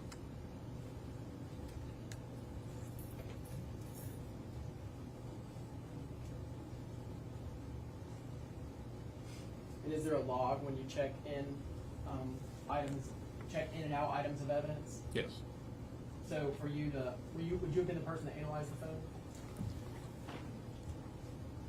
Some of the phones were analyzed by me, and some of them were analyzed by an agent of the state police that had some technology that I did not have. So back in 2019, you did have the capability of analyzing phones. Yes. What system did you use to do that? It's a system called Celebrate. And you were trained to operate that system? I was. Was anyone else at that time at the Amherst County Sheriff's Office trained to use that system? No, sir. So if anything was done in-house by the Amherst County Sheriff's Office, any phones checked, it would have been you? Yes, sir.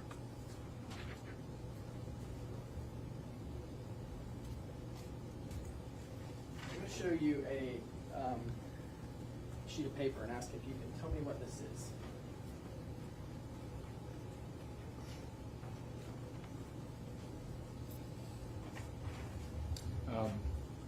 Appears to be an evidence tracking or chain of custody sheet from the Amherst County Sheriff's Office. So what types of information do you get on a sheet like that? Just looking at this one, it shows the collection date, where it was stored in the evidence room, when the evidence technician accepted it into the property room, and any movement once it was checked into the evidence system, whether it was moved to a different storage spot or in or out of evidence for examination. So what particular item does that sheet reference?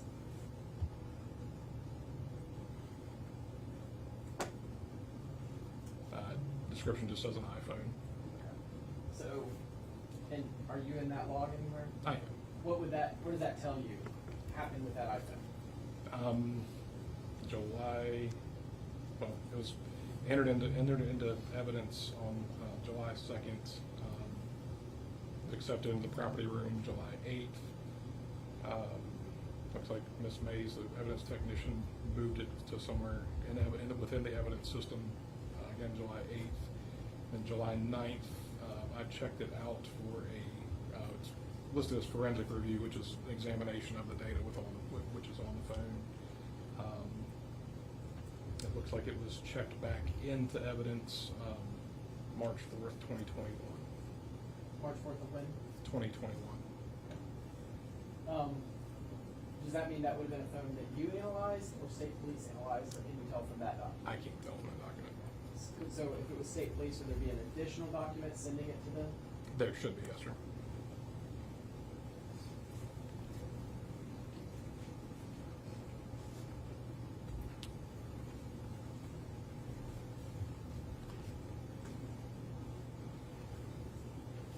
We'll get back to that in just a moment.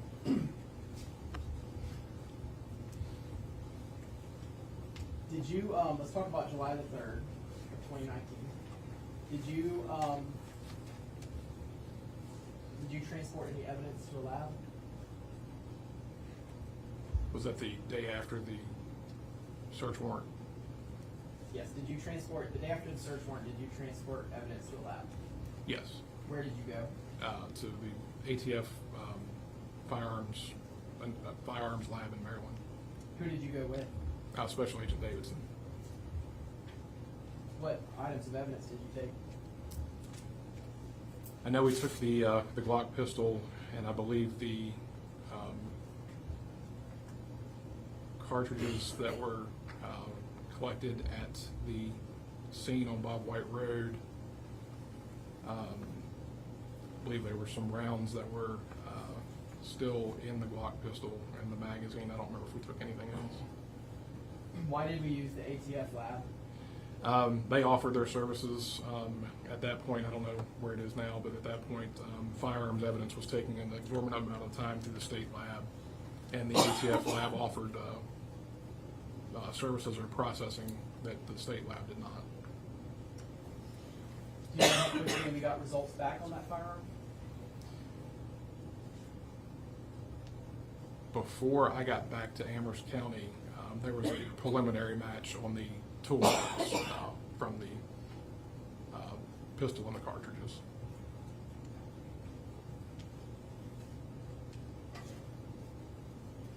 And what did you learn from that? Objection. This hearsay. This code should come in through the ATF examiner. It is hearsay. Is there something that you want to know as far as what he did in reaction to the Yes, sir. So that is not hearsay. So go ahead. What did you learn from that? So how did that shape your investigation from there? At that point, it was, I think how to word it. At that point, I knew that the cartridges that were recovered on scene had been fired from that pistol. And how did that affect what you did next? That's the important part. So how did that shape what you did next? What comes after that? It greatly narrowed the investigation down to anyone that had access to that firearm.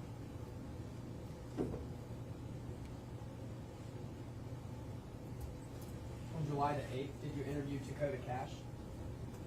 I interviewed him a couple times. I don't remember the exact dates. On July the 9th of 2019, did you set up a control call between Cash and Sales? I did set up a control call between Dakota Cash and Sales, but again, I do not remember the date. That took place at the Amherst County Sheriff's Office, though. Do you know what number you called? I do not. Do you remember how you got the number? Dakota Cash had the number. Do you remember what phone you used to make the call from? Dakota used his phone. Do you remember what the defendant, Justin Sales, said on the call? I don't remember the exact conversation. I do remember he requested to meet Dakota in person. Was the phone call successfully recorded? It was. We're going to play the recording now, which I've marked as almost number 121.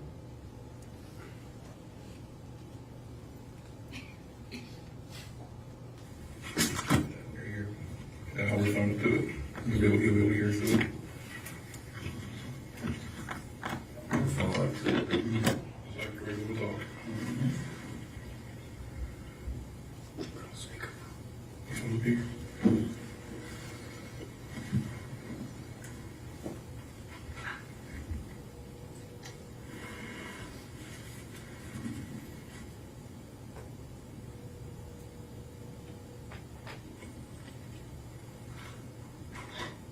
Hello? Bro, the fucking police just came to my house, bro, talking about somebody committed a murder with my gun, bro. The police just came to my fucking house, bro, and told me that somebody committed a murder with my gun. Bro, you the only person I gave that bitch to, bro. Bro, put that on everything you love. That shit was not you, bro. Bro, then who the fuck did it then, bro? You the only person that I gave the gun to. Nobody else had it, bro. Like, bro, if you did that shit, just keep it a buck with me, bro. Like, what the fuck? Why would you give that shit back to me if you did that? Bro, then who the fuck did it then, bro? You saying you gave it to somebody else then? Bro, so you telling me they talking about it's my gun that was used, and you the only person I gave it to, bro. I know damn well I didn't do this shit.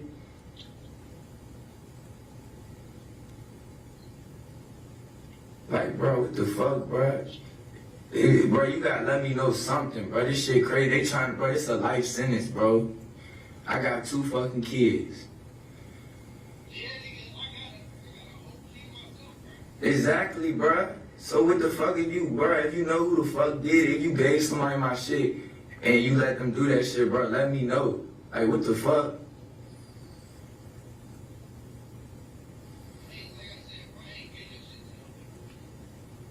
You ain't give it, bro, that don't make no damn sense, bro. So you saying it's a murder committed with my shit. You didn't do it, you didn't give it to nobody, but it just happened.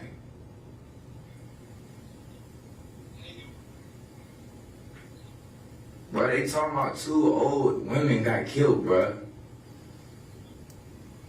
They talking about 2 old women was shot with my 40. Like, bro, you the only motherfucker I gave this shit to, bro. You talking about you, bro. You ain't say nothing about that. You say you was going to rob a motherfucker, bro. You ain't even tell me you hit the lick. You said you ain't do shit with it.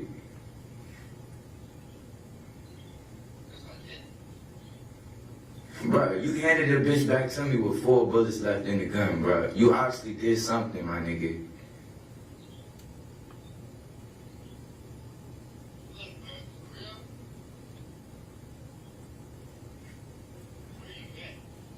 Bro, I'm at fucking my grandpa's shop, bro. I'm about to go to Gladstone, bro, before they come and fucking get me.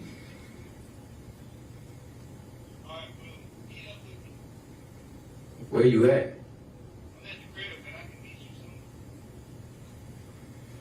Bro, where you trying to meet at, bro? What we meeting for what, bro?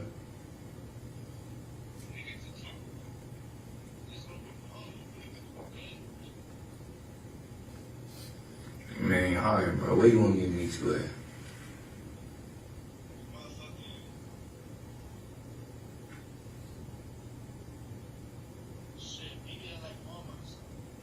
Alright, bet.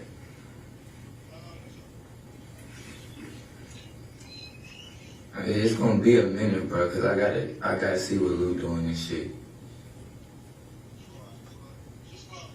Alright.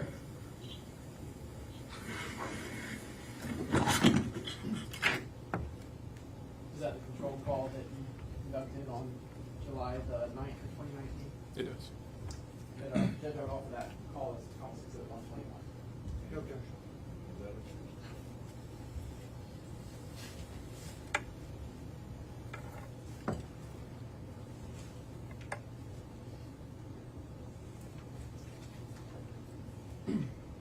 Turn your attention back to analyzing phones.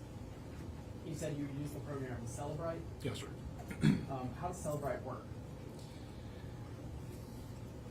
I mean, I don't know what its capabilities are today. It's been 3 years since or over 3 years since I've touched it. But at the time, it created a block to where no information could be written onto the phone, and extracted a full and complete copy of the information contained on the device to a local hard drive to be examined. What kind of data can you see?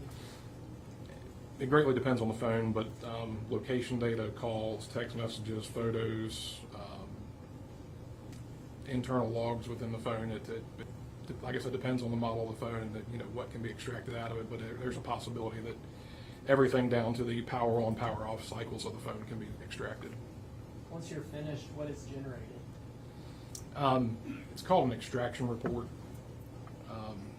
that generates a read-only copy of all the information that was taken off the phone. Can other officers review that data once you've extracted it? Yes, sir.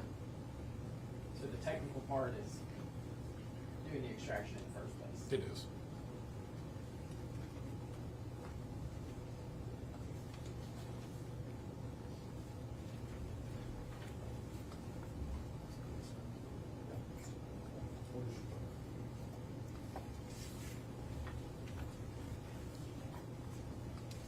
On July the 10th of 2019, did Virginia State Police assist with the arrest of the defendant? They did assist. I don't remember the date. Do you remember how you located the defendant? The state police used a cell phone tracking technology that they have. I don't know exactly how it works, but it's a technology that they have. So they were able to track his cell phone? Yes. After his arrest, were you given an iPhone that was in his possession when he was arrested?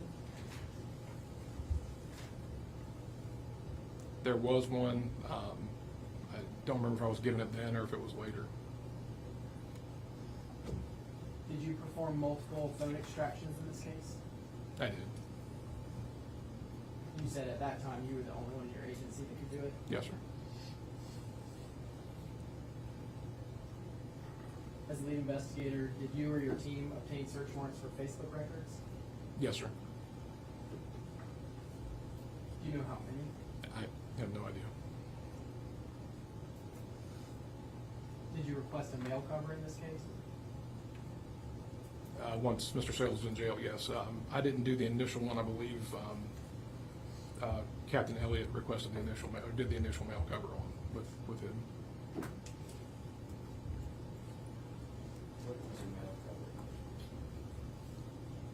It's when the jail staff makes copies of any incoming or outgoing mail to a particular inmate, so we can have copies of everything. I'm going to show you Marcus Connell's Exhibit 143. Do you recognize that document? I do. Is that what you're referring to with the mail, as a mail cover? Yes, this is an extension that I did on Mr. Sales' initial mail covers. And were y'all able to obtain mail that he wrote? We did. You said you were the lead investigator and the digital evidence investigator for the Amherst County Sheriff's Office back in the summer of 2019? Yes, sir. Does that mean you had the primary task of going through this mountain of potential evidence? For the most part, yes. There were some that was done by other folks that helped out, but I had the ultimate, everything was relayed to me that if I didn't go through it myself. Let me show you what I've now marked as almost 145. Is this that document you were describing earlier about the evidence line? Yes. They're all for calls to 143 and 145. So 145 is what you're talking about, the 15 minutes. Yes, sir. 143 is covered up. Any objection, 143 or 145? Yes, Judge, I'm going to objection 145 from the relevance, because Mr. Oliver is not able to identify what phone this is, where we got it from, for the connection to this case.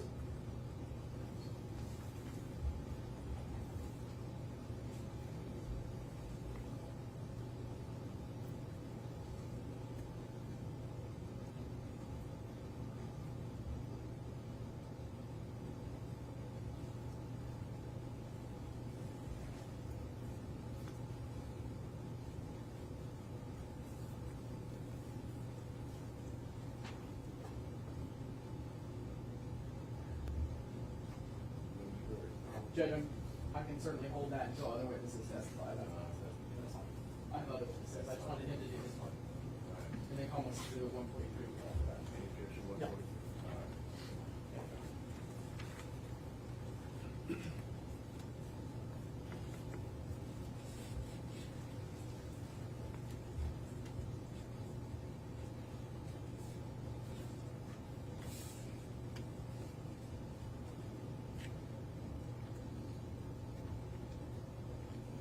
Since you're no longer with the Amherst County Sheriff's Office, when was the last time you worked on this, actively worked on this case? Would have been sometime towards the fall of 2021.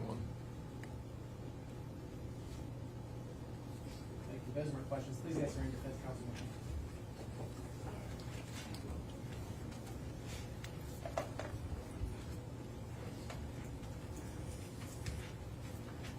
Mr. Oliver, let's get this out right from the beginning. You got fired from the sheriff's department. I did.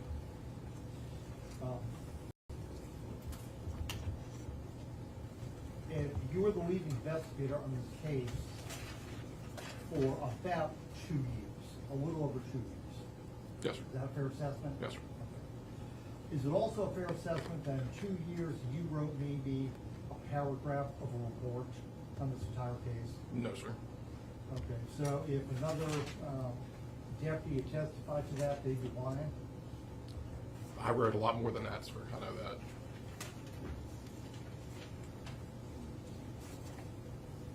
So if someone went through the file and said, hey, this is all we have, a paragraph, you'd say that's wrong. Yes, sir. I know I wrote more than that. Now, let's talk about this firearm. You were not actually at the search of 136 Thacker. No, sir. Correct? That's correct. You arrived later in the day. Yes, sir. And at that point, you were the one that transported to Cody. Yes, sir. You did not handle the firearm yourself. Not at that point, no, sir. Of your own personal knowledge, do you know the firearm gets to the sheriff's department? I do not know. Now, the next day, the firearm, you obtain the firearm, right? Yes, sir. And you package it up, right? Yes, sir. Okay. And that was the exhibit 117 through 120, all the markings on it, right?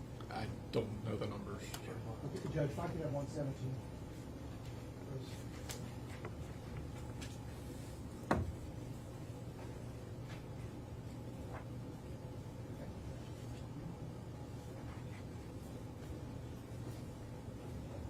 That's 117. Okay, that's one that you previously identified. Yes, sir. Now, on here it says that it gets packaged up on July 1st. Right? That's what it says. Packaged up on July 1st. Where goes you? Not sure. Wherever the box.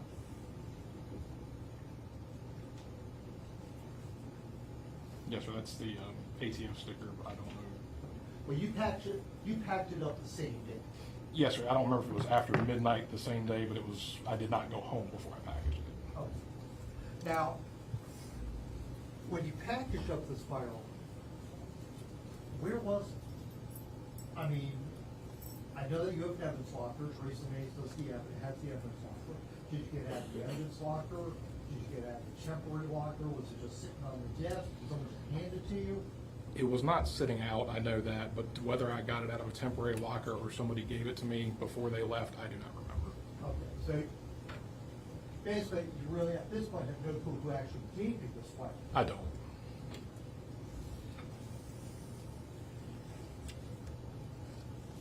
So the next day when you packaged it up, did you get it from Teresa Mays or? No, sir. It was packaged before I went home. Well, did you package it up or did someone else? No, I packaged it myself. Okay. And then once you package it up before you go home, then what do you do? I put it in the temporary locker so Miss Mays could process it into the system the next morning, and then we could check it back out to take it to Maryland. What exactly are these temporary lockers? The one that I placed it in is a temporary evidence storage system that only people with the access to the evidence control system had a key to unlock. Okay. They're stationed unlocked, and when you put a piece of evidence in, you close the door, twist the handle, push a button, and that's the last that we can access it. Okay. So once that occurs, then someone else has to come in and open it. Correct. Basically Teresa Mays. Yes, Well, sir. at that time, maybe John Tedder. Maybe, I don't, yeah, definitely Teresa. I don't remember who else had access at that point.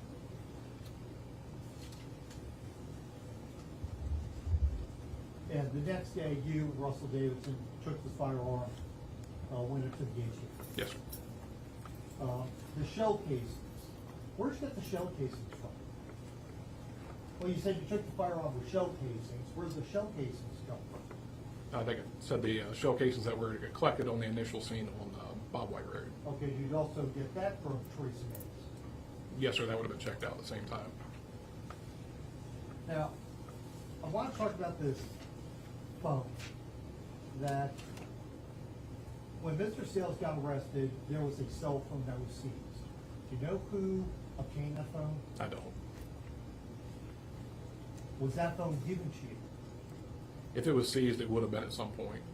Okay, do you recall getting this phone? I don't have specific memory of it, no, sir. When you get that phone, or if you receive that phone, what would you have done with it? Would you have checked it in with Teresa Mays saying, we got this phone? Either myself or somebody else would have checked it into evidence, yes, sir. Okay, so there should be an evidence log saying that we have this, whatever, iPhone, Android, whatever. Yes, sir. Okay. And there's no information about, basically this phone is no longer exists, right? We don't know where this phone is. I have no idea, sir. But you don't have it. No, sir. Now, when you left the sheriff's department, how do you get access to the sheriff's department? I mean, normally, is there like a key card, swipe? Yeah. Or like we have here with doors? At that point, yes, sir, we had a key card system that you swiped your card. Now, when you left, you still had some personal items. No, sir, I collected my personal items before I was terminated. Did you go back later on? No, sir. Okay, not at all. No, sir. I went in, it was sometime in December, I believe, and I retrieved my personal items and I never went back. But my key card stayed in my possession until I met John Tedderton on January 4th, 2022, and I handed it over to him at that point.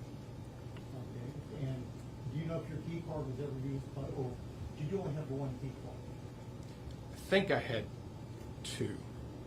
Okay, did you ever give anybody access to that key card? No, sir, not that I remember.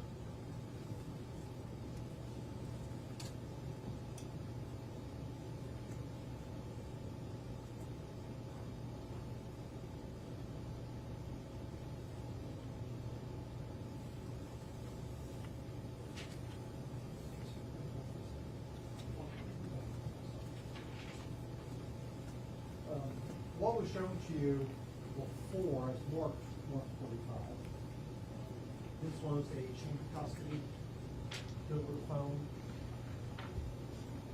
Yes, sir. Is there anything on there that distinguishes it from serial number of the phone, where the phone came from? No, sir, it just says iPhone. So this could basically be anybody's iPhone. It could be my iPhone. From that description, yes, sir.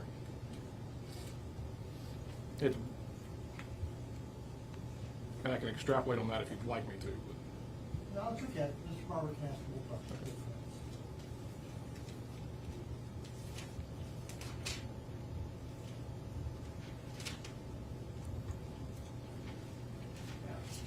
Celebrate. You said that you hook it up to a phone, right? And get the The software is called Cellbrite. Cellbrite, not phone. Okay, I just want to make sure that we're not doing cool the family gang or whatever. I'm old enough to know who they are. Cellbrite. Okay, Cellbrite. You actually take a physical phone and hook it up to this program, right? yes, sir. So, this phone that was allegedly taken from Mr. Sales, since you're saying that you don't know if you received it, you obviously don't know that if you ran this program off it, right? I don't know, no, sir. I'm sorry, what's the answer? No, sir, I don't know. And that information is what you get, you use that, does that have all the Facebook information on it, GPS information on it? Yes, sir, the, like, Facebook information may be more limited from what we would actually get from their corporation's records, but there are some records, yes, sir, on the phone. So we're not sure what would have been or even could have been on that phone. No, sir, there was a lot of devices that were analyzed during the investigation. I don't remember specifically that one. Okay. I don't know what yours.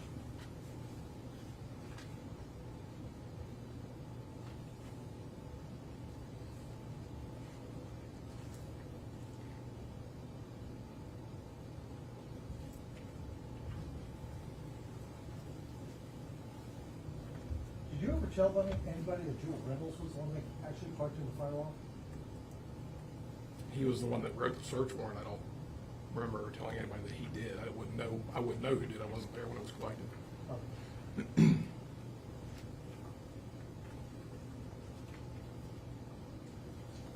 Come on, Judge. Drive like Andy Cash. Yes, yes.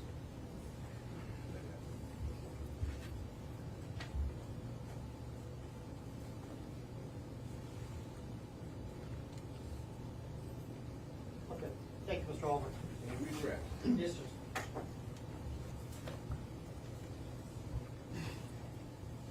We were talking about this evidence sheet marked almost 145. Yes, sir. Remember that? Mr. DeBruin asked you if it could have been his iPhone that was collected. To your knowledge, was Mr. DeBruin's iPhone collected on July the 2nd, 2019? No, sir, not to my knowledge. Specifically, would it have been logged as collected on that date, as this evidence form shows?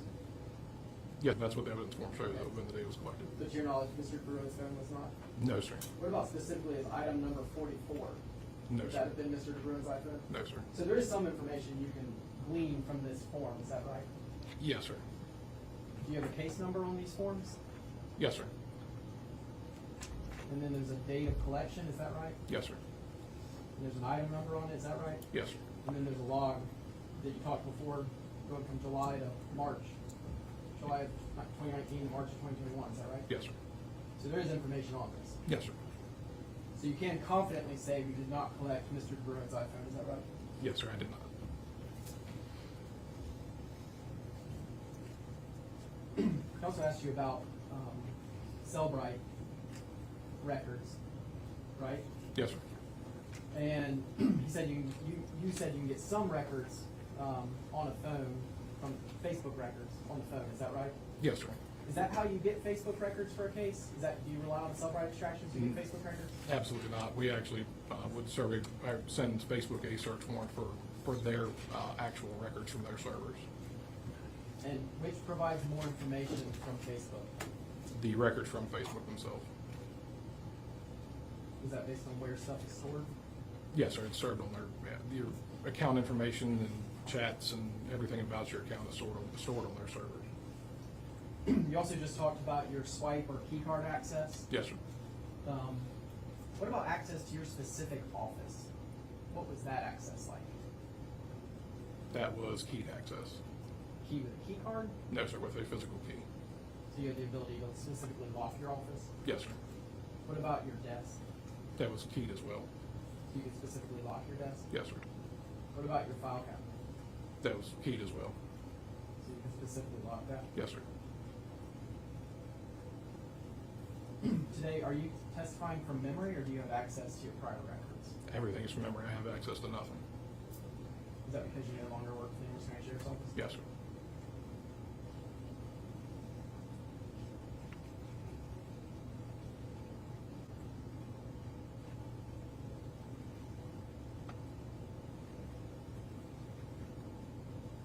Do you specifically remember getting a cell phone from Captain Thompson, well, then Investigator Thompson at a Hardee's? I don't remember, sir.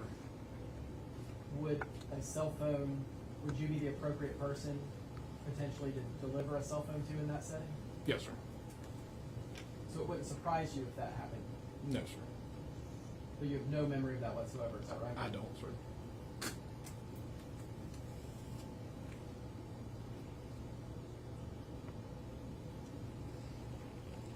You said you no longer work for the Amherst County Sheriff's Office. What's your motivation to be here today?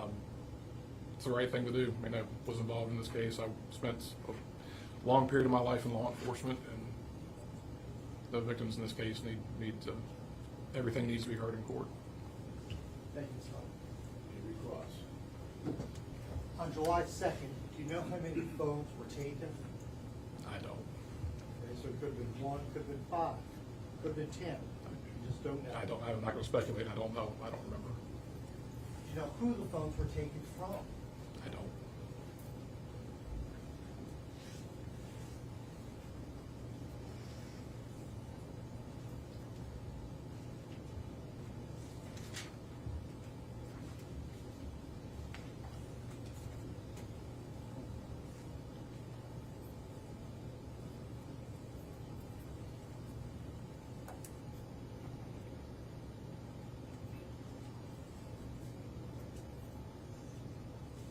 Okay, that's all. Thank you.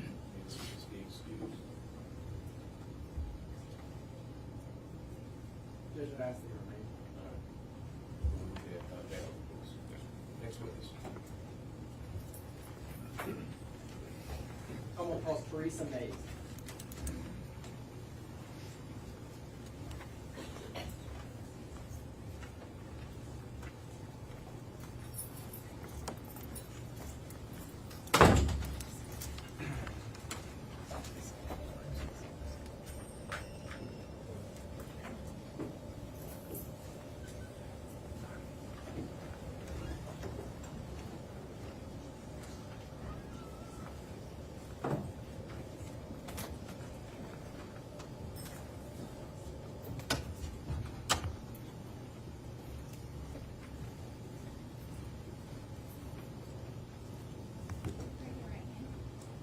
Do you solemnly swear affirm the testimony you give in this case will be the truth, the whole truth, and nothing but the truth, so help you God?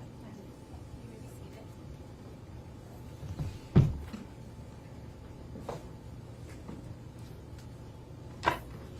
Ma'am, please state your name for the jury. Teresa Mays. And Ms. Mays, Teresa Mays, and Ms. Mays, where are you employed?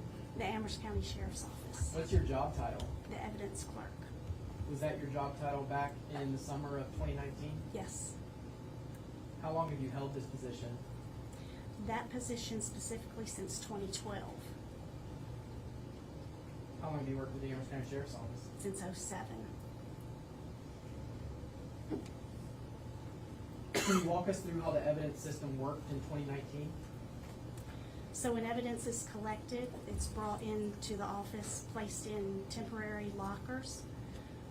It's locked. Once it's locked, there's limited access. Myself and 2 other people have access to those lockers. The next day or whatever point I come back to work, I open those lockers and enter them into evidence, into the permanent evidence room. So today, who are the people that have access to that evidence system? Who has keys? So it's myself, it's Captain Clay Thompson, and Lieutenant Greg Jones.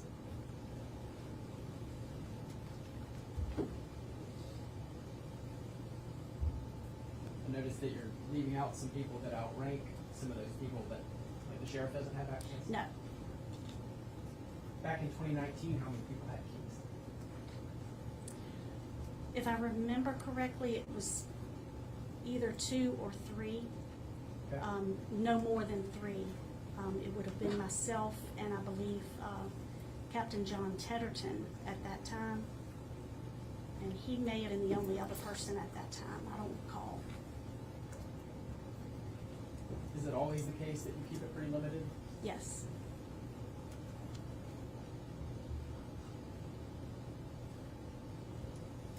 Some cartridge casings were collected from 210 Bob White Road on June 25th or the morning of June 26th, 2019. Do you have records of those cartridge casings? I do.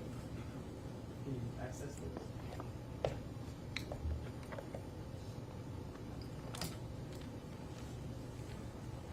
So I have casings labeled number 1 through 8 that I entered in on June 27th of 2019. And then I have additional casings, 76 through 80 that were entered in on July 15th. Looking at items 1 through 8, can you walk us through like what your paperwork says? Like, what do you see? So a voucher was filled out and placed in the lockers along with individual envelopes with the casings. I entered them in on the 27th.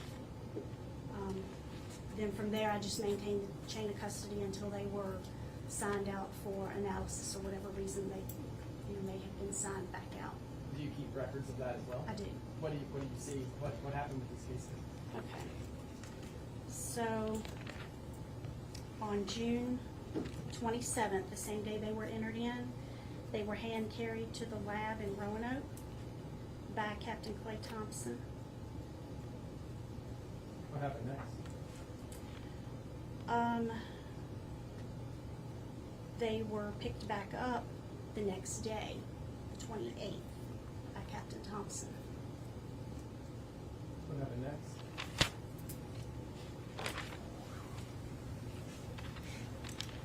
And then at another point on February 11th of 22, I hand carried them to the lab. And then I picked them up on January 6th of 23. So anytime they go in and out, you have a record of it? Yes. At what point do they enter the system that generates that level of record? What has to happen for this to start? Well, it's collected at some place or point. Right. And then it's brought into the office, put into the lockers. So when it's collected at the scene, does that start the process of very detailed evidence that's in your system? I would think it does. I'm not there at the scene, but that begins the process when it's found or collected. So when you enter it, you reference back to all that original. Yeah, I have a voucher that is typed up, usually sometimes handwritten by the officer, that goes along with the items that he or she is placing into evidence. So I use that voucher, match it up to the items that are in the lockers, and enter in from there.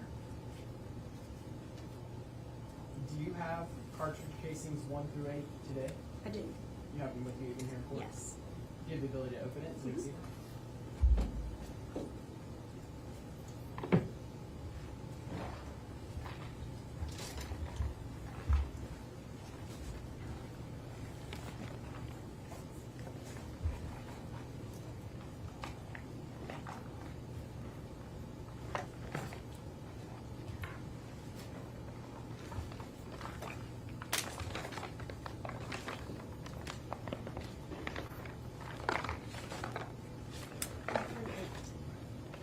Are they individually packaged? Yes.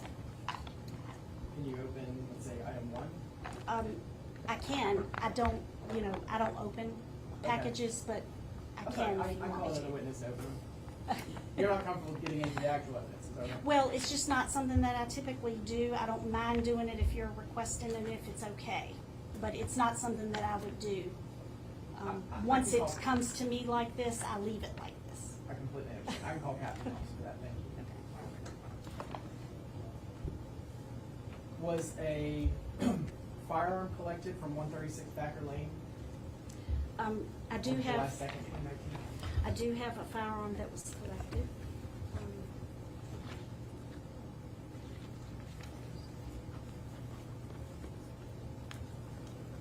I entered it in on July 3rd.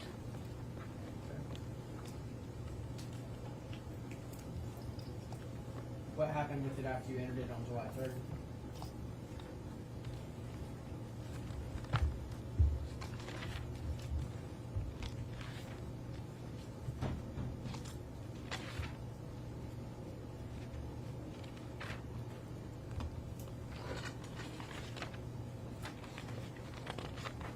I do show that it went to the lab.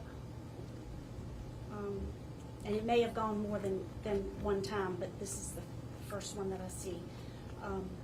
On February 11th of 22, it was hand carried by myself. Picked back up on January 6th of 2023. Which lab was that? DFS in Roanoke. What time do you see it entering on July the 3rd?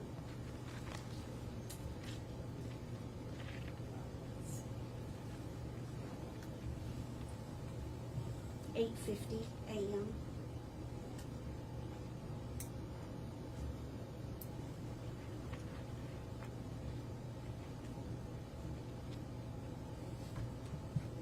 Did you bring this firearm with you today? Yes. Same thing, you'd rather not open it, is that right? I don't mind opening it. Like I said, it's not something I normally do, but I'll call Captain Office. okay. And then cartridge casings were collected from 600 Early Farm Road on July the 12th of 2019. Do you have records of those cartridge casings? I do. Let's see. And I received those on July 15th. Is that item 76 through 80 you mentioned earlier? Yes.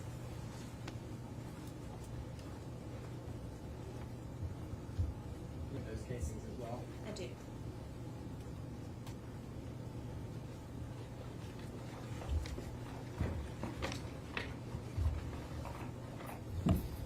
That's all my questions for now.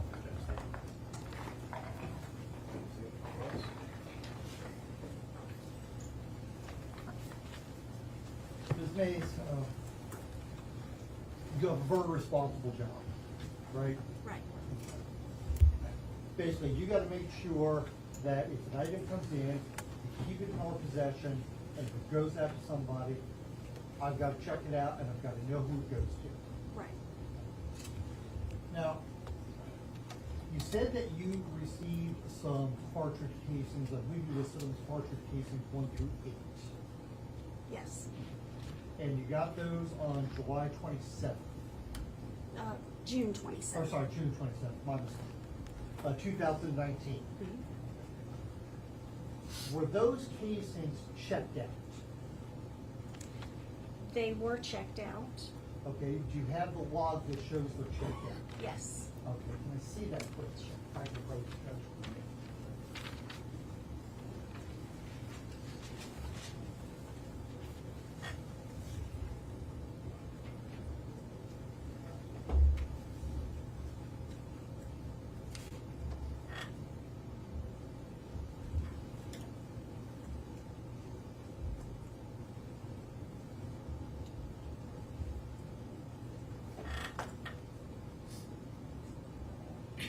Okay, who is this received from? Or, I'm sorry, two things. One, who gave you the cartridge casings? First question. Okay. So on the voucher, It was done by Captain Thompson. Okay, Clay Thompson. Right. Okay. Now, and those cartridge casings were the ones that were allegedly found at the scene. I don't really know, Okay. but Fair enough. So those were given to Clay Thompson, not Robbie Oliver or ATF Special Agent Davies. the only thing that I can really go by when I code this in is whose name is on the voucher. Well, and the person's name is on the voucher is the one who says, I'm signing it, you are giving it to me. Well, it's a typed voucher, so if the voucher comes in and it's placed in the locker with the items, then I enter it in as coming from that person. Where it came from before that, I don't know. Okay, so let's say I wanted to get the exhibit, okay, or the cases. And there was a voucher and he said that they're typed.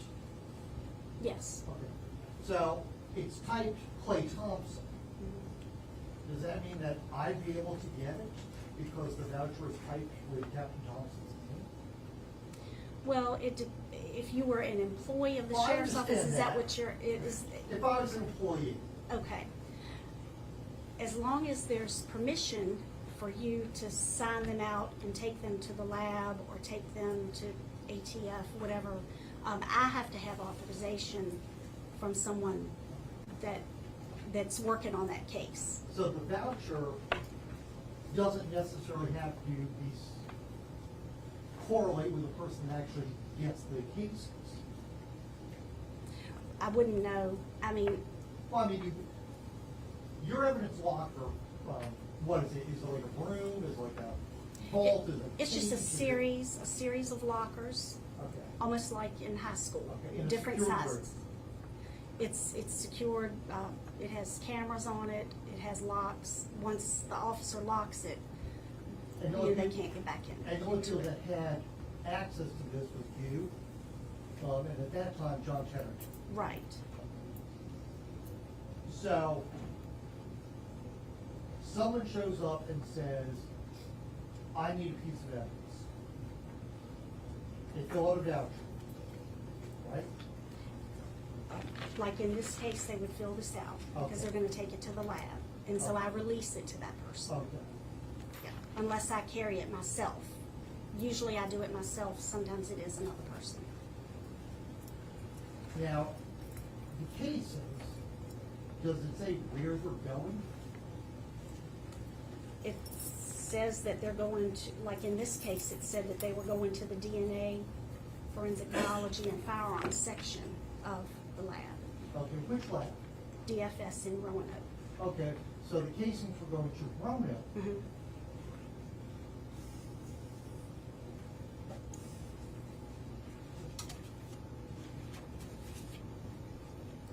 The firearm that was recovered, that's another box, okay? Now, do you know when that firearm was placed into evidence?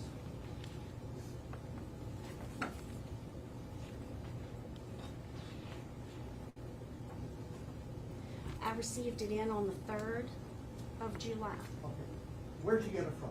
from the evidence locker. Okay, I'm sorry. Who? Well, it was from the evidence locker, so it wasn't handed to me. The voucher had the name of Robbie Oliver on the voucher. So Robbie Oliver at some point had this firearm. Okay, when you received the firearm, was it packaged? Was Yes. it loose? It was packaged. Okay, just like this. that. Mhm. But he doesn't have to say where he gets the firearm. Not to me. Now, was that firearm released at some point? It was.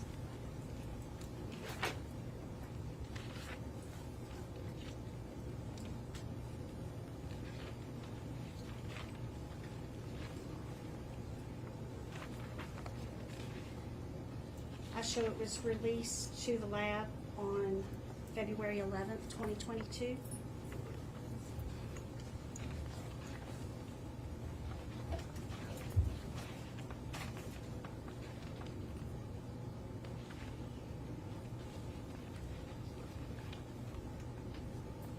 also there was another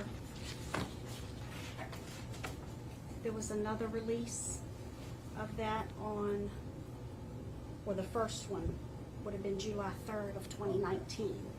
So there's a first release. Right. It's And July then- 3rd of 2019. And that was released to Russell Davidson. from ATF. Yes.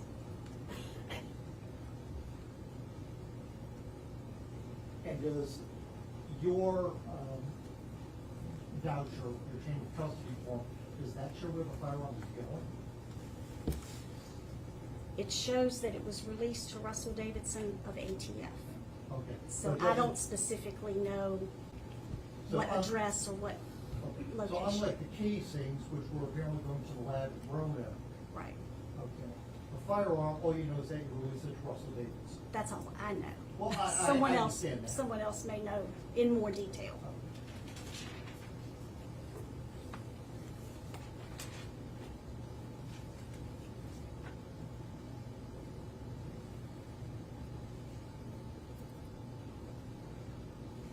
Thank you, Mason.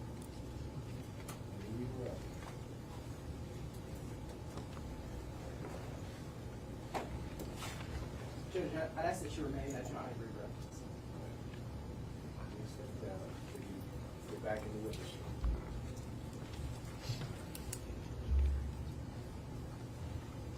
Next witness is gonna take another one. I think I'm gonna recall Captain Thompson. I think I can do it fairly quickly. I'm gonna have to go over some of this evidence. Give me 30 minutes. You see me?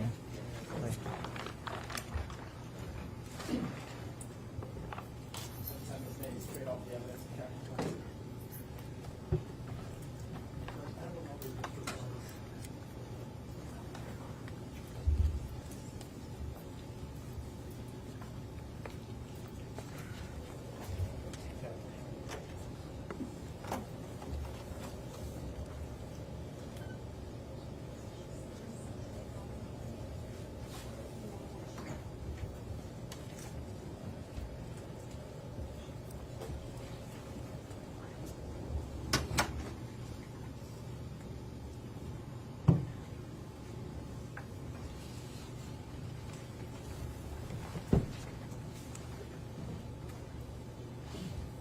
Thompson, you remain on the witness room. Yes, sir. Captain Thompson, you have the evidence that you just got from Teresa Mays. I do, yes, sir. Before we get to that, the Ms. Mays has documentation of when items were released and where they went. You're familiar with that, getting evidence from her to take to the lab or something like that? Yes, sir. In this case, items 1 through 8, did you end up getting those back out of evidence to take to the lab? I did, yes, sir. Where did they go first? They went to our lab, the state lab in Roanoke on the 27th of June 2019. And then what happened next? The ATF was going to help us out with processing the evidence. I went back on the 28th to the state lab, picked them up, and then met Russell Davidson, Special Agent Davidson, and drove them to the ATF lab in North Virginia. And you went with him to the ATF lab? Yes, sir. All right, you have some items of evidence right now. Yes, Did you open, let's go ahead and do the firearm box. Can you, I bring gloves with me. all right, we'll get you some gloves. Can you open,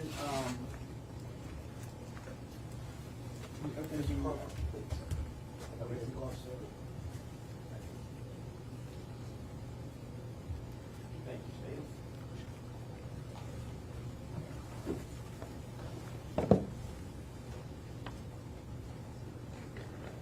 When you're putting on gloves, is that normal procedure anytime you handle evidence? Yes, sir. Do you still maintain that even when we're in court? Yes, sir.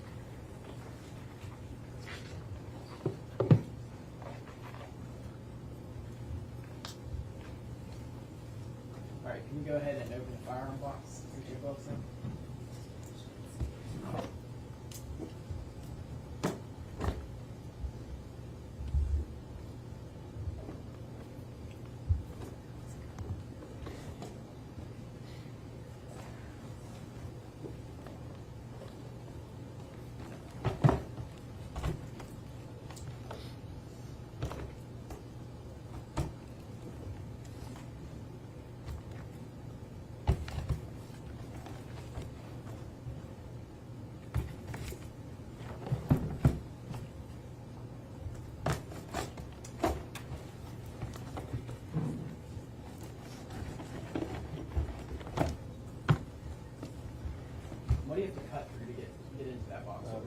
witness tape.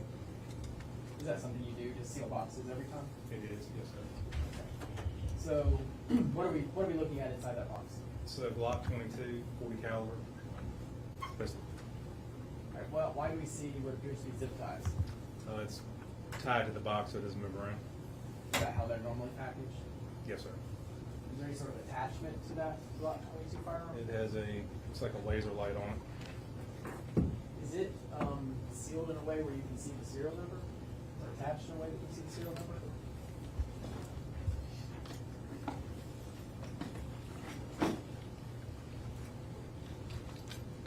Serial number on the weapon is Boy Adam Whiskey Boy 711.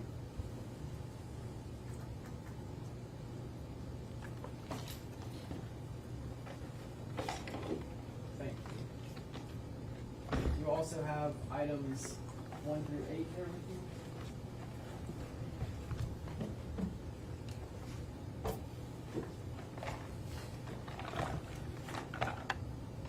I do, yes, sir.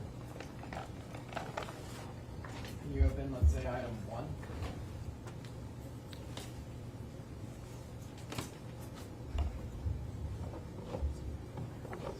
Are you changing gloves now? Yes, sir. Right. What is the reason you need to change gloves? So contaminate one evidence to another.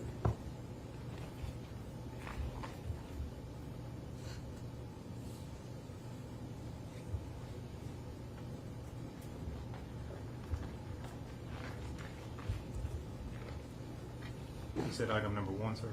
Yes, please.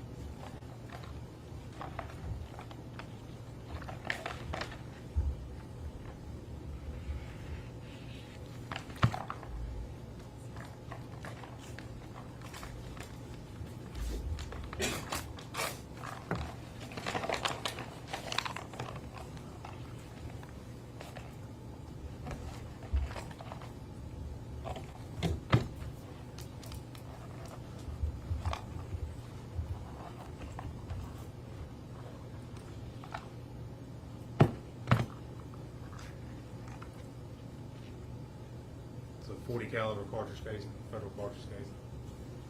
Okay. Do you recognize that item? I do. Were you the one that in fact collected it? Yes, sir. It was me. Now, so calling it item 1 here, how does that relate to the photograph earlier that would have had a ruler with numbers on it? They would be the same item with item 1 on the rule. So within the Amherst County Sheriff's Office evidence system, the numbers stay consistent? Yes, sir.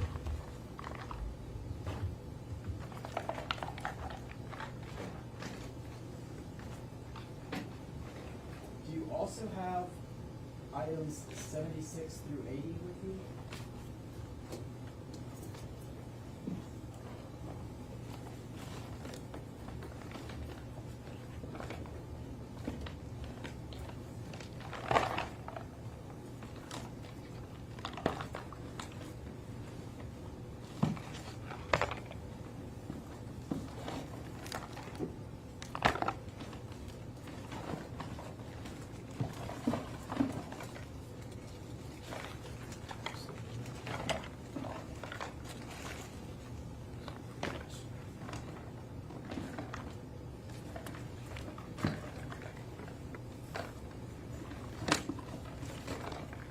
I do, yes, sir. Can you open one of those? 676.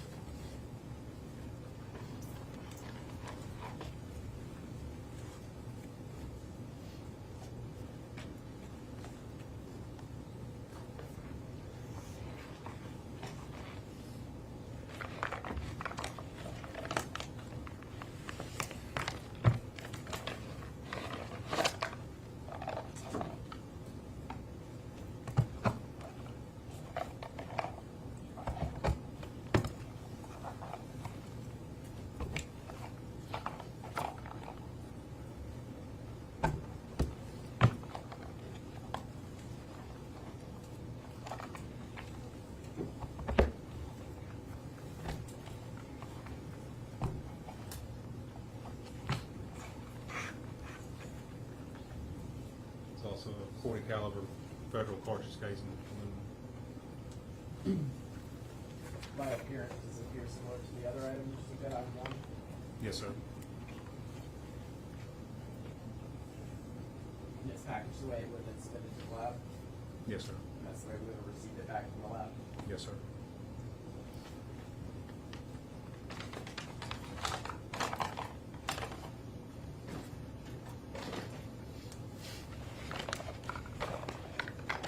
Those are the questions. These are the questions since now.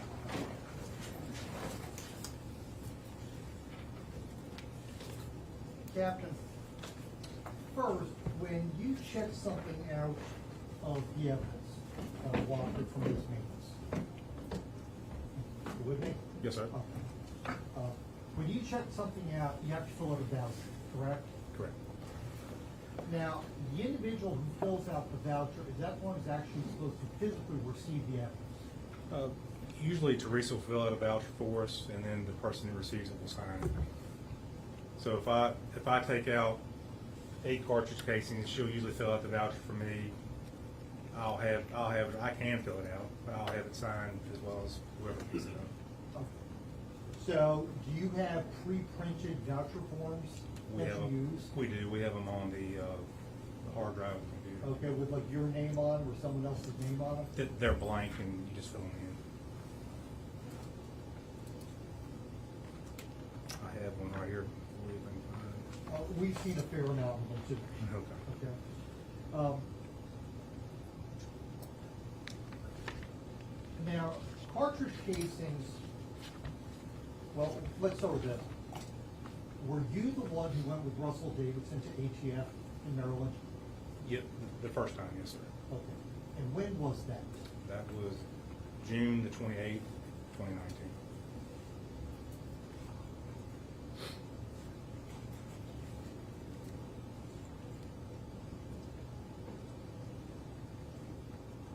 But you had checked out these casings previous to that?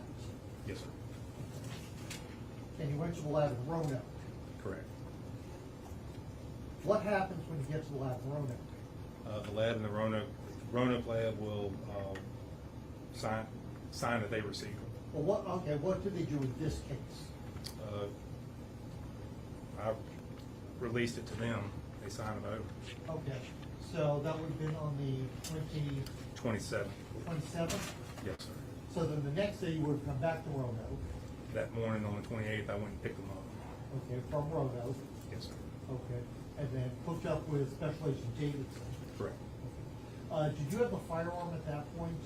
The Glock? Yeah, the Glock. No, sir. So did you check that out or did someone else check that out? For The Glock. when? When you got it from Teresa Mays to take it up to the ATF, did you check it out or did you also check? No, sir. I wasn't here for the Glock.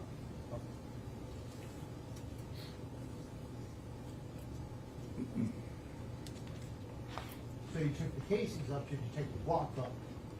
No, sir.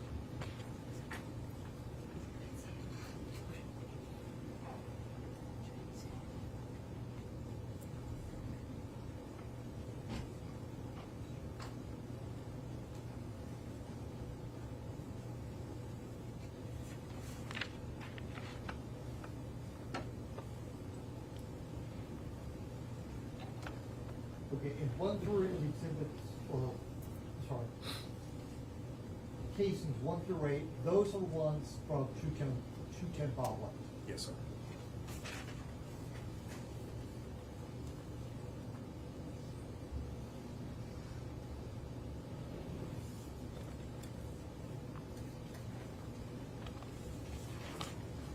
Thank you, Captain. Yes, sir. No, Your Honor. I would ask they remain. What's he gonna do with all this stuff? We can take it with him at this point. Yes, sir. All right. How long's the next witness?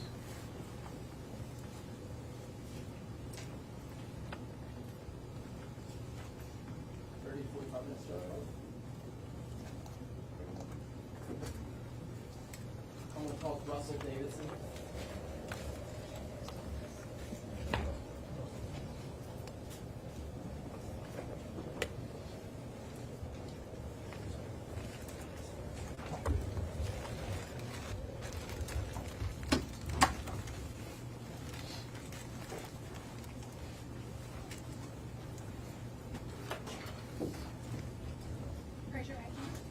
you solemnly swear affirm the testimony you give in this case to be the truth, the whole truth, and nothing but the truth, so help you God? Yes, ma'am.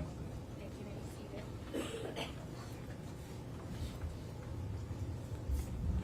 Please state your name for the court. Russell Davidson. And Mr. Davidson, where do you work? I am a federal agent with the Bureau of Alcohol, Tobacco, and Firearms. Is that commonly referred to as the ATF? That's correct. How long have you been with the ATF? Since, 23 years. Were you a law enforcement officer prior to that? Yes, sir. What was your background prior to the ATF? I was, in 1994, I was a Lynchburg police officer until 2002. Until what year? 2002. Is that when you joined the ATF? That's correct. So your overall law enforcement, you've been continuously in law enforcement since 1994? That's correct. What is your title now with the ATF? Special agent. Is that the same title you had back in the summer of 2019? That's correct. Do you assist local offices? Yes, sir. What types of cases do you get involved with? Predominantly firearm-related investigations. Where is your office located? The main office is in Roanoke, Virginia. I have my own satellite office with the Lynchburg Police Department. What is the process for you to testify in state court? There's what's called the two-week process. I have to get permission from ATF counsel as well as Department of Justice to testify. Yes. Let me turn your attention back to June of 2019. Yes, sir. You said you were at the ATF then? Yes, sir. Did you assist the Amherst County Sheriff's Office with an investigation of a homicide that occurred on June the 25th, 2019? That's correct. How did you become involved? It was asked by the Amherst County Sheriff's Office to assist with the investigation with the firearms-related evidence. Do you remember when you were asked? It was a day or two after the actual incident.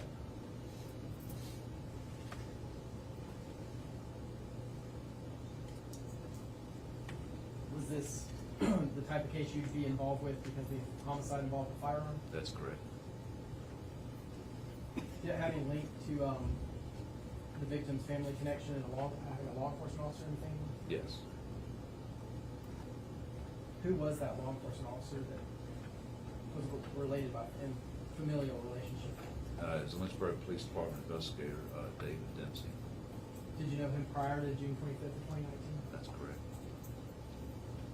As a part of this investigation, did you research firearms purchased by a female named Hannah Richardson in 2019? Yes, sir. Can you tell the jury what those firearms were?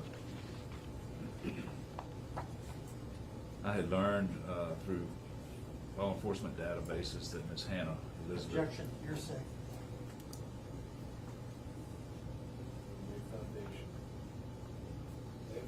Yes, sir. Mr. Davis, let me back you up a little bit. What sort of databases do you have access to? Virginia State Police database, which gives us intelligence on who has purchased firearms for the last 365 days, and then also access to ATF files for the what's called 4473s, ATF firearms transaction. Why do you have access to those databases? Because it is very typical in these type of investigations for straw purchases to occur, and that allows us to hopefully narrow down where the firearm, who purchased the firearm and where it came from. Do you use these databases regularly as an ATF agent? Yes, sir. Do you rely on their veracity when you do that? That's correct. How long have you had access to these databases? Since getting hired with ATF in 2002. Do all law enforcement officers have access to these things? Yes. Are you called in for your specialized training or specialized knowledge of Yes, sir. firearms? I reckon so, yes. Judge, I asked him to be on this stuff. Judge, what he's doing is that he's relying upon a database. It'd be one thing if he said, I actually have a form, that was filled out by an individual. But the database is only as good as the information that's placed into it. Every other business records exception is at the same level, overruled. So So when looking at the database, what did you learn? I learned that Miss Hannah Richardson had purchased 3 firearms within that last year. Do you want me to describe? Please. Okay. March 19th of 2019, Ms. Richardson had purchased a Glock Model 22 40 caliber pistol, serial number BAWB 711. And then June 6, 2019, she had purchased a Century Arms 7.62 by 39 pistol, serial number R6S47097945. And then again in June 21st, 2019, excuse me, she had purchased a Glock Model 17 9mm pistol, serial number BDKH955.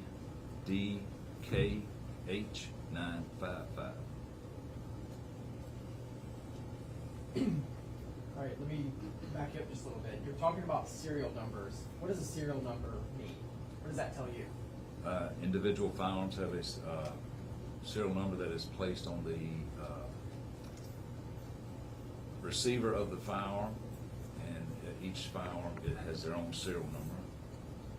Would any 2 firearms have the same serial number? I guess it's possible, but I've never seen it. Do you rely on serial number as a way to distinguish between firearms? That make and model and caliber. The first firearm you mentioned, a Glock 22, what caliber is that? It is a 40 caliber. And then the Century Arms, what caliber did you say that was? 7.62 by 39, And then the Glock 17 you mentioned, what caliber was that? 9mm. Those 3 firearms shoot the same cartridges? No, sir. The Century Arms firearm, can you describe what that is? I believe this particular firearm was called what they call a Draco, which is it's designed off of a AK-47 type platform, but it doesn't have a stock. It's designed to shoot with one hand. That's why it's considered to be a pistol.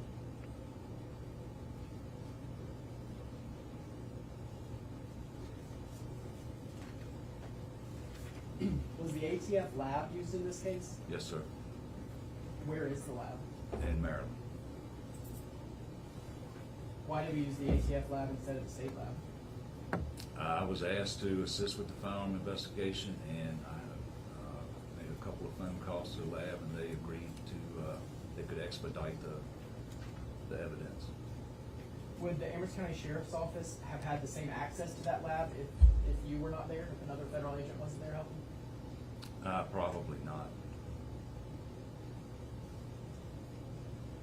What items of evidence did you take to the ATF lab? The first submission to the ATF lab was spent cartridge casings, and these are items, Amherst item numbers, evidence numbers 1 through 8, and then items 10, 11, 12, and 13, which were bullet fragments from the initial June 28th incident. That was your first submission? Yes, sir. Do you have a record of when you took that? That was taken on the 28th. Myself and Investigator Clay Thompson drove that up there and handled it. So you all rode together? Yes.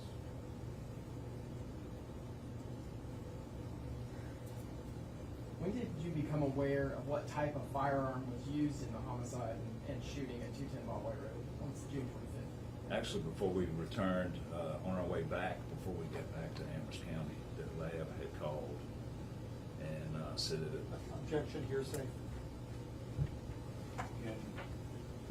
It's not being offered for the truth, Judge, because those witnesses will be called. This is just being asked for what they do next with that information. The truth will come through that witness later. For that limited purpose and that limited purpose alone. Thank you. So when did you first hear a result? Before returning back to Amherst County, the lab had called and said that it was more than likely a Glock pistol that had been used in the incident, and of course the caliber was 40 caliber. So did that information help guide what you do next in the investigation? Yes, sir. So, did it narrow it down for you at that point? Somewhat, yes. On July 2nd, 2019, did you interview Hannah Richardson about her firearms purchases? That's correct. Based on that information, were search warrants obtained? Yes, Were those the search warrants at 136 Thacker Lane and 600 Early Farm Road? that's correct. Were you present at either of those search warrants? At the Thacker Road address. So you were at 136 Thacker Lane? Thacker Lane, yes, sir. What was your role there? I was on outside, standing perimeter as the Amherst County Sheriff's Office executed the search warrant for the residents. So were you there when the SRT team went in? Yes. What was your uniform that day?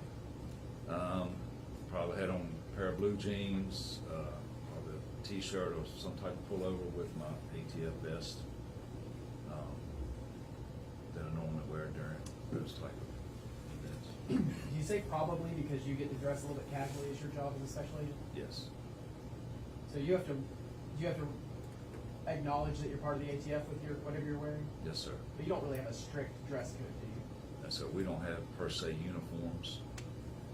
We just during an operation we wear our vest that clearly displays ATF on the front and back. Of course, we have gear and stuff. Yes, sir. Were you wearing a body-worn camera at this time? No, sir. Is that something you're issued at ATF? Not at the time. We were not. And at that time, you were not wearing one? No, sir. Is that correct? Did you go inside the residence? Yes, sir. What did you observe? Walking through the door into what I would consider a living room area, there was a firearm on the floor with a green laser that was actually on. It was laying on the floor and beside like some type of recliner or some type of chair.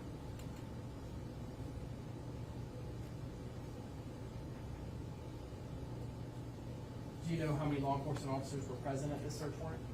I don't know the exact number, but it was a bunch. Were there any other federal agents?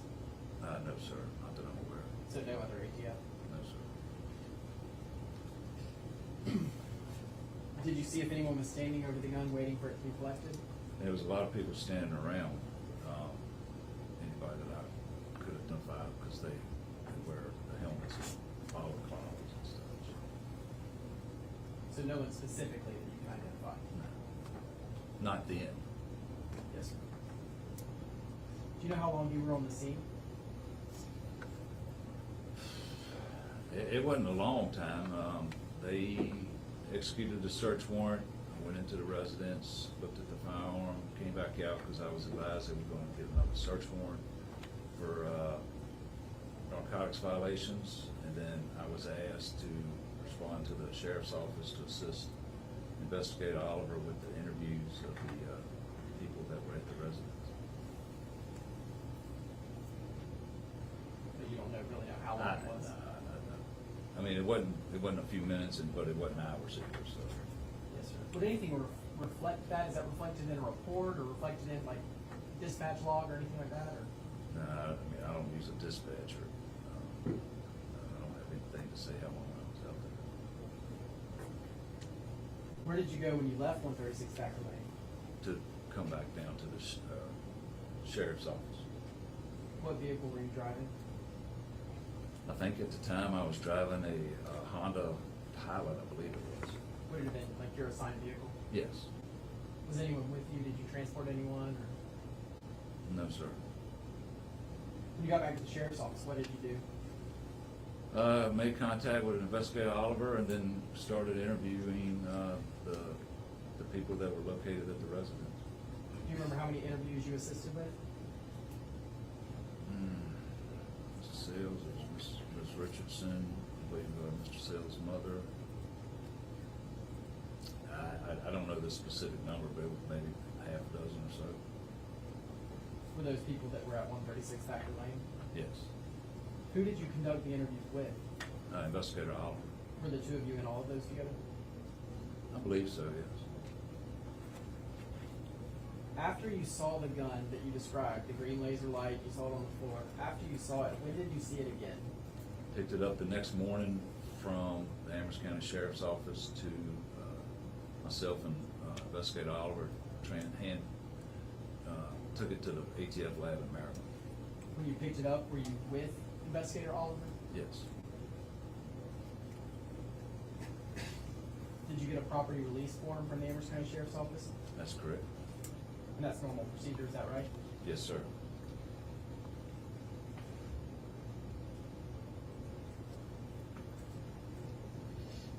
And you made that trip to the lab with Investigator Oliver, is that right? Yes, sir. What other evidence did you take to the ATF lab after July the 2nd, 2019? That I actually physically transported, Or get to the lab in some capacity, whatever. Yes. So that particular day, it was the cartridge casings that were actually in the Glock magazine. There was a buckle swab from Miss Hannah Richardson, and then of course the Glock 40 caliber that was seized from the residence. That was on July the 3rd. And July the 3rd, that's the one with Investigator Oliver, is that right? Yeah, that's correct. Okay, so what was next? And then July the 9th, there was a bunch of DNA buckle swabs, victim's ID card that had come back from the medical examiner's office, as well as there was a swab of red stain from the deck of the residence. That was actually sent to the lab via FedEx. Okay. Agent Davis. Yes, sir. I know what a buckle swab is, but some of the folks in the jury may not know what a buckle swab is. Do you know what a buckle swab is? Buckle swab is basically what I describe it as a Q-tip, sterile Q-tip that is used to collect evidence, liquid evidence, in which it's placed into a sterile container, and that's what we consider a buckle swab.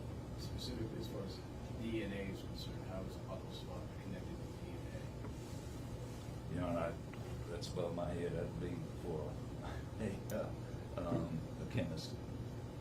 I wasn't asking for chemistry. So where's the DNA come from? It comes from blood. It comes from somebody touching something. Any type of human contact is DNA is associated with it. Go ahead.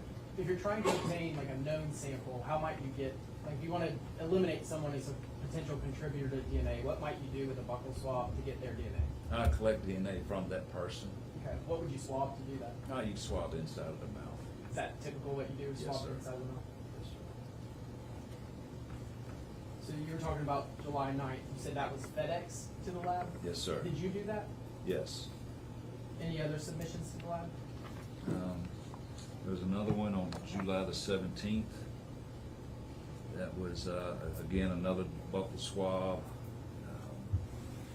Several .40 caliber spent cartridge casings, a couple of 9mm spent cartridge casings, and then two 7.62 by 39 spent cartridge casings. And they were also sent via FedEx. Did you do the FedEx? Yes, sir. Anything else, or is that the last of the submissions? The only one I'm not sure that we talked about was the July the 1st, which was a single bullet fragment that had been collected. How did that get to the lab? That was also sent via FedEx. And that was the Amherst item number 23. So is it fair to say that you went once with Clay Thompson, once with Robbie Oliver, and 3 FedEx submissions? That's correct.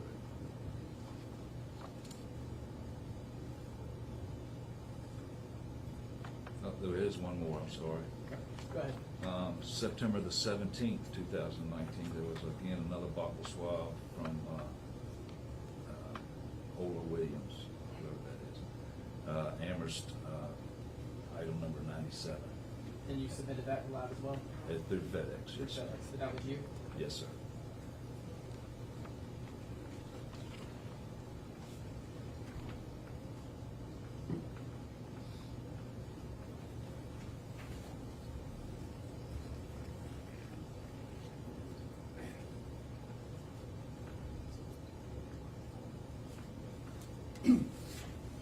I guess since we're talking about lab submissions and buccal swabs, in your submissions, do you have the name of each person that you submitted?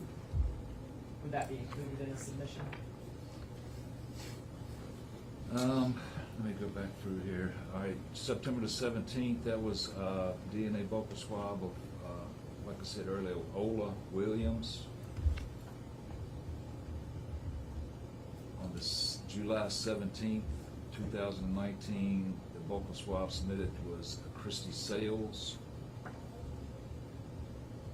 then July the 9th, 2019, there were buccal swabs from Justin Sales, Deputy Cindric, Trudy Goetz, Dakota Cash, Jamari Stewart, E. Higginbotham, David Brown, and L. Goetz. I'm not sure I'm pronouncing that name. And July 3rd, 2019, buccal swab from Hannah Richardson.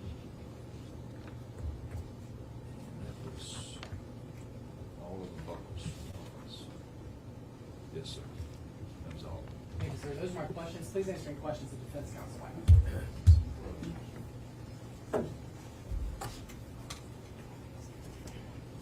Special Agent Davis, you've been with the ATF for 20-some years now. Yes, sir. Is it a tough process to get into a federal law enforcement agency like the ATF? It took me 2 years or so. Yes, sir. A very long time. Yes, sir. They do a very comprehensive background check. I would think so, yes. Well, you submit your application for 2 years, it just didn't sit there. They will process and stuff, right? That's correct. And as far as the background check, they look for any discrepancies in your application, any issues that you have with prior employment. I would assume so, yes. Okay. In federal court, we refer to it as giglio. Yes. The giglio material. That's correct. And it's basically if there's any hint of any sort of dishonesty or problem, you're done. Is that a fair assessment? Yes, sir. Okay. To a point where, you know, if you bounce a check, you know, accidentally you bounce a check, you've got to notify them you did that. Yes, I would notify my supervisor, that's correct. And they can terminate you just for that. Yes. So your integrity is critical to your employment. That's correct. Okay. Nothing with, you know, ATF is sort of half-wit, not, you know, maybe possibly black and white for nothing of that integrity. Yes. Now,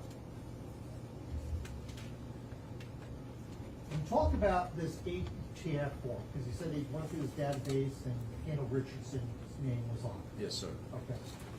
And what they do to purchase a firearm, if I remember correctly, is that you have to fill out a form. In fact, 2 forms. Yes, right? sir. You fill out one for the state, one for the feds. Yes, sir. And I believe they call it a 4473. That's correct. And one of the things that's on that 4473 is a statement that says, are you the actual purchaser of the firearm? Yes. And you're swearing to that under penalty of law. That's correct. That is what's known as the straw purchase. So I'm buying this firearm for somebody else, and I'm not putting their name down, I'm not putting my name down. Yes, sir. Right? And I'm just giving it to them. That's correct. That's a federal crime. Yes, sir. Okay. Do you know what the penalty is for that? Depending on criminal history, which plays a lot into it. It's a felony. Yes. Right? Okay, it's a federal felony. Yes, sir. So Hannah Richardson, you said purchase fees, but then the firearms went to Dakota Cash. That's correct. Has Hannah Richardson been arrested for making straw purchases? I believe she was arrested in the state, not by federal agents. Okay. That I'm aware of. That's fine. Have you ever been called to testify in a case against her for straw purchases, which is also a felony for the state? No, sir. At the scene of 136 theft, you said that you participated in in that search? I Or you were there, participated you were in the present. operation, that's Okay, correct. okay. So you're in the operation, and you said that you're wearing a vest. That's correct. Is this like a tactical bulletproof vest? Tactical vest, yes, sir. Okay. Because this is a high-risk search. Yes, right? sir. Okay, you're looking for firearms specifically. Yes, sir. Is this the kind of thing you're gonna be showing up in a polo shirt? Just a polo shirt? Yeah, just a polo shirt. No, I'm gonna wear my vest. Okay. Even if the polo shirt has ATF, that's not what you're gonna wear. You're gonna be wearing a vest. That's correct. Now, you saw this firearm. Yes, sir. What did you do with this firearm? At the time of the search warrant? Yeah. I didn't do anything with the firearm. Oh, wait a minute. Didn't you clear the firearm? Not that I recall, no, sir. Did you put a zip tie on it to make it safe? No, sir. Did you remove the magazine of this firearm? No, sir. Did you transport to the sheriff's department? No, sir. So you didn't do anything with this firearm? I didn't do anything until the next day when I got it from the evidence clerk. And when you got from the evidence clerk, you signed it out, Yes, sir. Special Agent Davidson, you took it up to the lab. That's correct.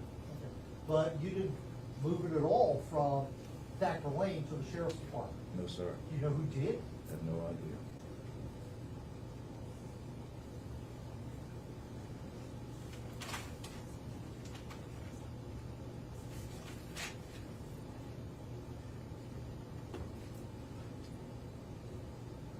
You had previous conversations with the Commonwealth Attorney, back around 2021 about this firearm. That's correct. And is that when you told them that you had nothing to do with this firearm, aside from taking it to the ATF lab? During the case review? Yes. Is that what you're referring to? Yeah, during the case review. Yes, sir. It was undetermined at the time about the chain of custody issues, and for lack of better words, a lot of finger pointing at that day, and but I had nothing to do with that firearm being removed from that house. And that's what you told them in the case review. That's correct. That's what you're telling them today. That's correct. If it turned out that you were wrong about that, let's say wrong, what would happen to your job at ATF? I don't know. I mean, You'd be canned, right? You'd be fired. I'm sure that, yes, probably. So you are absolutely positive, under oath, you never handled that firearm. No, sir. Not until the day that I took it to the lab.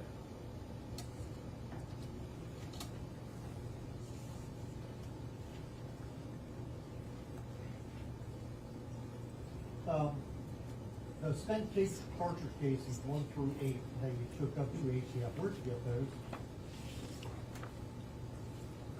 They were given to me at the sheriff's office on that date. By who? I got them from the evidence clerk, Ms. Mays. So she gave you the cases. Yes. Signed one from her. Now see that? Yes, sir.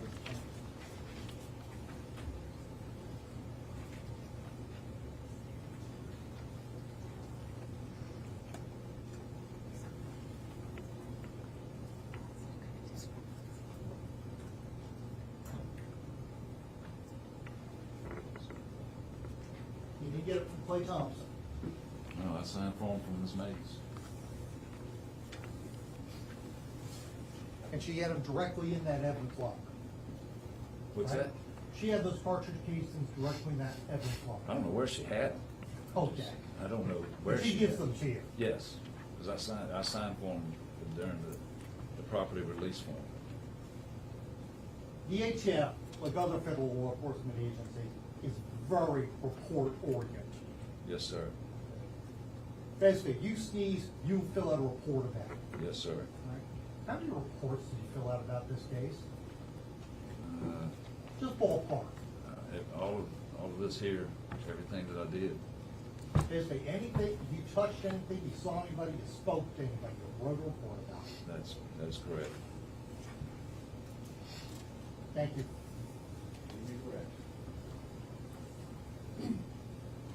What does your report say about the firearm being collected on July the 2nd, 2019? That, July the 2nd, Yes. I didn't collect, that's the same day that I interviewed Miss Richards. Correct. Right. What does your report say about that firearm being collected that day? I don't have a report because I didn't collect the firearm. What does your report say about being at the search warrant during that time? That I didn't do a report because of that, because it was, I didn't do anything other than stand on the perimeter. Yes, sir. Thank you. Those are my questions. If you had done anything at the scene, would you have written a report? Yes, sir. If you had picked up a cartridge case, would you have written a report? That's correct. Because that's how you maintain the chain of custody. That's correct. And you never handled that firearm at all. No, sir. You were dropped off the sheriff's department. No, sir. Never took, in 20-some years with ATF, I have always documented everything that I've done, and if I had picked that gun up from that house and carried it to the sheriff's office, I would have documented it. Thank you very much. May you be excused.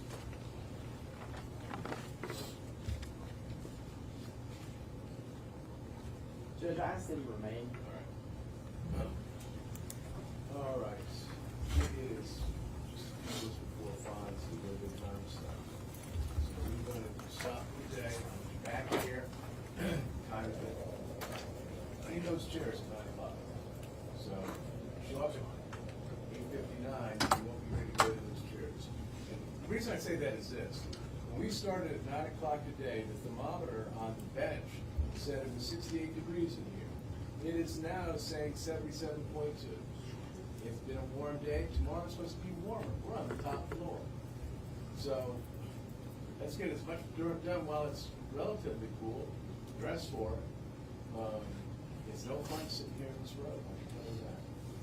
Now, again, I told you, I promised you I would do this. I'm going to do it again. No independent research. Don't talk to anybody. Don't online. Don't let anybody talk to you about it. No news media. You can see we've got news folks here today. Do not watch the news, especially as far as the local news dealing with this particular matter. If you see something on about this particular matter, you walk out of the room, you turn the TV off, whatever it might be. Same with tomorrow, if you happen to look online for the newspaper. Because everybody didn't have a subscription, but if you happen, do not look at the news in advance, because there will be an article in there about this. Do not do it. So that you are excused. Madam Clerk, you want to collect the buttons and all right, Clerk will meet you at the back door and we'll get your buttons. We'll get back to you first thing in the morning. And I want you to report to the jury room, not to the choir station. I want you back in here, okay? All right, with that, can you turn that camera down or off or whatever it might be? In fact, do something with it.